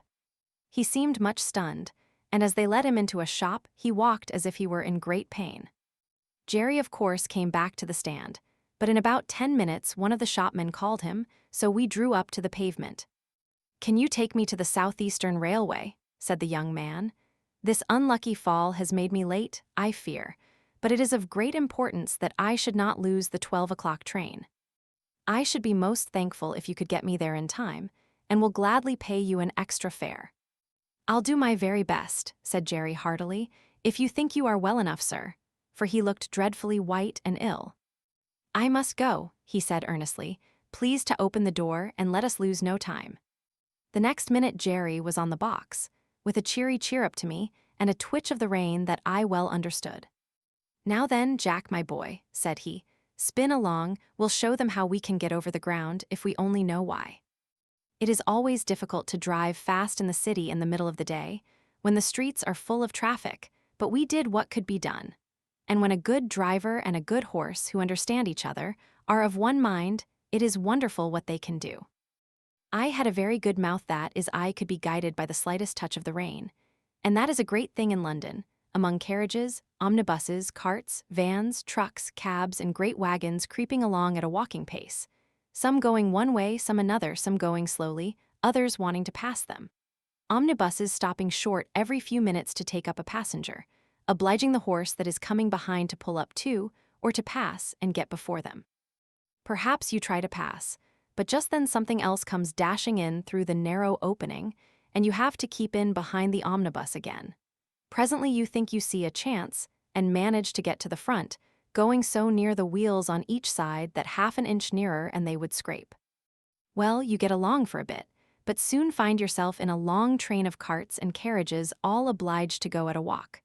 Perhaps you come to a regular block-up and have to stand still for minutes together, till something clears out into a side street, or the policeman interferes. You have to be ready for any chance to dash forward if there be an opening, and be quick as a rat dog to see if there be room, and if there be time, lest you get your own wheels locked or smashed, or the shaft of some other vehicle run into your chest or shoulder. All this is what you have to be ready for. If you want to get through London fast in the middle of the day, it wants a deal of practice. Jerry and I were used to it, and no one could beat us at getting through when we were set upon it. I was quick and bold and could always trust my driver. Jerry was quick and patient at the same time and could trust his horse, which was a great thing too. He very seldom used the whip. I knew by his voice and his click, click when he wanted to get on fast, and by the rein where I was to go, so there was no need for whipping, but I must go back to my story. The streets were very full that day, but we got on pretty well as far as the bottom of Cheapside, where there was a block for 3 or 4 minutes. The young man put his head out and said anxiously, "I think had better get out and walk. I shall never get there if this goes on." "I'll do all that can be done, sir," said Jerry. "I think we shall be in time. This block-up cannot last much longer, and your luggage is very heavy for you to carry, sir." Just then the cart in front of us began to move on, and then we had a good turn. In and out we went, as fast as horseflesh could do it, and for a wonder had a good clear time on London Bridge, for there was a whole train of cabs and carriages all going our way at a quick trot, perhaps wanting to catch that very train. At any rate, we whirled into the station with many more, just as the great clock pointed to 8 minutes to 12 o'clock. "Thank God. We are in time," said the young man, "and thank you too, my friend, and your good horse. You have saved me more than money can ever pay for. Take this extra half-crown." "No, sir, no, thank you all the same. So glad we hit the time, sir. But don't stay now, sir, the bell is ringing. Here, porter.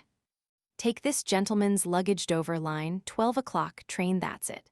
And without waiting for another word, Jerry wheeled me round to make room for other cabs that were dashing up at the last minute, and drew up on one side till the crush was past. "So glad," he said, "so glad, poor young fellow. I wonder what it was that made him so anxious." Jerry often talked to himself quite loud enough for me to hear when we were not moving. On Jerry's return to the rank, there was a good deal of laughing and chaffing at him for driving hard to the train for an extra fare. As they said, all against his principles, and they wanted to know how much he had pocketed. "A good deal more than I generally get," said he, nodding slyly. "What he gave me will keep me in little comforts for several days." "Gammon," said one. "He's a humbug," said another, preaching to us and then doing the same himself. "Look here, mates," said Jerry. "The gentleman offered me half-a-crown extra, but I didn't take it. 'Twas quite pay enough for me to see how glad he was to catch that train, and if Jack and I choose to have a quick run now and then to please ourselves, that's our business and not yours." "Well," said Larry, "you'll never be a rich man." "Most likely not," said Jerry, "but I don't know that I shall be the less happy for that. I have heard the commandments read a great many times, and I never noticed that any of them said, 'Thou shalt be rich.' And there are a good many curious things said in the New Testament about rich men that I think would make me feel rather queer if I was one of them." "If you ever do get rich," said Governor Gray, looking over his shoulder across the top of his cab, "you'll deserve it, Jerry, and you won't find a curse come with your wealth. As for you, Larry, you'll die poor. You spend too much in whipcord." "Well," said Larry, "what is a fellow to do if his horse won't go without it? You never take the trouble to see if he will go without it. Your whip is always going as if you had the St. Vitus dance in your arm, and if it does not wear you out, it wears your horse out. You know you are always changing your horses. And why? Because you never give them any peace or encouragement." "Well, I have not had good luck," said Larry, "that's where it is." "And you never will," said the governor. "Good luck is rather particular who she rides with, and mostly prefers those who have got common sense and a good heart. At least that is my experience." Governor Gray turned round again to his newspaper, and the other men went to their cabs. The Sunday cab. One morning, as Jerry had just put me into the shafts and was fastening the traces, a gentleman walked into the yard. "Your servant, sir," said Jerry. "Good morning, Mr. Barker," said the gentleman. "I should be glad to make some arrangements with you for taking Mrs. Briggs regularly to church on Sunday mornings. We go to the new church now, and that is rather further than she can walk." "Thank you, sir," said Jerry, "but I have only taken out a 6 days' license, and therefore I could not take a fare on a Sunday. It would not be legal." A few years since the annual charge for a cab license was very much reduced, and the difference between the 6 and 7 days cabs was abolished. "Oh," said the other, "I did not know yours was a 6 days cab, but of course it would be very easy to alter your license. I would see that you did not lose by it. The fact is, Mrs. Briggs very much prefers you to drive her." "I should be glad to oblige the lady, sir, but I had a 7 days license once, and the work was too hard for me, and too hard for my horses. Year in and year out, not a day's rest, and never a Sunday with my wife and children, and never able to go to a place of worship, which I had always been used to do before I took to the driving box. So for the last 5 years I have only taken a 6 days license, and I find it better all the way round." "Well, of course," replied Mr. Briggs, "it is very proper that every person should have rest and be able to go to church on Sundays, But I should have thought you would not have minded such a short distance for the horse, and only once a day. You would have all the afternoon and evening for yourself, and we are very good customers, you know." "Yes, sir, that is true, and I am grateful for all favors, I am sure, and anything that I could do to oblige you, or the lady, I should be proud and happy to do. But I can't give up my Sundays, sir, indeed I can't. I read that God made man, and he made horses and all the other beasts, and as soon as he had made them, he made a day of rest, and bade that all should rest one day in 7. And I think, sir, he must have known what was good for them, and I am sure it is good for me. I am stronger and healthier altogether, now that I have a day of rest. The horses are fresh too, and do not wear up nearly so fast. The 6-day drivers all tell me the same, and I have laid by more money in the savings bank than ever I did before. And as for the wife and children, sir, why, heart alive, they would not go back to the 7 days for all they could see." "Oh, very well," said the gentleman. "Don't trouble yourself, Mr. Barker, any further. I will inquire somewhere else," and he walked away. "Well," says Jerry to me, "we can't help it, Jack, old boy, we must have our Sundays. Polly," he shouted, "Polly, come here." She was there in a minute. "What is it all about, Jerry?" "Why, my dear, Mr. Briggs wants me to take Mrs. Briggs to church every Sunday morning. I say I have only a 6 days license. He says, get a 7 days license, and I'll make it worth your while. And you know, Polly, they are very good customers to us. Mrs. Briggs often goes out shopping for hours, or making calls, and then she pays down fair and honorable like a lady. There's no beating down or making 3 hours into 2 hours and a half, as some folks do. And it is easy work for the horses, not like tearing along to catch trains for people that are always a quarter of an hour too late. And if I don't oblige her in this matter, it is very likely we shall lose them altogether. What do you say, little woman?" "I say, Jerry," says she, speaking very slowly, "I say if Mrs. Briggs would give you a sovereign every Sunday morning, I would not have you a 7 days cabman again. We have known what it was to have no Sundays, and now we know what it is to call them our own. Thank God, you earn enough to keep us, though it is sometimes close work to pay for all the oats and hay, the license, and the rent besides. But Harry will soon be earning something, and I would rather struggle on harder than we do than go back to those horrid times when you hardly had a minute to look at your own children, and we never could go to a place of worship together, or have a happy, quiet day. God forbid that we should ever turn back to those times. That's what I say, Jerry." "And that is just what I told Mr. Briggs, my dear," said Jerry, "and what I mean to stick to. So don't go and fret yourself, Polly," for she had begun to cry. "I would not go back to the old times if I earned twice as much, so that is settled, little woman. Now cheer up, and I'll be off to the stand." 3 weeks had passed away after this conversation, and no order had come from Mrs. Briggs, so there was nothing but taking jobs from the stand. Jerry took it to heart a good deal, for of course the work was harder for horse and man. But Polly would always cheer him up and say, "Never mind, father, never mind. Do your best and leave the rest, 'twill all come right some day or night." It soon became known that Jerry had lost his best customer, and for what reason. Most of the men said he was a fool, but 2 or 3 took his part. "If working men don't stick to their Sunday," said Truman, "they'll soon have none left. It is every man's right and every beast's right. By God's law we have a day of rest, and by the law of England we have a day of rest. And I say we ought to hold to the rights these laws give us and keep them for our children." "All very well for you religious chaps to talk so," said Larry, "but I'll turn a shilling when I can. I don't believe in religion, for I don't see that your religious people are any better than the rest." "If they are not better," put in Jerry, "it is because they are not religious. You might as well say that our country's laws are not good because some people break them. If a man gives way to his temper and speaks evil of his neighbor and does not pay his debts, he is not religious. I don't care how much he goes to church. If some men are shams and humbugs, that does not make religion untrue. Real religion is the best and truest thing in the world, and the only thing that can make a man really happy or make the world we live in any better.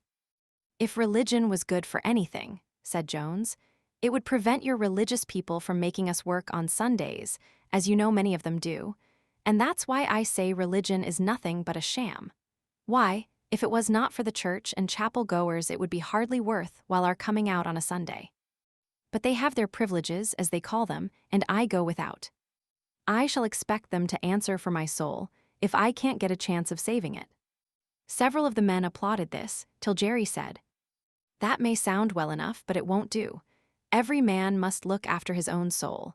You can't lay it down at another man's door like a foundling and expect him to take care of it. And don't you see, if you are always sitting on your box waiting for a fare, they will say, 'If we don't take him, someone else will, and he does not look for any Sunday.' Of course, they don't go to the bottom of it, or they would see if they never came for a cab it would be no use your standing there.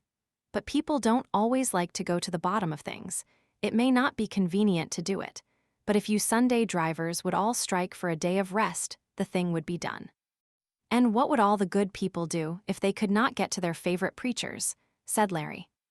"'Tis not for me to lay down plans for other people," said Jerry, "but if they can't walk so far, they can go to what is nearer. And if it should rain, they can put on their mackintoshes as they do on a weekday. If a thing is right, it can be done, and if it is wrong, it can be done without, and a good man will find a way." And that is as true for us cabmen as it is for the church-goers. The Golden Rule. 2 or 3 weeks after this, as we came into the yard rather late in the evening, Polly came running across the road with the lantern. She always brought it to him if it was not very wet. "It has all come right, Jerry, Mrs. Briggs sent her servant this afternoon to ask you to take her out tomorrow at 11 o'clock. I said, yes, I thought so, but we supposed she employed someone else now."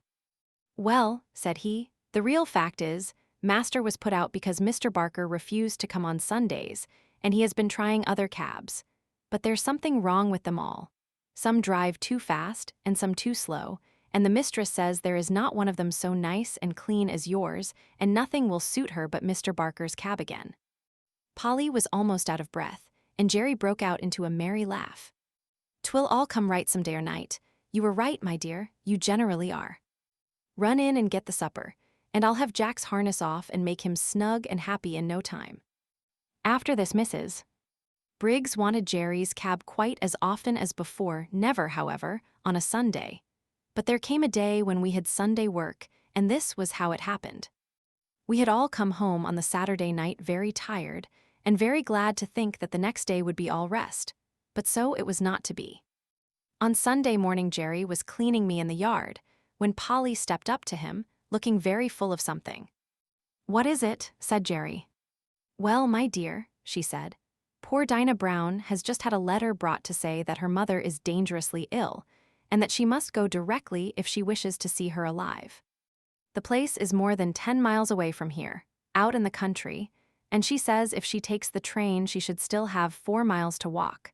And so weak as she is, and the baby only 4 weeks old, of course that would be impossible, and she wants to know if you would take her in your cab, and she promises to pay you faithfully, as she can get the money."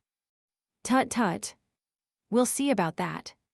It was not the money I was thinking about, but of losing our Sunday. The horses are tired, and I am tired, too. That's where it pinches." "It pinches all round, for that matter," said Polly, "for it's only half Sunday without you, but you know we should do to other people as we should like they should do to us. And I know very well what I should like if my mother was dying. And Jerry, dear, I am sure it won't break the Sabbath, for if pulling a poor beast or donkey out of a pit would not spoil it, I am quite sure taking poor Dinah would not do it." "Why, Polly, you are as good as the minister.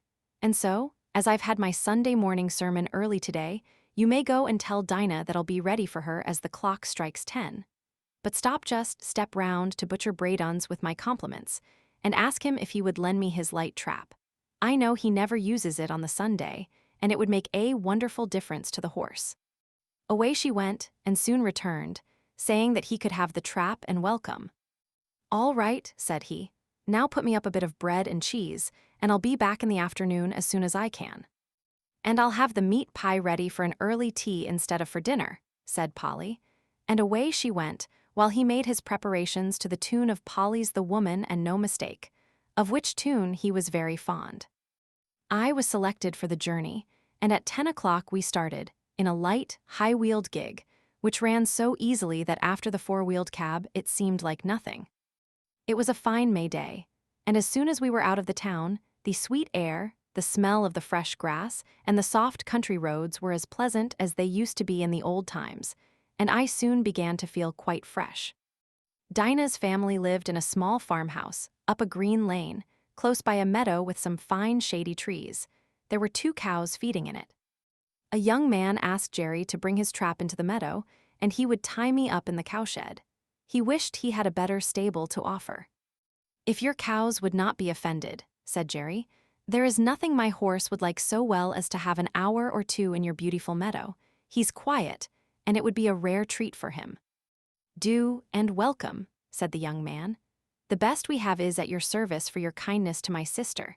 We shall be having some dinner in an hour, and I hope you'll come in, though with mother so ill we are all out of sorts in the house." Jerry thanked him kindly, but said as he had some dinner with him, there was nothing he should like so well as walking about in the meadow. When my harness was taken off, I did not know what I should do first, whether to eat the grass, or roll over on my back, or lie down and rest, or have a gallop across the meadow out of sheer spirits at being free, and I did all by turns. Jerry seemed to be quite as happy as I was.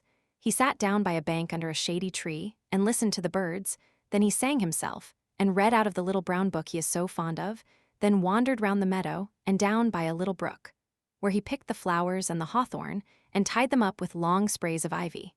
Then he gave me a good feed of the oats which he had brought with him, but the time seemed all too short. I had not been in a field since I left poor Ginger at Earlshall.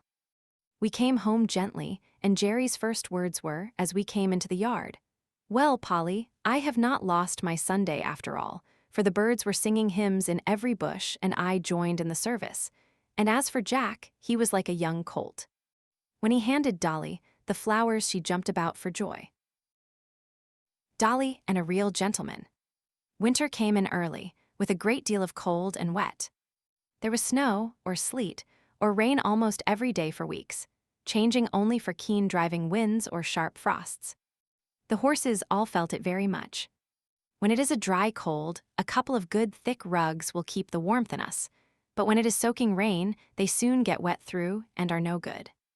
Some of the drivers had a waterproof cover to throw over, which was a fine thing. But some of the men were so poor that they could not protect either themselves or their horses, and many of them suffered very much that winter. When we horses had worked half the day, we went to our dry stables, and could rest, while they had to sit on their boxes, sometimes staying out as late as 1 or 2 o'clock in the morning if they had a party to wait for. When the streets were slippery with frost or snow, that was the worst of all for us horses. 1 mile of such traveling, with a weight to draw and no firm footing, would take more out of us than 4 on a good road. Every nerve and muscle of our bodies is on the strain to keep our balance, and, added to this, the fear of falling is more exhausting than anything else. If the roads are very bad, indeed our shoes are roughed, but that makes us feel nervous at first. When the weather was very bad, many of the men would go and sit in the tavern close by and get someone to watch for them, but they often lost a fare in that way, and could not, as Jerry said, be there without spending money. He never went to the Rising Sun. There was a coffee shop near, where he now and then went, or he bought of an old man, who came to our rank with tins of hot coffee and pies. It was his opinion that spirits and beer made a man colder afterward, and that dry clothes, good food, cheerfulness, and a comfortable wife at home were the best things to keep a cabman warm. Polly always supplied him with something to eat when he could not get home, and sometimes he would see little Dolly peeping from the corner of the street to make sure if father was on the stand.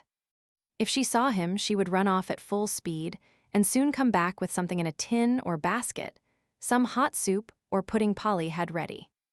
It was wonderful how such a little thing could get safely across the street, often thronged with horses and carriages, but she was a brave little maid and felt it quite an honor to bring father's first course, as he used to call it. She was a general favorite on the stand, and there was not a man who would not have seen her safely across the street if Jerry had not been able to do it.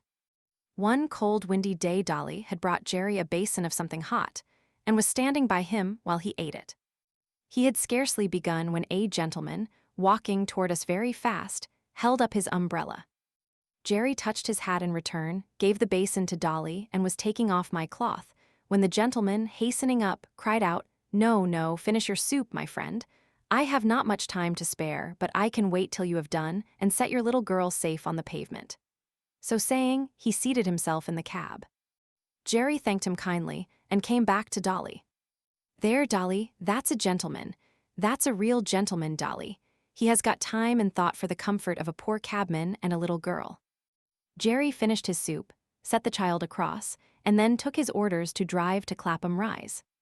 Several times after that the same gentleman took our cab. I think he was very fond of dogs and horses, for whenever we took him to his own door, 2 or 3 dogs would come bounding out to meet him. Sometimes he came round and patted me, saying in his quiet, pleasant way, "This horse has got a good master, and he deserves it."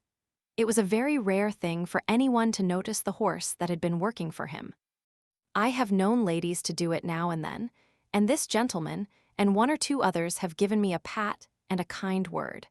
But 99 persons out of 100 would as soon think of patting the steam engine that drew the train. The gentleman was not young, and there was a forward stoop in his shoulders, as if he was always going at something. His lips were thin and close shut, though they had a very pleasant smile. His eye was keen, and there was something in his jaw and the motion of his head that made one think he was very determined in anything he set about. His voice was pleasant and kind.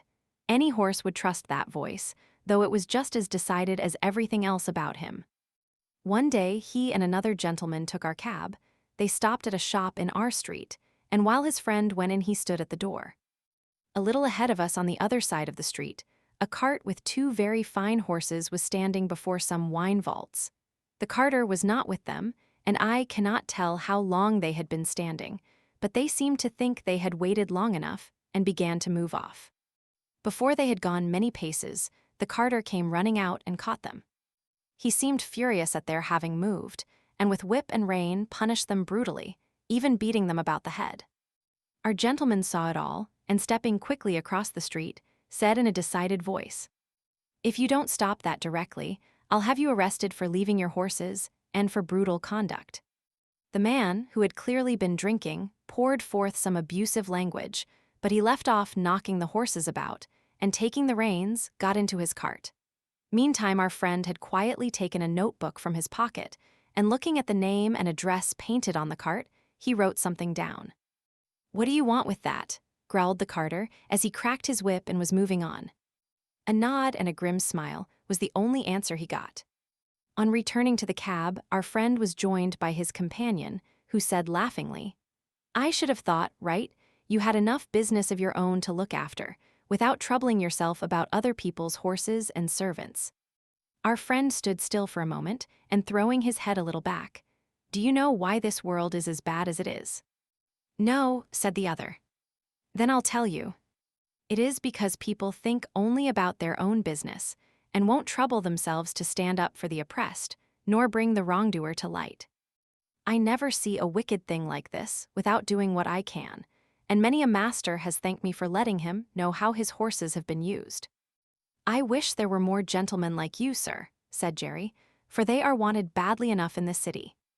After this we continued our journey, and as they got out of the cab our friend was saying, "My doctrine is this, that if we see cruelty or wrong that we have the power to stop, and do nothing, we make ourselves sharers in the guilt."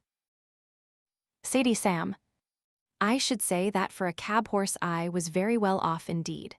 My driver was my owner, and it was his interest to treat me well and not overwork me, even had he not been so good a man as he was. But there were a great many horses which belonged to the large cab owners, who let them out to their drivers for so much money a day. As the horses did not belong to these men, the only thing they thought of was how to get their money out of them, first, to pay the master, and then to provide for their own living. And a dreadful time some of these horses had of it. Of course, I understood but little, but it was often talked over on the stand. And the governor, who was a kind-hearted man and fond of horses, would sometimes speak up if one came in very much jaded or ill-used. One day a shabby, miserable-looking driver, who went by the name of Seedy Sam, brought in his horse looking dreadfully beat, and the governor said, "You and your horse look more fit for the police station than for this rank." The man flung his tattered rug over the horse, turned full round upon the governor, and said in a voice that sounded almost desperate, "If the police have any business with the matter, it ought to be with the masters who charge us so much, or with the fares that are fixed so low. If a man has to pay 18 shillings a day for the use of a cab and 2 horses, as many of us have to do in the season, and must make that up before we earn a penny for ourselves, I say, 'tis more than hard work. 9 shillings a day to get out of each horse before you begin to get your own living. You know that's true, and if the horses don't work, we must starve, and I and my children have known what that is before now. I've 6 of 'em, and only one earns anything. I am on the stand 14 or 16 hours a day, and I haven't had a Sunday these 10 or 12 weeks. You know Skinner never gives a day if he can help it, and if I don't work hard, tell me who does. I want a warm coat and a mackintosh, but with so many to feed, how can a man get it? I had to pledge my clock a week ago to pay Skinner, and I shall never see it again." Some of the other drivers stood round nodding their heads and saying he was right. The man went on, "You that have your own horses and cabs, or drive for good masters, have a chance of getting on and a chance of doing right. I haven't. We can't charge more than 6 pence a mile after the first, within the 4-mile radius. This very morning I had to go a clear 6 miles, and only took 3 shillings. I could not get a return fare, and had to come all the way back. There's 12 miles for the horse and 3 shillings for me. After that I had a 3-mile fare, and there were bags and boxes enough to have brought in a good many tuppences if they had been put outside. But you know how people do. All that could be piled up inside on the front seat were put in, and 3 heavy boxes went on the top. That was 6 pence, and the fare 1 and 6 pence. Then I got a return for a shilling. Now that makes 18 miles for the horse and 6 shillings for me. There's 3 shillings still for that horse to earn, and 9 shillings for the afternoon horse before I touch a penny. Of course, it is not always so bad as that, but you know it often is, and I say, 'tis a mockery to tell a man that he must not overwork his horse, for when a beast is downright tired, there's nothing but the whip that will keep his legs a-going. You can't help yourself, you must put your wife and children before the horse. The masters must look to that, we can't. I don't ill-use my horse for the sake of it, none of you can say I do. There's wrong lays somewhere, never a day's rest, never a quiet hour with the wife and children. I often feel like an old man, though I'm only 45. You know how quick some of the gentry are to suspect us of cheating and overcharging.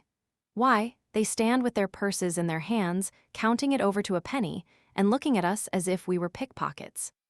I wish some of 'em had got to sit on my box 16 hours a day and get a living out of it, and 18 shillings beside, and that in all weathers. They would not be so uncommon particular never to give us a 6 pence over, or to cram all the luggage inside. Of course, some of 'em tip us pretty handsome now and then, or else we could not live, but you can't depend upon that." The men who stood round much approved this speech, and one of them said, "It is desperate hard, and if a man sometimes does what is wrong, it is no wonder, and if he gets a dram too much, who's to blow him up?" Jerry had taken no part in this conversation, but I never saw his face look so sad before. The governor had stood with both his hands in his pockets. Now he took his handkerchief out of his hat and wiped his forehead.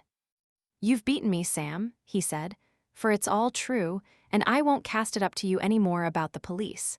It was the look in that horse's eye that came over me. It is hard lines for man, and it is hard lines for beast, and who's to mend it I don't know. But anyway, you might tell the poor beast that you were sorry to take it out of him in that way. Sometimes a kind word is all we can give 'em, poor brutes, and 'tis wonderful what they do understand." A few mornings after this talk, a new man came on the stand with Sam's cab. "Halloo," said one, "what's up with Seedy Sam?" "He's ill in bed," said the man. "He was taken last night in the yard and could scarcely crawl home. His wife sent a boy this morning to say his father was in a high fever and could not get out, so I'm here instead." The next morning the same man came again. "How is Sam?" inquired the governor. "He's gone," said the man. "What gone? You don't mean to say he's dead?" "Just snuffed out," said the other. "He died at 4 o'clock this morning. All yesterday he was raving about Skinner and having no Sundays. I never had a Sunday's rest." These were his last words. No one spoke for a while, and then the governor said, "I'll tell you what, mates, this is a warning for us." Poor Ginger. One day, while our cab and many others were waiting outside one of the parks where music was playing, a shabby old cab drove up beside ours. The horse was an old, worn-out chestnut, with an ill-kept coat and bones that showed plainly through it, the knees knuckled over, and the forelegs were very unsteady. I had been eating some hay, and the wind rolled a little lock of it that way, and the poor creature put out her long, thin neck and picked it up, and then turned and looked about for more. There was a hopeless look in the dull eye that I could not help noticing, and then, as I was thinking where I had seen that horse before, she looked full at me and said, "Black Beauty, is that you?" It was Ginger. But how changed! The beautifully arched and glossy neck was now straight and lank and fallen in. The clean, straight legs and delicate fetlocks were swelled. The joints were grown out of shape with hard work. The face, that was once so full of spirit and life, was now full of suffering, and I could tell by the heaving of her sides and her frequent cough how bad her breath was. Our drivers were standing together a little way off, so I sidled up to her a step or two, that we might have a little quiet talk. It was a sad tale that she had to tell. After a 12 months run off at Earlshall, she was considered to be fit for work again, and was sold to a gentleman. For a little while she got on very well, but after a longer gallop than usual the old strain returned, and after being rested and doctored, she was again sold. In this way she changed hands several times, but always getting lower down. "And so at last," said she, "I was bought by a man who keeps a number of cabs and horses and lets them out. You look well off, and I am glad of it, but I could not tell you what my life has been. When they found out my weakness, they said I was not worth what they gave for me, and that I must go into one of the low cabs and just be used up. That is what they are doing, whipping and working with never one thought of what I suffer they paid for me, and must get it out of me, they say. The man who hires me now pays a deal of money to the owner every day, and so he has to get it out of me too. And so it's all the week round and round, with never a Sunday rest." I said, "You used to stand up for yourself if you were ill-used." "Ah," she said, "I did once, but it's no use. Men are strongest, and if they are cruel and have no feeling, there is nothing that we can do, but just bear it on and on to the end. I wish the end was come, I wish I was dead. I have seen dead horses, and I am sure they do not suffer pain. I wish I may drop down dead at my work and not be sent off to the knackers." I was very much troubled, and I put my nose up to hers, but I could say nothing to comfort her. I think she was pleased to see me, for she said, "You are the only friend I ever had." Just then her driver came up, and with a tug at her mouth backed her out of the line and drove off, leaving me very sad indeed. A short time after this, a cart with a dead horse in it passed our cab stand. The head hung out of the cart tail, the lifeless tongue was slowly dropping with blood, and the sunken eyes. But I can't speak of them, the sight was too dreadful. It was a chestnut horse with a long, thin neck. I saw a white streak down the forehead. I believe it was Ginger. I hoped it was, for then her troubles would be over. Oh, if men were more merciful, they would shoot us before we came to such misery. The butcher. I saw a great deal of trouble among the horses in London, and much of it might have been prevented by a little common sense. We horses do not mind hard work if we are treated reasonably, and I am sure there are many driven by quite poor men who have a happier life than I had when I used to go in the Countess of W's carriage, with my silver-mounted harness and high feeding. It often went to my heart to see how the little ponies were used, straining along with heavy loads, or staggering under heavy blows from some low, cruel boy. Once I saw a little gray pony with a thick mane and a pretty head, and so much like Merrylegs that if I had not been in harness I should have neighed to him. He was doing his best to pull a heavy cart, while a strong, rough boy was cutting him under the belly with his whip and chucking cruelly at his little mouth. Could it be Merrylegs? It was just like him, but then Mr. Blomefield was never to sell him, and I think he would not do it. but this might have been quite as good a little fellow and had as happy a place when he was young. I often noticed the great speed at which butchers' horses were made to go, though I did not know why it was so till one day when we had to wait some time in St. John's Wood. There was a butcher's shop next door, and as we were standing a butcher's cart came dashing up at a great pace. The horse was hot and much exhausted.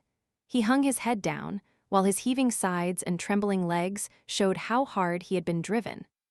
The lad jumped out of the cart and was getting the basket when the master came out of the shop much displeased. After looking at the horse, he turned angrily to the lad. "How many times shall I tell you not to drive in this way? You ruined the last horse and broke his wind, and you are going to ruin this in the same way. If you were not my own son, I would dismiss you on the spot. It is a disgrace to have a horse brought to the shop in a condition like that.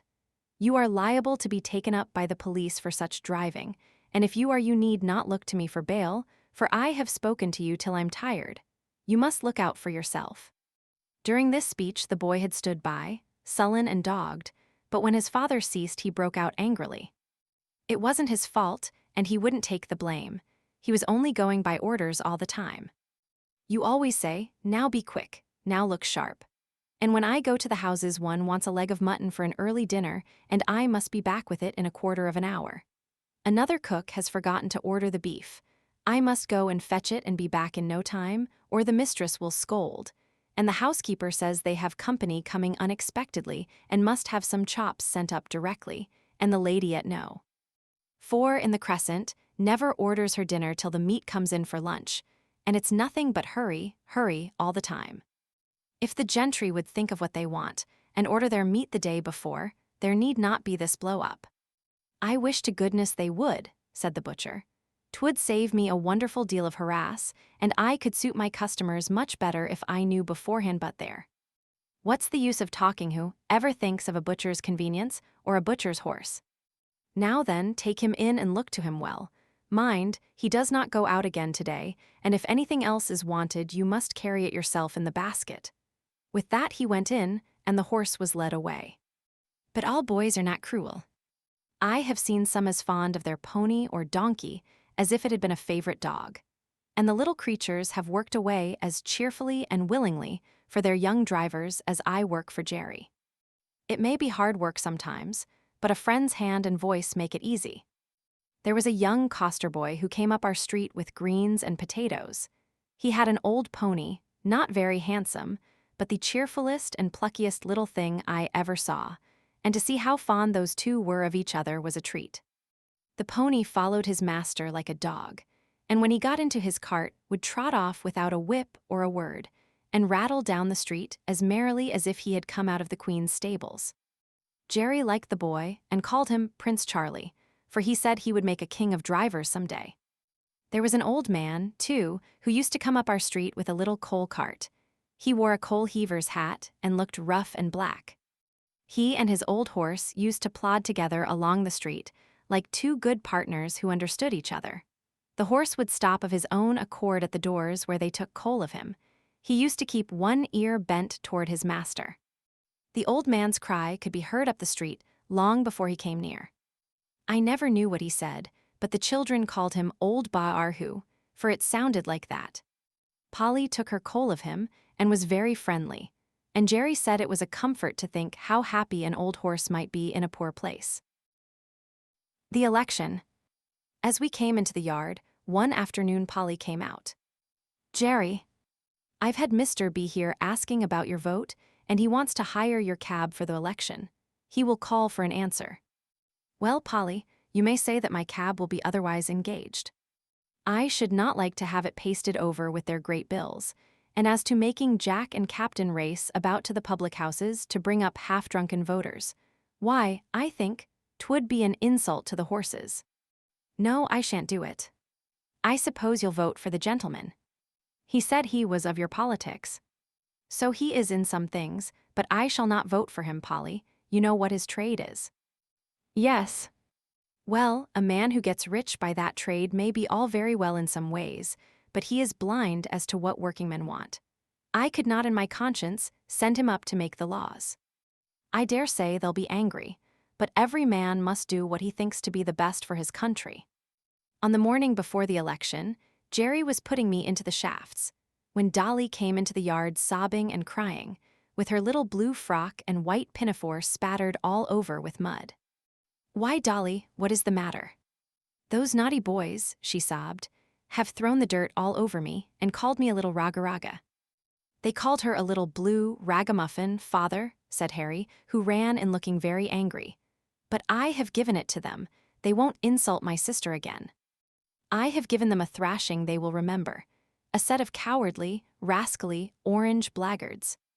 Jerry kissed the child and said, "Run in to mother, my pet, and tell her I think you had better stay at home today and help her."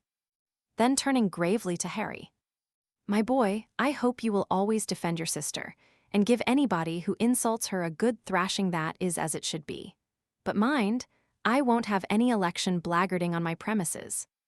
There are as many blue blackguards as there are orange, and as many white as there are purple or any other color, and I won't have any of my family mixed up with it. Even women and children are ready to quarrel for the sake of a color, and not 1 in 10 of them knows what it is about." "Why, father, I thought blue was for liberty." "My boy, liberty does not come from colors.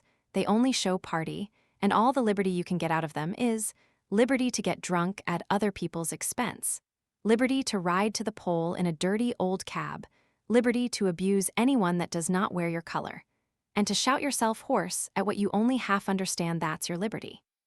"Oh, father, you are laughing." "No, Harry, I am serious, and I am ashamed to see how men go on who ought to know better.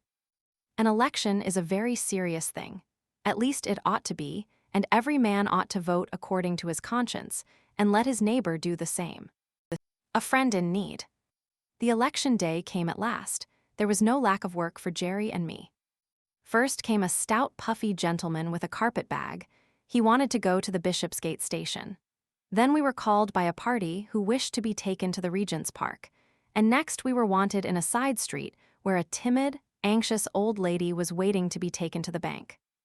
There we had to stop to take her back again, and just as we had set her down, a red-faced gentleman with a handful of papers came running up out of breath, and before Jerry could get down he had opened the door, popped himself in, and called out, "Bow Street Police Station, quick." So off we went with him, and when after another turn or two we came back, there was no other cab on the stand. Jerry put on my nose bag, for as he said, "We must eat when we can on such days as these. So munch away, Jack, and make the best of your time, old boy." I found I had a good feed of crushed oats wetted up with a little bran. This would be a treat any day, but very refreshing then. Jerry was so thoughtful and kind, what horse would not do his best for such a master? Then he took out one of Polly's meat pies, and standing near me, he began to eat it.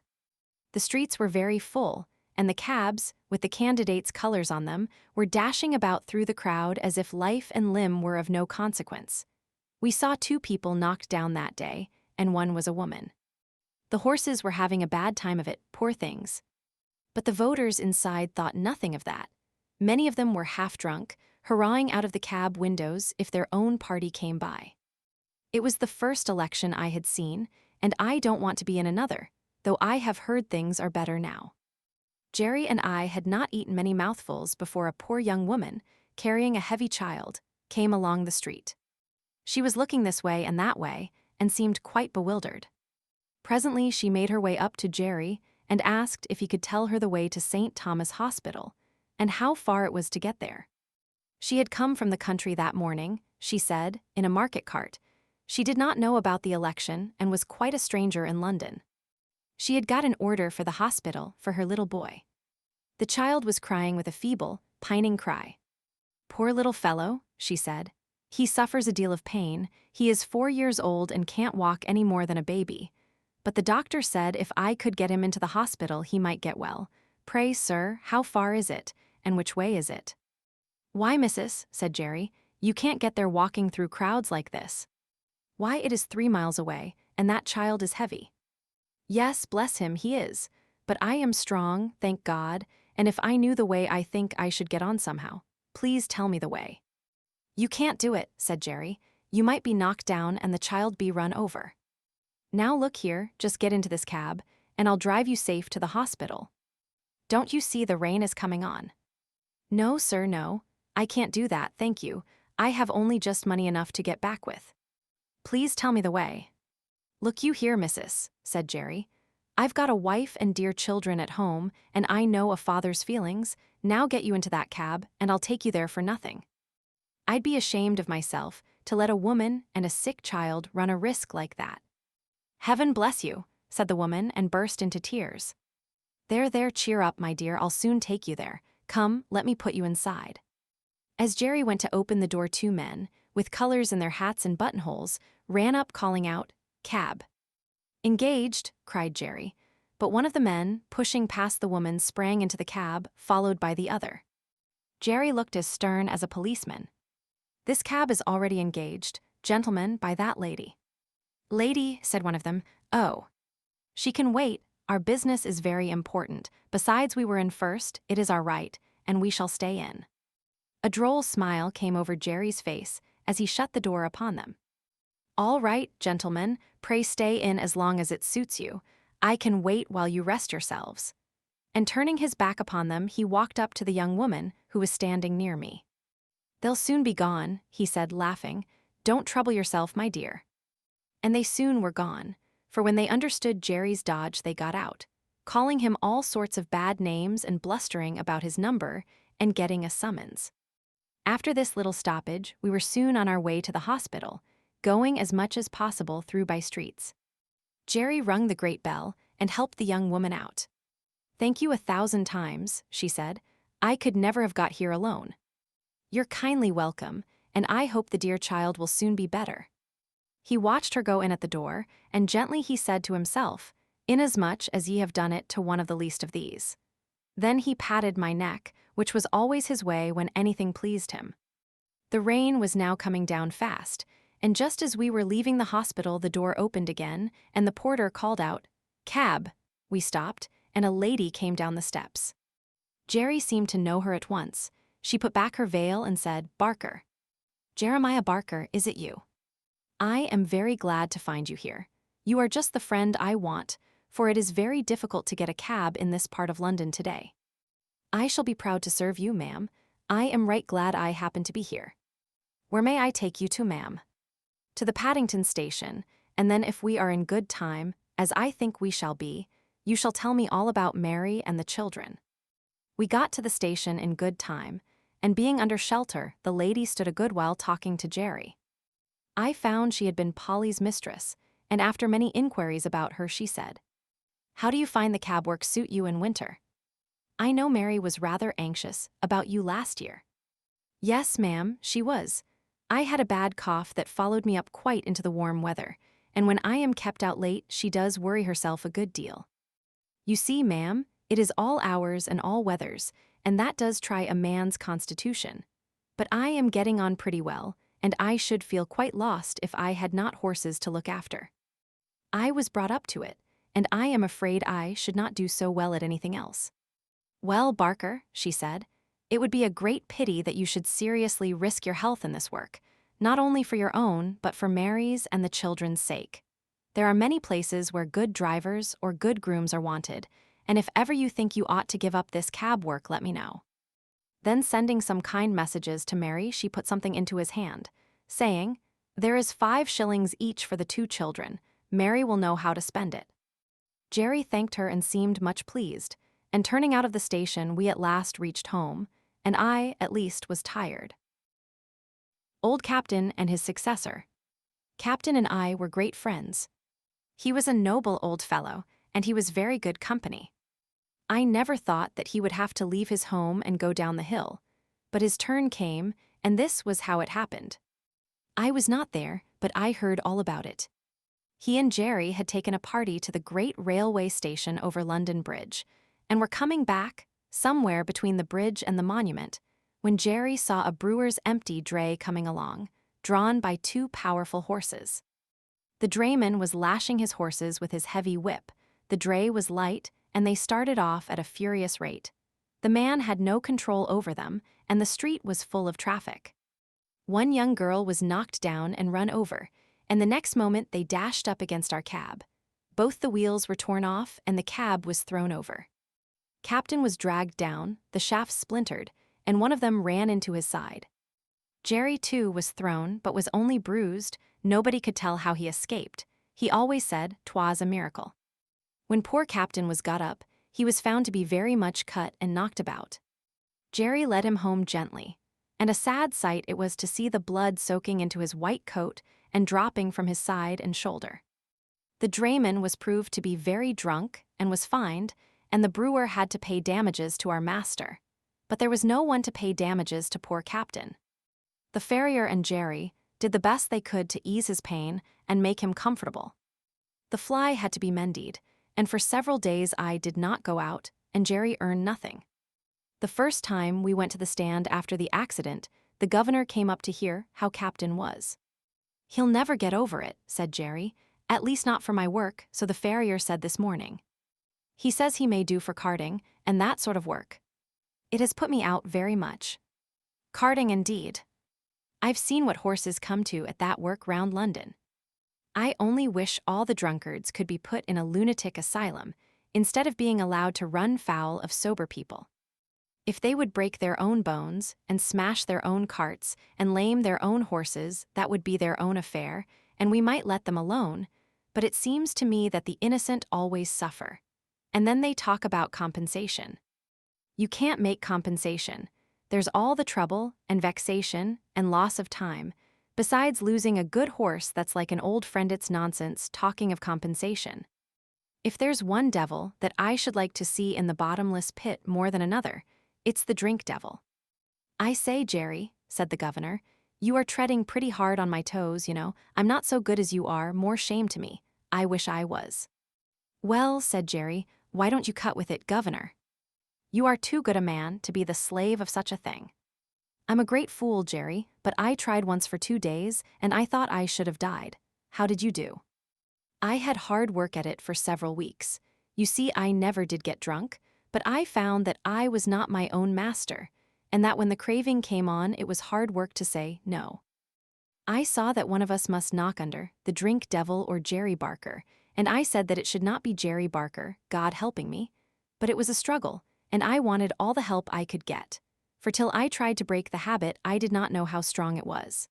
But then Polly took such pains that I should have good food, and when the craving came on I used to get a cup of coffee, or some peppermint, or read a bit in my book, and that was a help to me. Sometimes I had to say over and over to myself, 'Give up the drink or lose your soul. Give up the drink or break Polly's heart.' But thanks be to God and my dear wife, my chains were broken, and now for 10 years I have not tasted a drop and never wish for it." "I've a great mind to try at it," said Grant, "for 'tis a poor thing not to be one's own master." "Do, governor, do, you'll never repent it, and what a help it would be to some of the poor fellows in our rank if they saw you do without it. I know there's 2 or 3 would like to keep out of that tavern if they could." At first Captain seemed to do well, but he was a very old horse, and it was only his wonderful constitution and Jerry's care that had kept him up at the cab work so long. Now he broke down very much. The farrier said he might mend up enough to sell for a few pounds, but Jerry said no.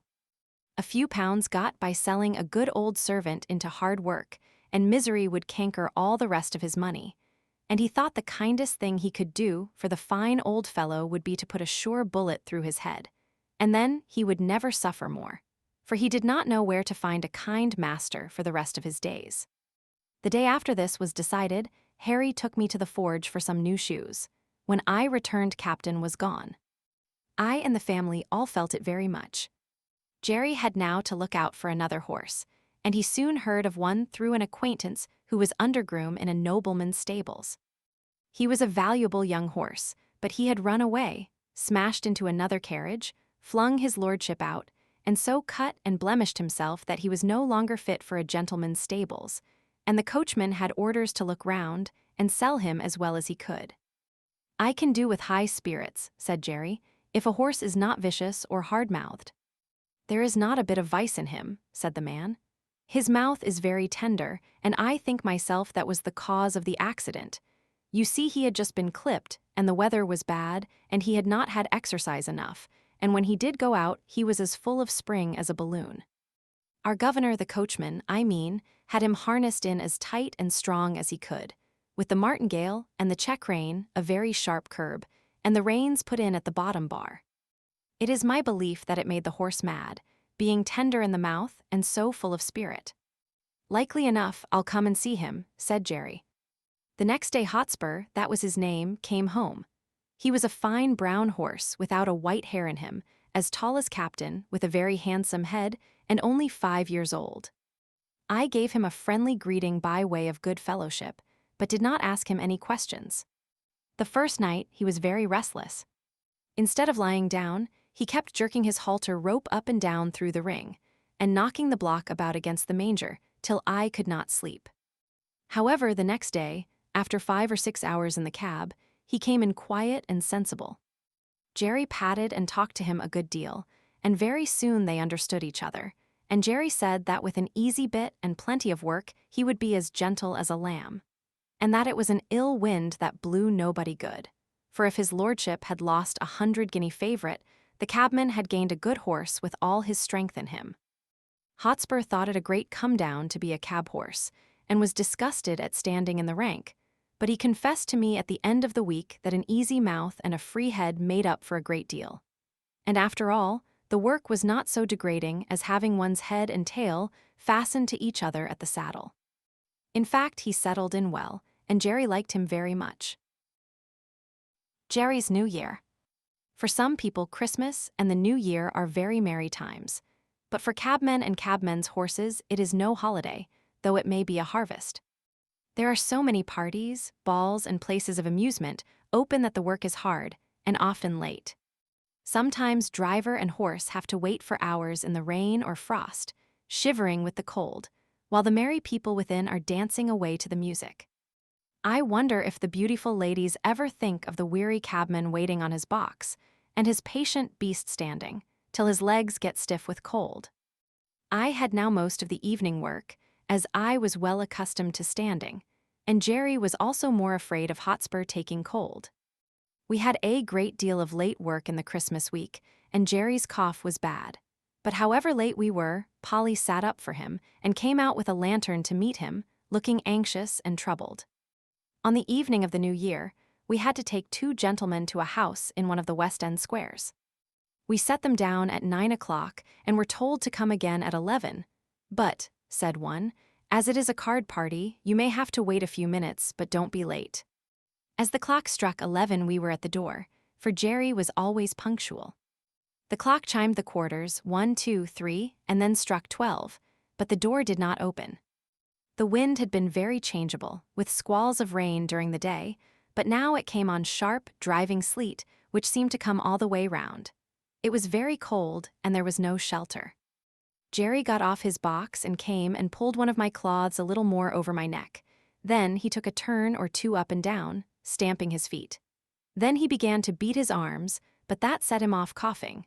So he opened the cab door and sat at the bottom with his feet on the pavement and was a little sheltered.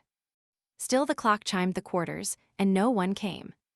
At 12:30, he rang the bell and asked the servant if he would be wanted that night.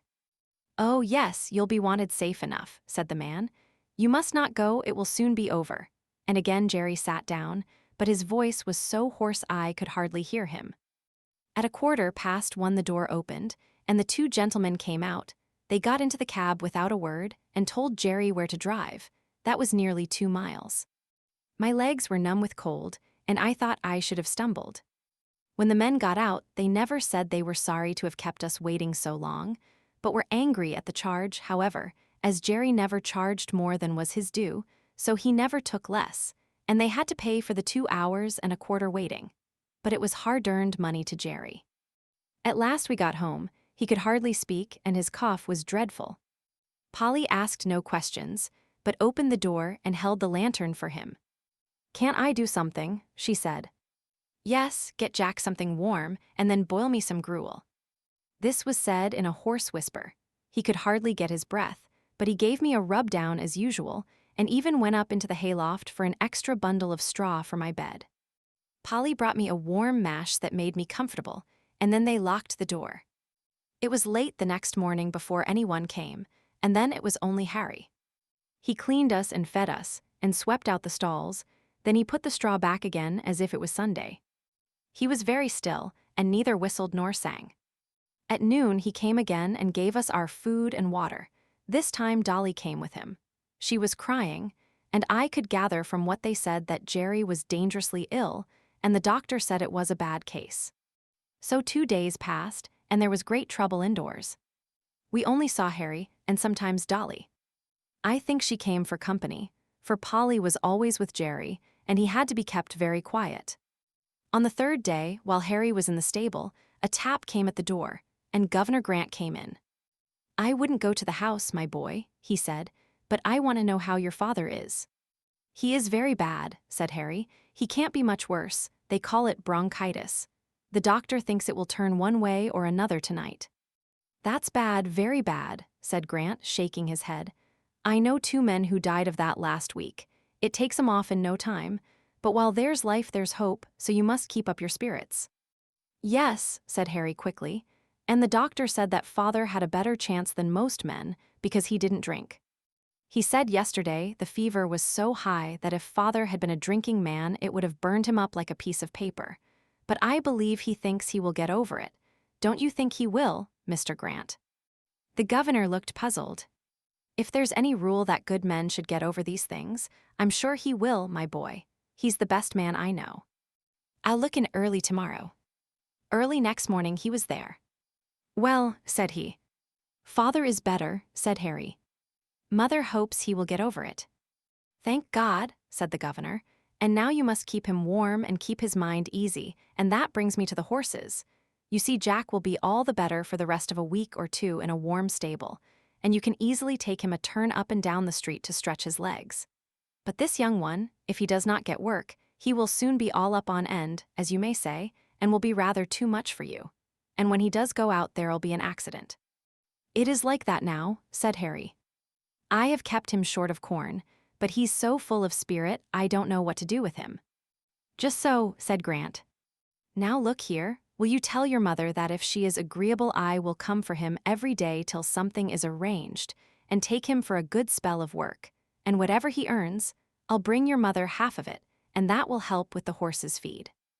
Your father is in a good club, I know, but that won't keep the horses, and they'll be eating their heads off all this time. I'll come at noon and hear what she says." And without waiting for Harry's thanks he was gone.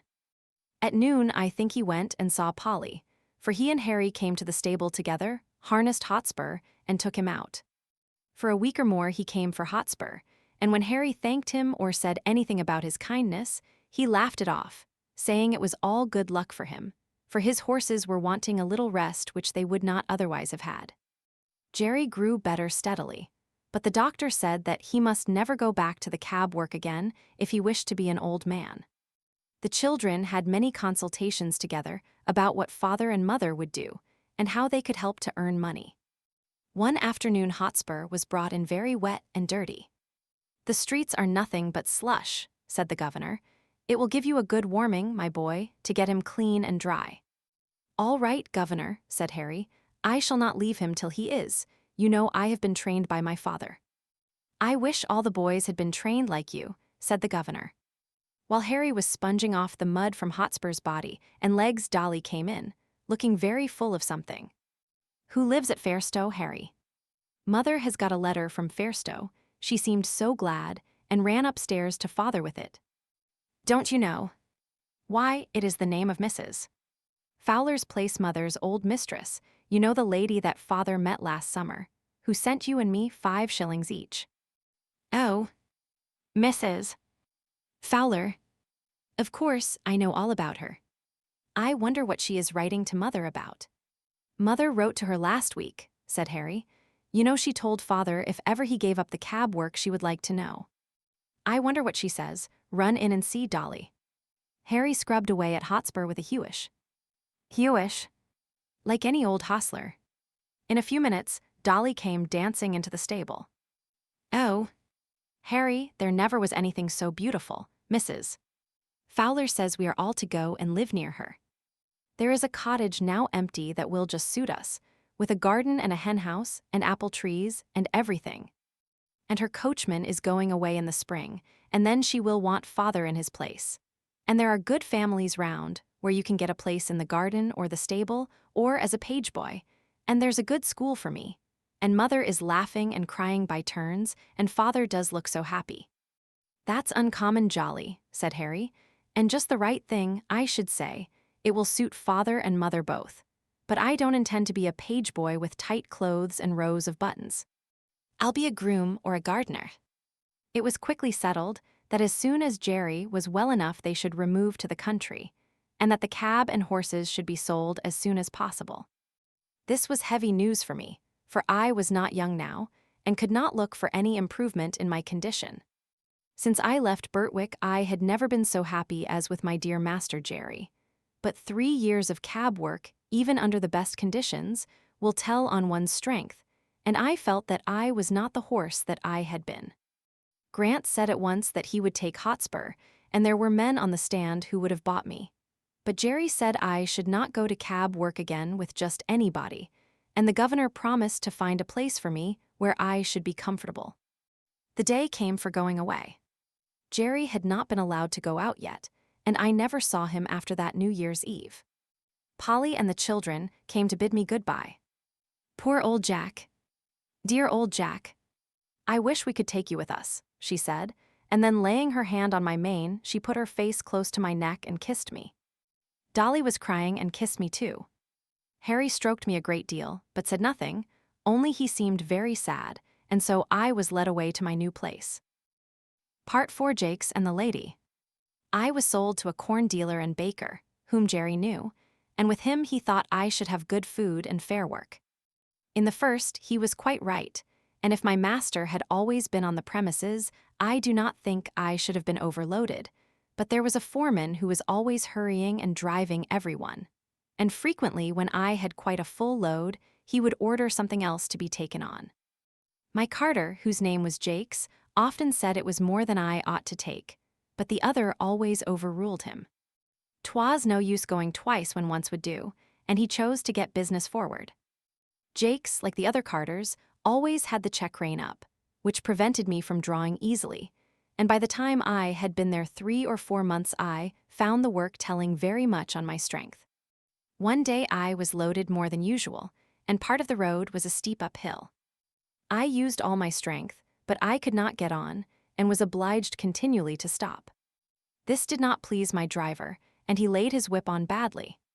"Get on, you lazy fellow," he said, "or I'll make you."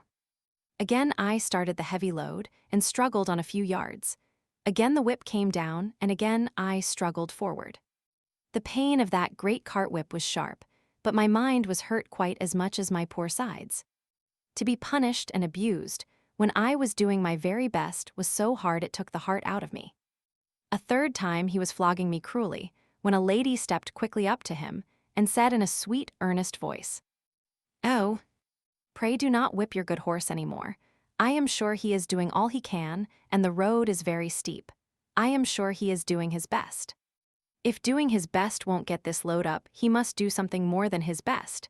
That's all I know, ma'am," said Jakes. "But is it not a heavy load?" she said. Yes, too heavy," he said. "But that's not my fault. The foreman came just as we were starting, and would have 300 weight more put on to save him trouble, and I must get on with it as well as I can." He was raising the whip again, when the lady said, "Pray stop, I think I can help you if you will let me." The man laughed. "You see," she said, "you do not give him a fair chance.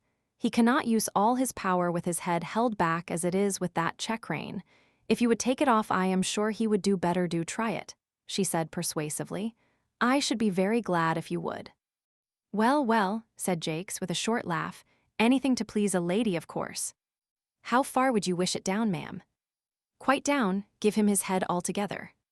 The rein was taken off, and in a moment I put my head down to my very knees. What a comfort it was!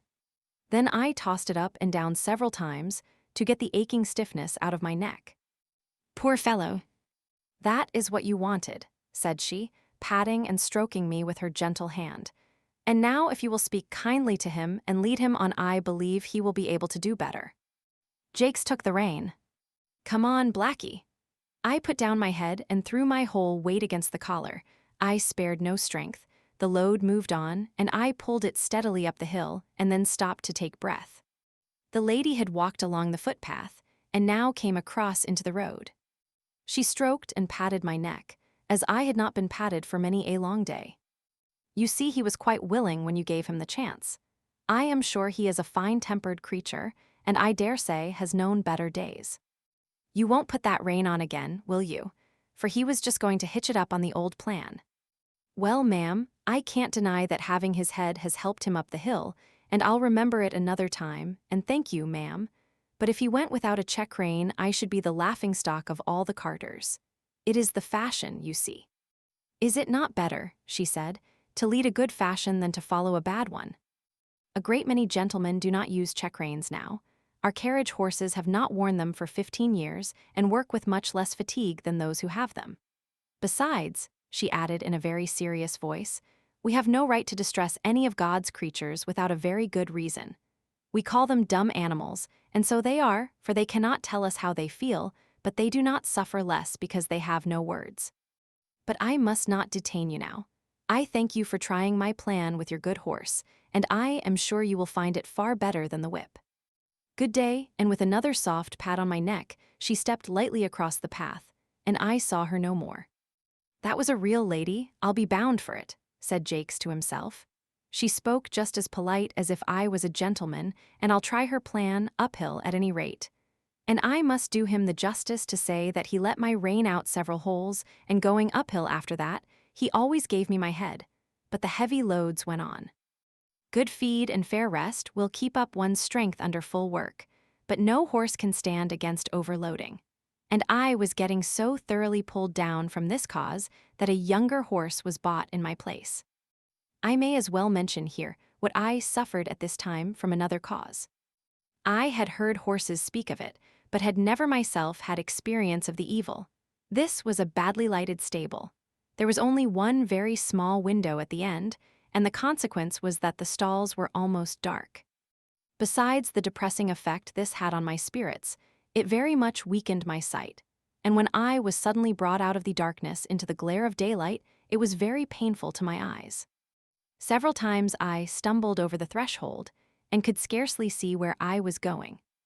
I believe, had I stayed there very long, I should have become purblind, and that would have been a great misfortune, for I have heard men say that a stone-blind horse was safer to drive than one which had imperfect sight, as it generally makes them very timid. However, I escaped without any permanent injury to my sight, and was sold to a large cab owner. Hard times. My new master I shall never forget. He had black eyes and a hooked nose, his mouth was as full of teeth as a bulldog's, and his voice was as harsh as the grinding of cartwheels over gravelled stones. His name was Nicholas Skinner, and I believe he was the man that poor Seedy Sam drove for. I have heard men say that seeing is believing, but I should say that feeling is believing, for much as I had seen before, I never knew till now the utter misery of a cab horse's life. Skinner had a low set of cabs and a low set of drivers. He was hard on the men, and the men were hard on the horses. In this place we had no Sunday rest, and it was in the heat of summer. Sometimes on a Sunday morning, a party of fast men would hire the cab for the day. 4 of them inside and another with the driver, and I had to take them 10 or 15 miles out into the country and back again. Never would any of them get down to walk up a hill, let it be ever so steep, or the day ever so hot and less. Indeed, when the driver was afraid I should not manage it, and sometimes I was so fevered and worn that I could hardly touch my food. How I used to long for the nice bran mash with niter in it that Jerry used to give us on Saturday nights in hot weather. That used to cool us down and make us so comfortable. Then we had 2 nights and a whole day for unbroken rest, and on Monday morning we were as fresh as young horses again. But here there was no rest, and my driver was just as hard as his master. He had a cruel whip with something so sharp at the end that it sometimes drew blood, and he would even whip me under the belly and flip the lash out at my head. Indignities like these took the heart out of me terribly, but still I did my best and never hung back. For, as poor Ginger said, it was no use. Men are the strongest. My life was now so utterly wretched that I wished I might, like Ginger, drop down dead at my work and be out of my misery, and one day my wish very nearly came to pass. I went on the stand at 8 in the morning, and had done a good share of work, when we had to take a fare to the railway. A long train was just expected in, so my driver pulled up at the back of some of the outside cabs to take the chance of a return fare. It was a very heavy train, and as all the cabs were soon engaged, ours was called for. There was a party of 4, a noisy, blustering man with a lady, a little boy and a young girl, and a great deal of luggage. The lady and the boy got into the cab, and while the man ordered about the luggage, the young girl came and looked at me. "Papa," she said, "I am sure this poor horse cannot take us and all our luggage so far, he is so very weak and worn up. Do look at him." "Oh, he's all right, miss," said my driver, "he's strong enough." The porter, who was pulling about some heavy boxes, suggested to the gentleman, as there was so much luggage, whether he would not take a second cab. "Can your horse do it, or can't he?" said the blustering man. "Oh, he can do it all right, sir. Send up the boxes, porter, he could take more than that," and he helped to haul up a box so heavy that I could feel the springs go down. "Papa, papa, do take a second cab," said the young girl in a beseeching tone.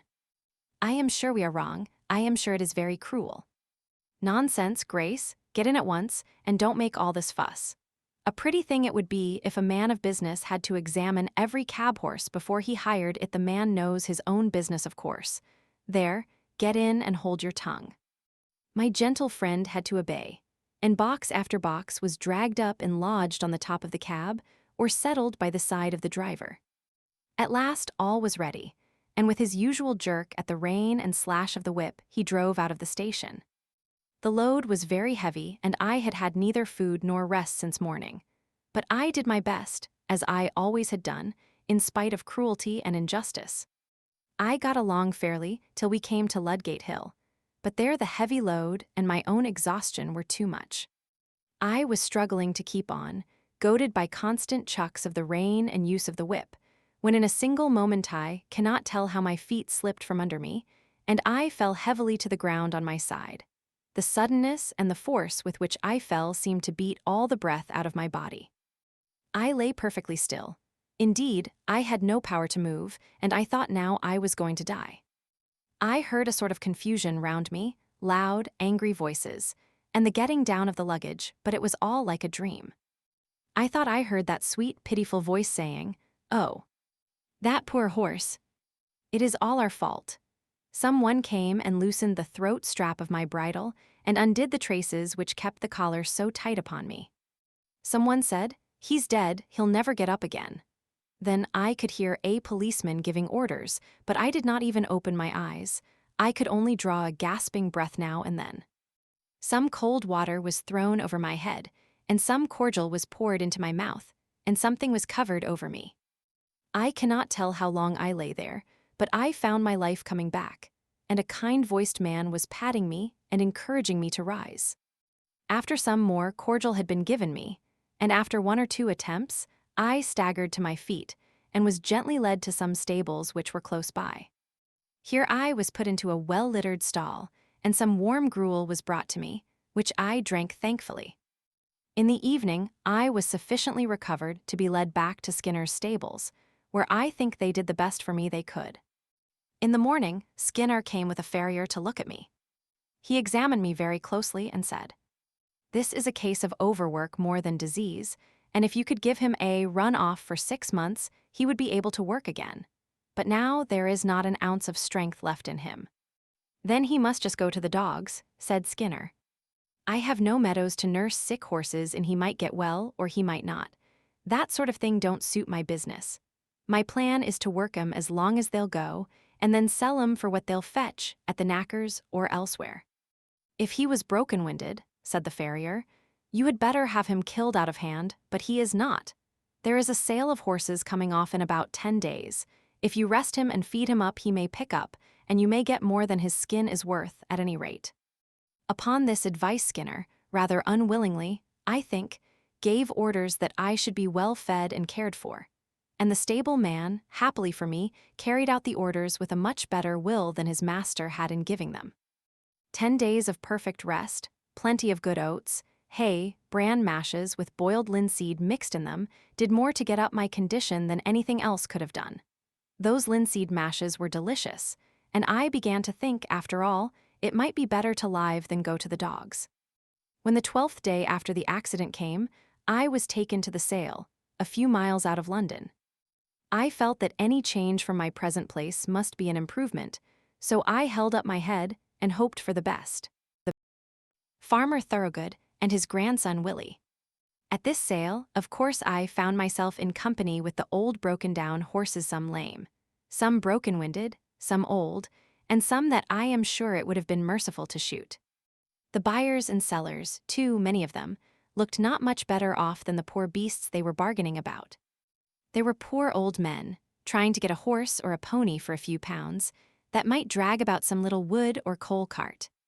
There were poor men trying to sell a worn-out beast for 2 or 3 pounds, rather than have the greater loss of killing him. Some of them looked as if poverty and hard times had hardened them all over. But there were others that I would have willingly used the last of my strength in serving, poor and shabby, but kind and human, with voices that I could trust. There was one tottering old man who took a great fancy to me, and I to him, but I was not strong enough. It was an anxious time. Coming from the better part of the fair, I noticed a man who looked like a gentleman farmer with a young boy by his side. He had a broad back and round shoulders, a kind, ruddy face, and he wore a broad-brimmed hat. When he came up to me and my companions, he stood still and gave a pitiful look round upon us. I saw his eye rest on me. I had still a good mane and tail, which did something for my appearance. I pricked my ears and looked at him. "There's a horse, Willie, that has known better days." "Poor old fellow," said the boy. "Do you think, Grandpapa, he was ever a carriage horse?" "Oh, yes." "My boy," said the farmer, coming closer, "he might have been anything when he was young. Look at his nostrils and his ears, the shape of his neck and shoulder. There's a deal of breeding about that horse." He put out his hand and gave me a kind pat on the neck. I put out my nose in answer to his kindness. The boy stroked my face. "Poor old fellow. See, Grandpapa, how well he understands kindness. Could not you buy him and make him young again, as you did with Ladybird?" "My dear boy, I can't make all old horses young. Besides, Ladybird was not so very old, as she was run down and badly used." "Well, Grandpapa, I don't believe that this one is old. Look at his mane and tail. I wish you would look into his mouth, and then you could tell, though he is so very thin, his eyes are not sunk like some old horses." The old gentleman laughed. "Bless the boy. He is as horsey as his old grandfather. But do look at his mouth, Grandpapa, and ask the price. I am sure he would grow young in our meadows." The man who had brought me for sale now put in his word. "The young gentleman's a real knowing one, sir. Now the fact is, this, hoss is just pulled down with overwork in the cabs. He's not an old one, and I heard as how the veterinary should say that a 6 months run off would set him right up, being as how his wind was not broken. I've had the tending of him these 10 days past, and a gratefuller, pleasanter animal I never met with, and 'twould be worth a gentleman's while to give a 5-pound note for him and let him have a chance. I'll be bound he'd be worth 20 pounds next spring." The old gentleman laughed, and the little boy looked up eagerly. "Oh, Grandpapa, did you not say the colt sold for 5 pounds more than you expected? You would not be poorer if you did buy this one." The farmer slowly felt my legs, which were much swelled and strained. Then he looked at my mouth. 13 or 14, I should say. Just trot him out, will you?" I arched my poor thin neck, raised my tail a little, and threw out my legs as well as I could, for they were very stiff. "What is the lowest you will take for him?" said the farmer as I came back. 5 pounds, sir. That was the lowest price my master set." "'Tis a speculation," said the old gentleman, shaking his head, but at the same time slowly drawing out his purse. "Quite a speculation. Have you any more business here?" he said, counting the sovereigns into his hand. "No, sir. I can take him for you to the inn, if you please." "Do so. I am now going there." They walked forward, and I was led behind. The boy could hardly control his delight, and the old gentleman seemed to enjoy his pleasure. I had a good feed at the inn, and was then gently ridden home by a servant of my new master's, and turned into a large meadow with a shed in one corner of it. Mr. Thoroughgood, for that was the name of my benefactor, gave orders that I should have hay and oats every night and morning, and the run of the meadow during the day, and, "You, Willie," said he, "must take the oversight of him. I give him in charge to you." The boy was proud of his charge, and undertook it in all seriousness. There was not a day when he did not pay me a visit, sometimes picking me out from among the other horses, and giving me a bit of carrot, or something good, or sometimes standing by me while I ate my oats. He always came with kind words and caresses, and of course I grew very fond of him. He called me Old Crony, as I used to come to him in the field and follow him about. Sometimes he brought his grandfather, who always looked closely at my legs. "This is our point, Willie," he would say, "but he is improving so steadily that I think we shall see a change for the better in the spring." The perfect rest, the good food, the soft turf, and gentle exercise soon began to tell on my condition and my spirits. I had a good constitution from my mother, and I was never strained when I was young, so that I had a better chance than many horses who have been worked before they came to their full strength. During the winter, my legs improved so much that I began to feel quite young again. The spring came round, and one day in March Mr. Thoroughgood determined that he would try me in the phaeton. I was well pleased, and he and Willie drove me a few miles. My legs were not stiff now, and I did the work with perfect ease. "He's growing young, Willie. We must give him a little gentle work now, and by midsummer he will be as good as Ladybird. He has a beautiful mouth and good paces. They can't be better. Oh, Grandpapa, how glad I am you bought him." "So am I, my boy, but he has to thank you more than me. We must now be looking out for a quiet, genteel place for him where he will be valued." My last home. One day during this summer, the groom cleaned and dressed me with such extraordinary care that I thought some new change must be at hand. He trimmed my fetlocks and legs, passed the tar brush over my hoofs, and even parted my forelock. I think the harness had an extra polish. Willie seemed half anxious, half merry, as he got into the chaise with his grandfather. "If the ladies take to him," said the old gentleman, "they'll be suited and he'll be suited. We can but try." At the distance of a mile or two from the village, we came to a pretty low house, with a lawn and shrubbery at the front and a drive up to the door.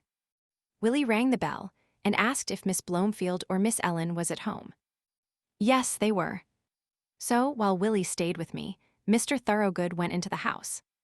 In about 10 minutes he returned, followed by 3 ladies. One tall, pale lady, wrapped in a white shawl, leaned on a younger lady with dark eyes and a merry face. The other, a very stately-looking person, was Miss Blomefield. They all came and looked at me and asked questions. The younger lady, that was Miss Ellen, took to me very much. She said she was sure she should like me, I had such a good face. The tall, pale lady said that she should always be nervous in riding behind a horse that had once been down, as I might come down again, and if I did she should never get over the fright. "You see, ladies," said Mr. Thoroughgood, "many first-rate horses have had their knees broken through the carelessness of their drivers without any fault of their own, and from what I see of this horse I should say that is his case. But of course, I do not wish to influence you. If you incline, you can have him on trial, and then your coachman will see what he thinks of him.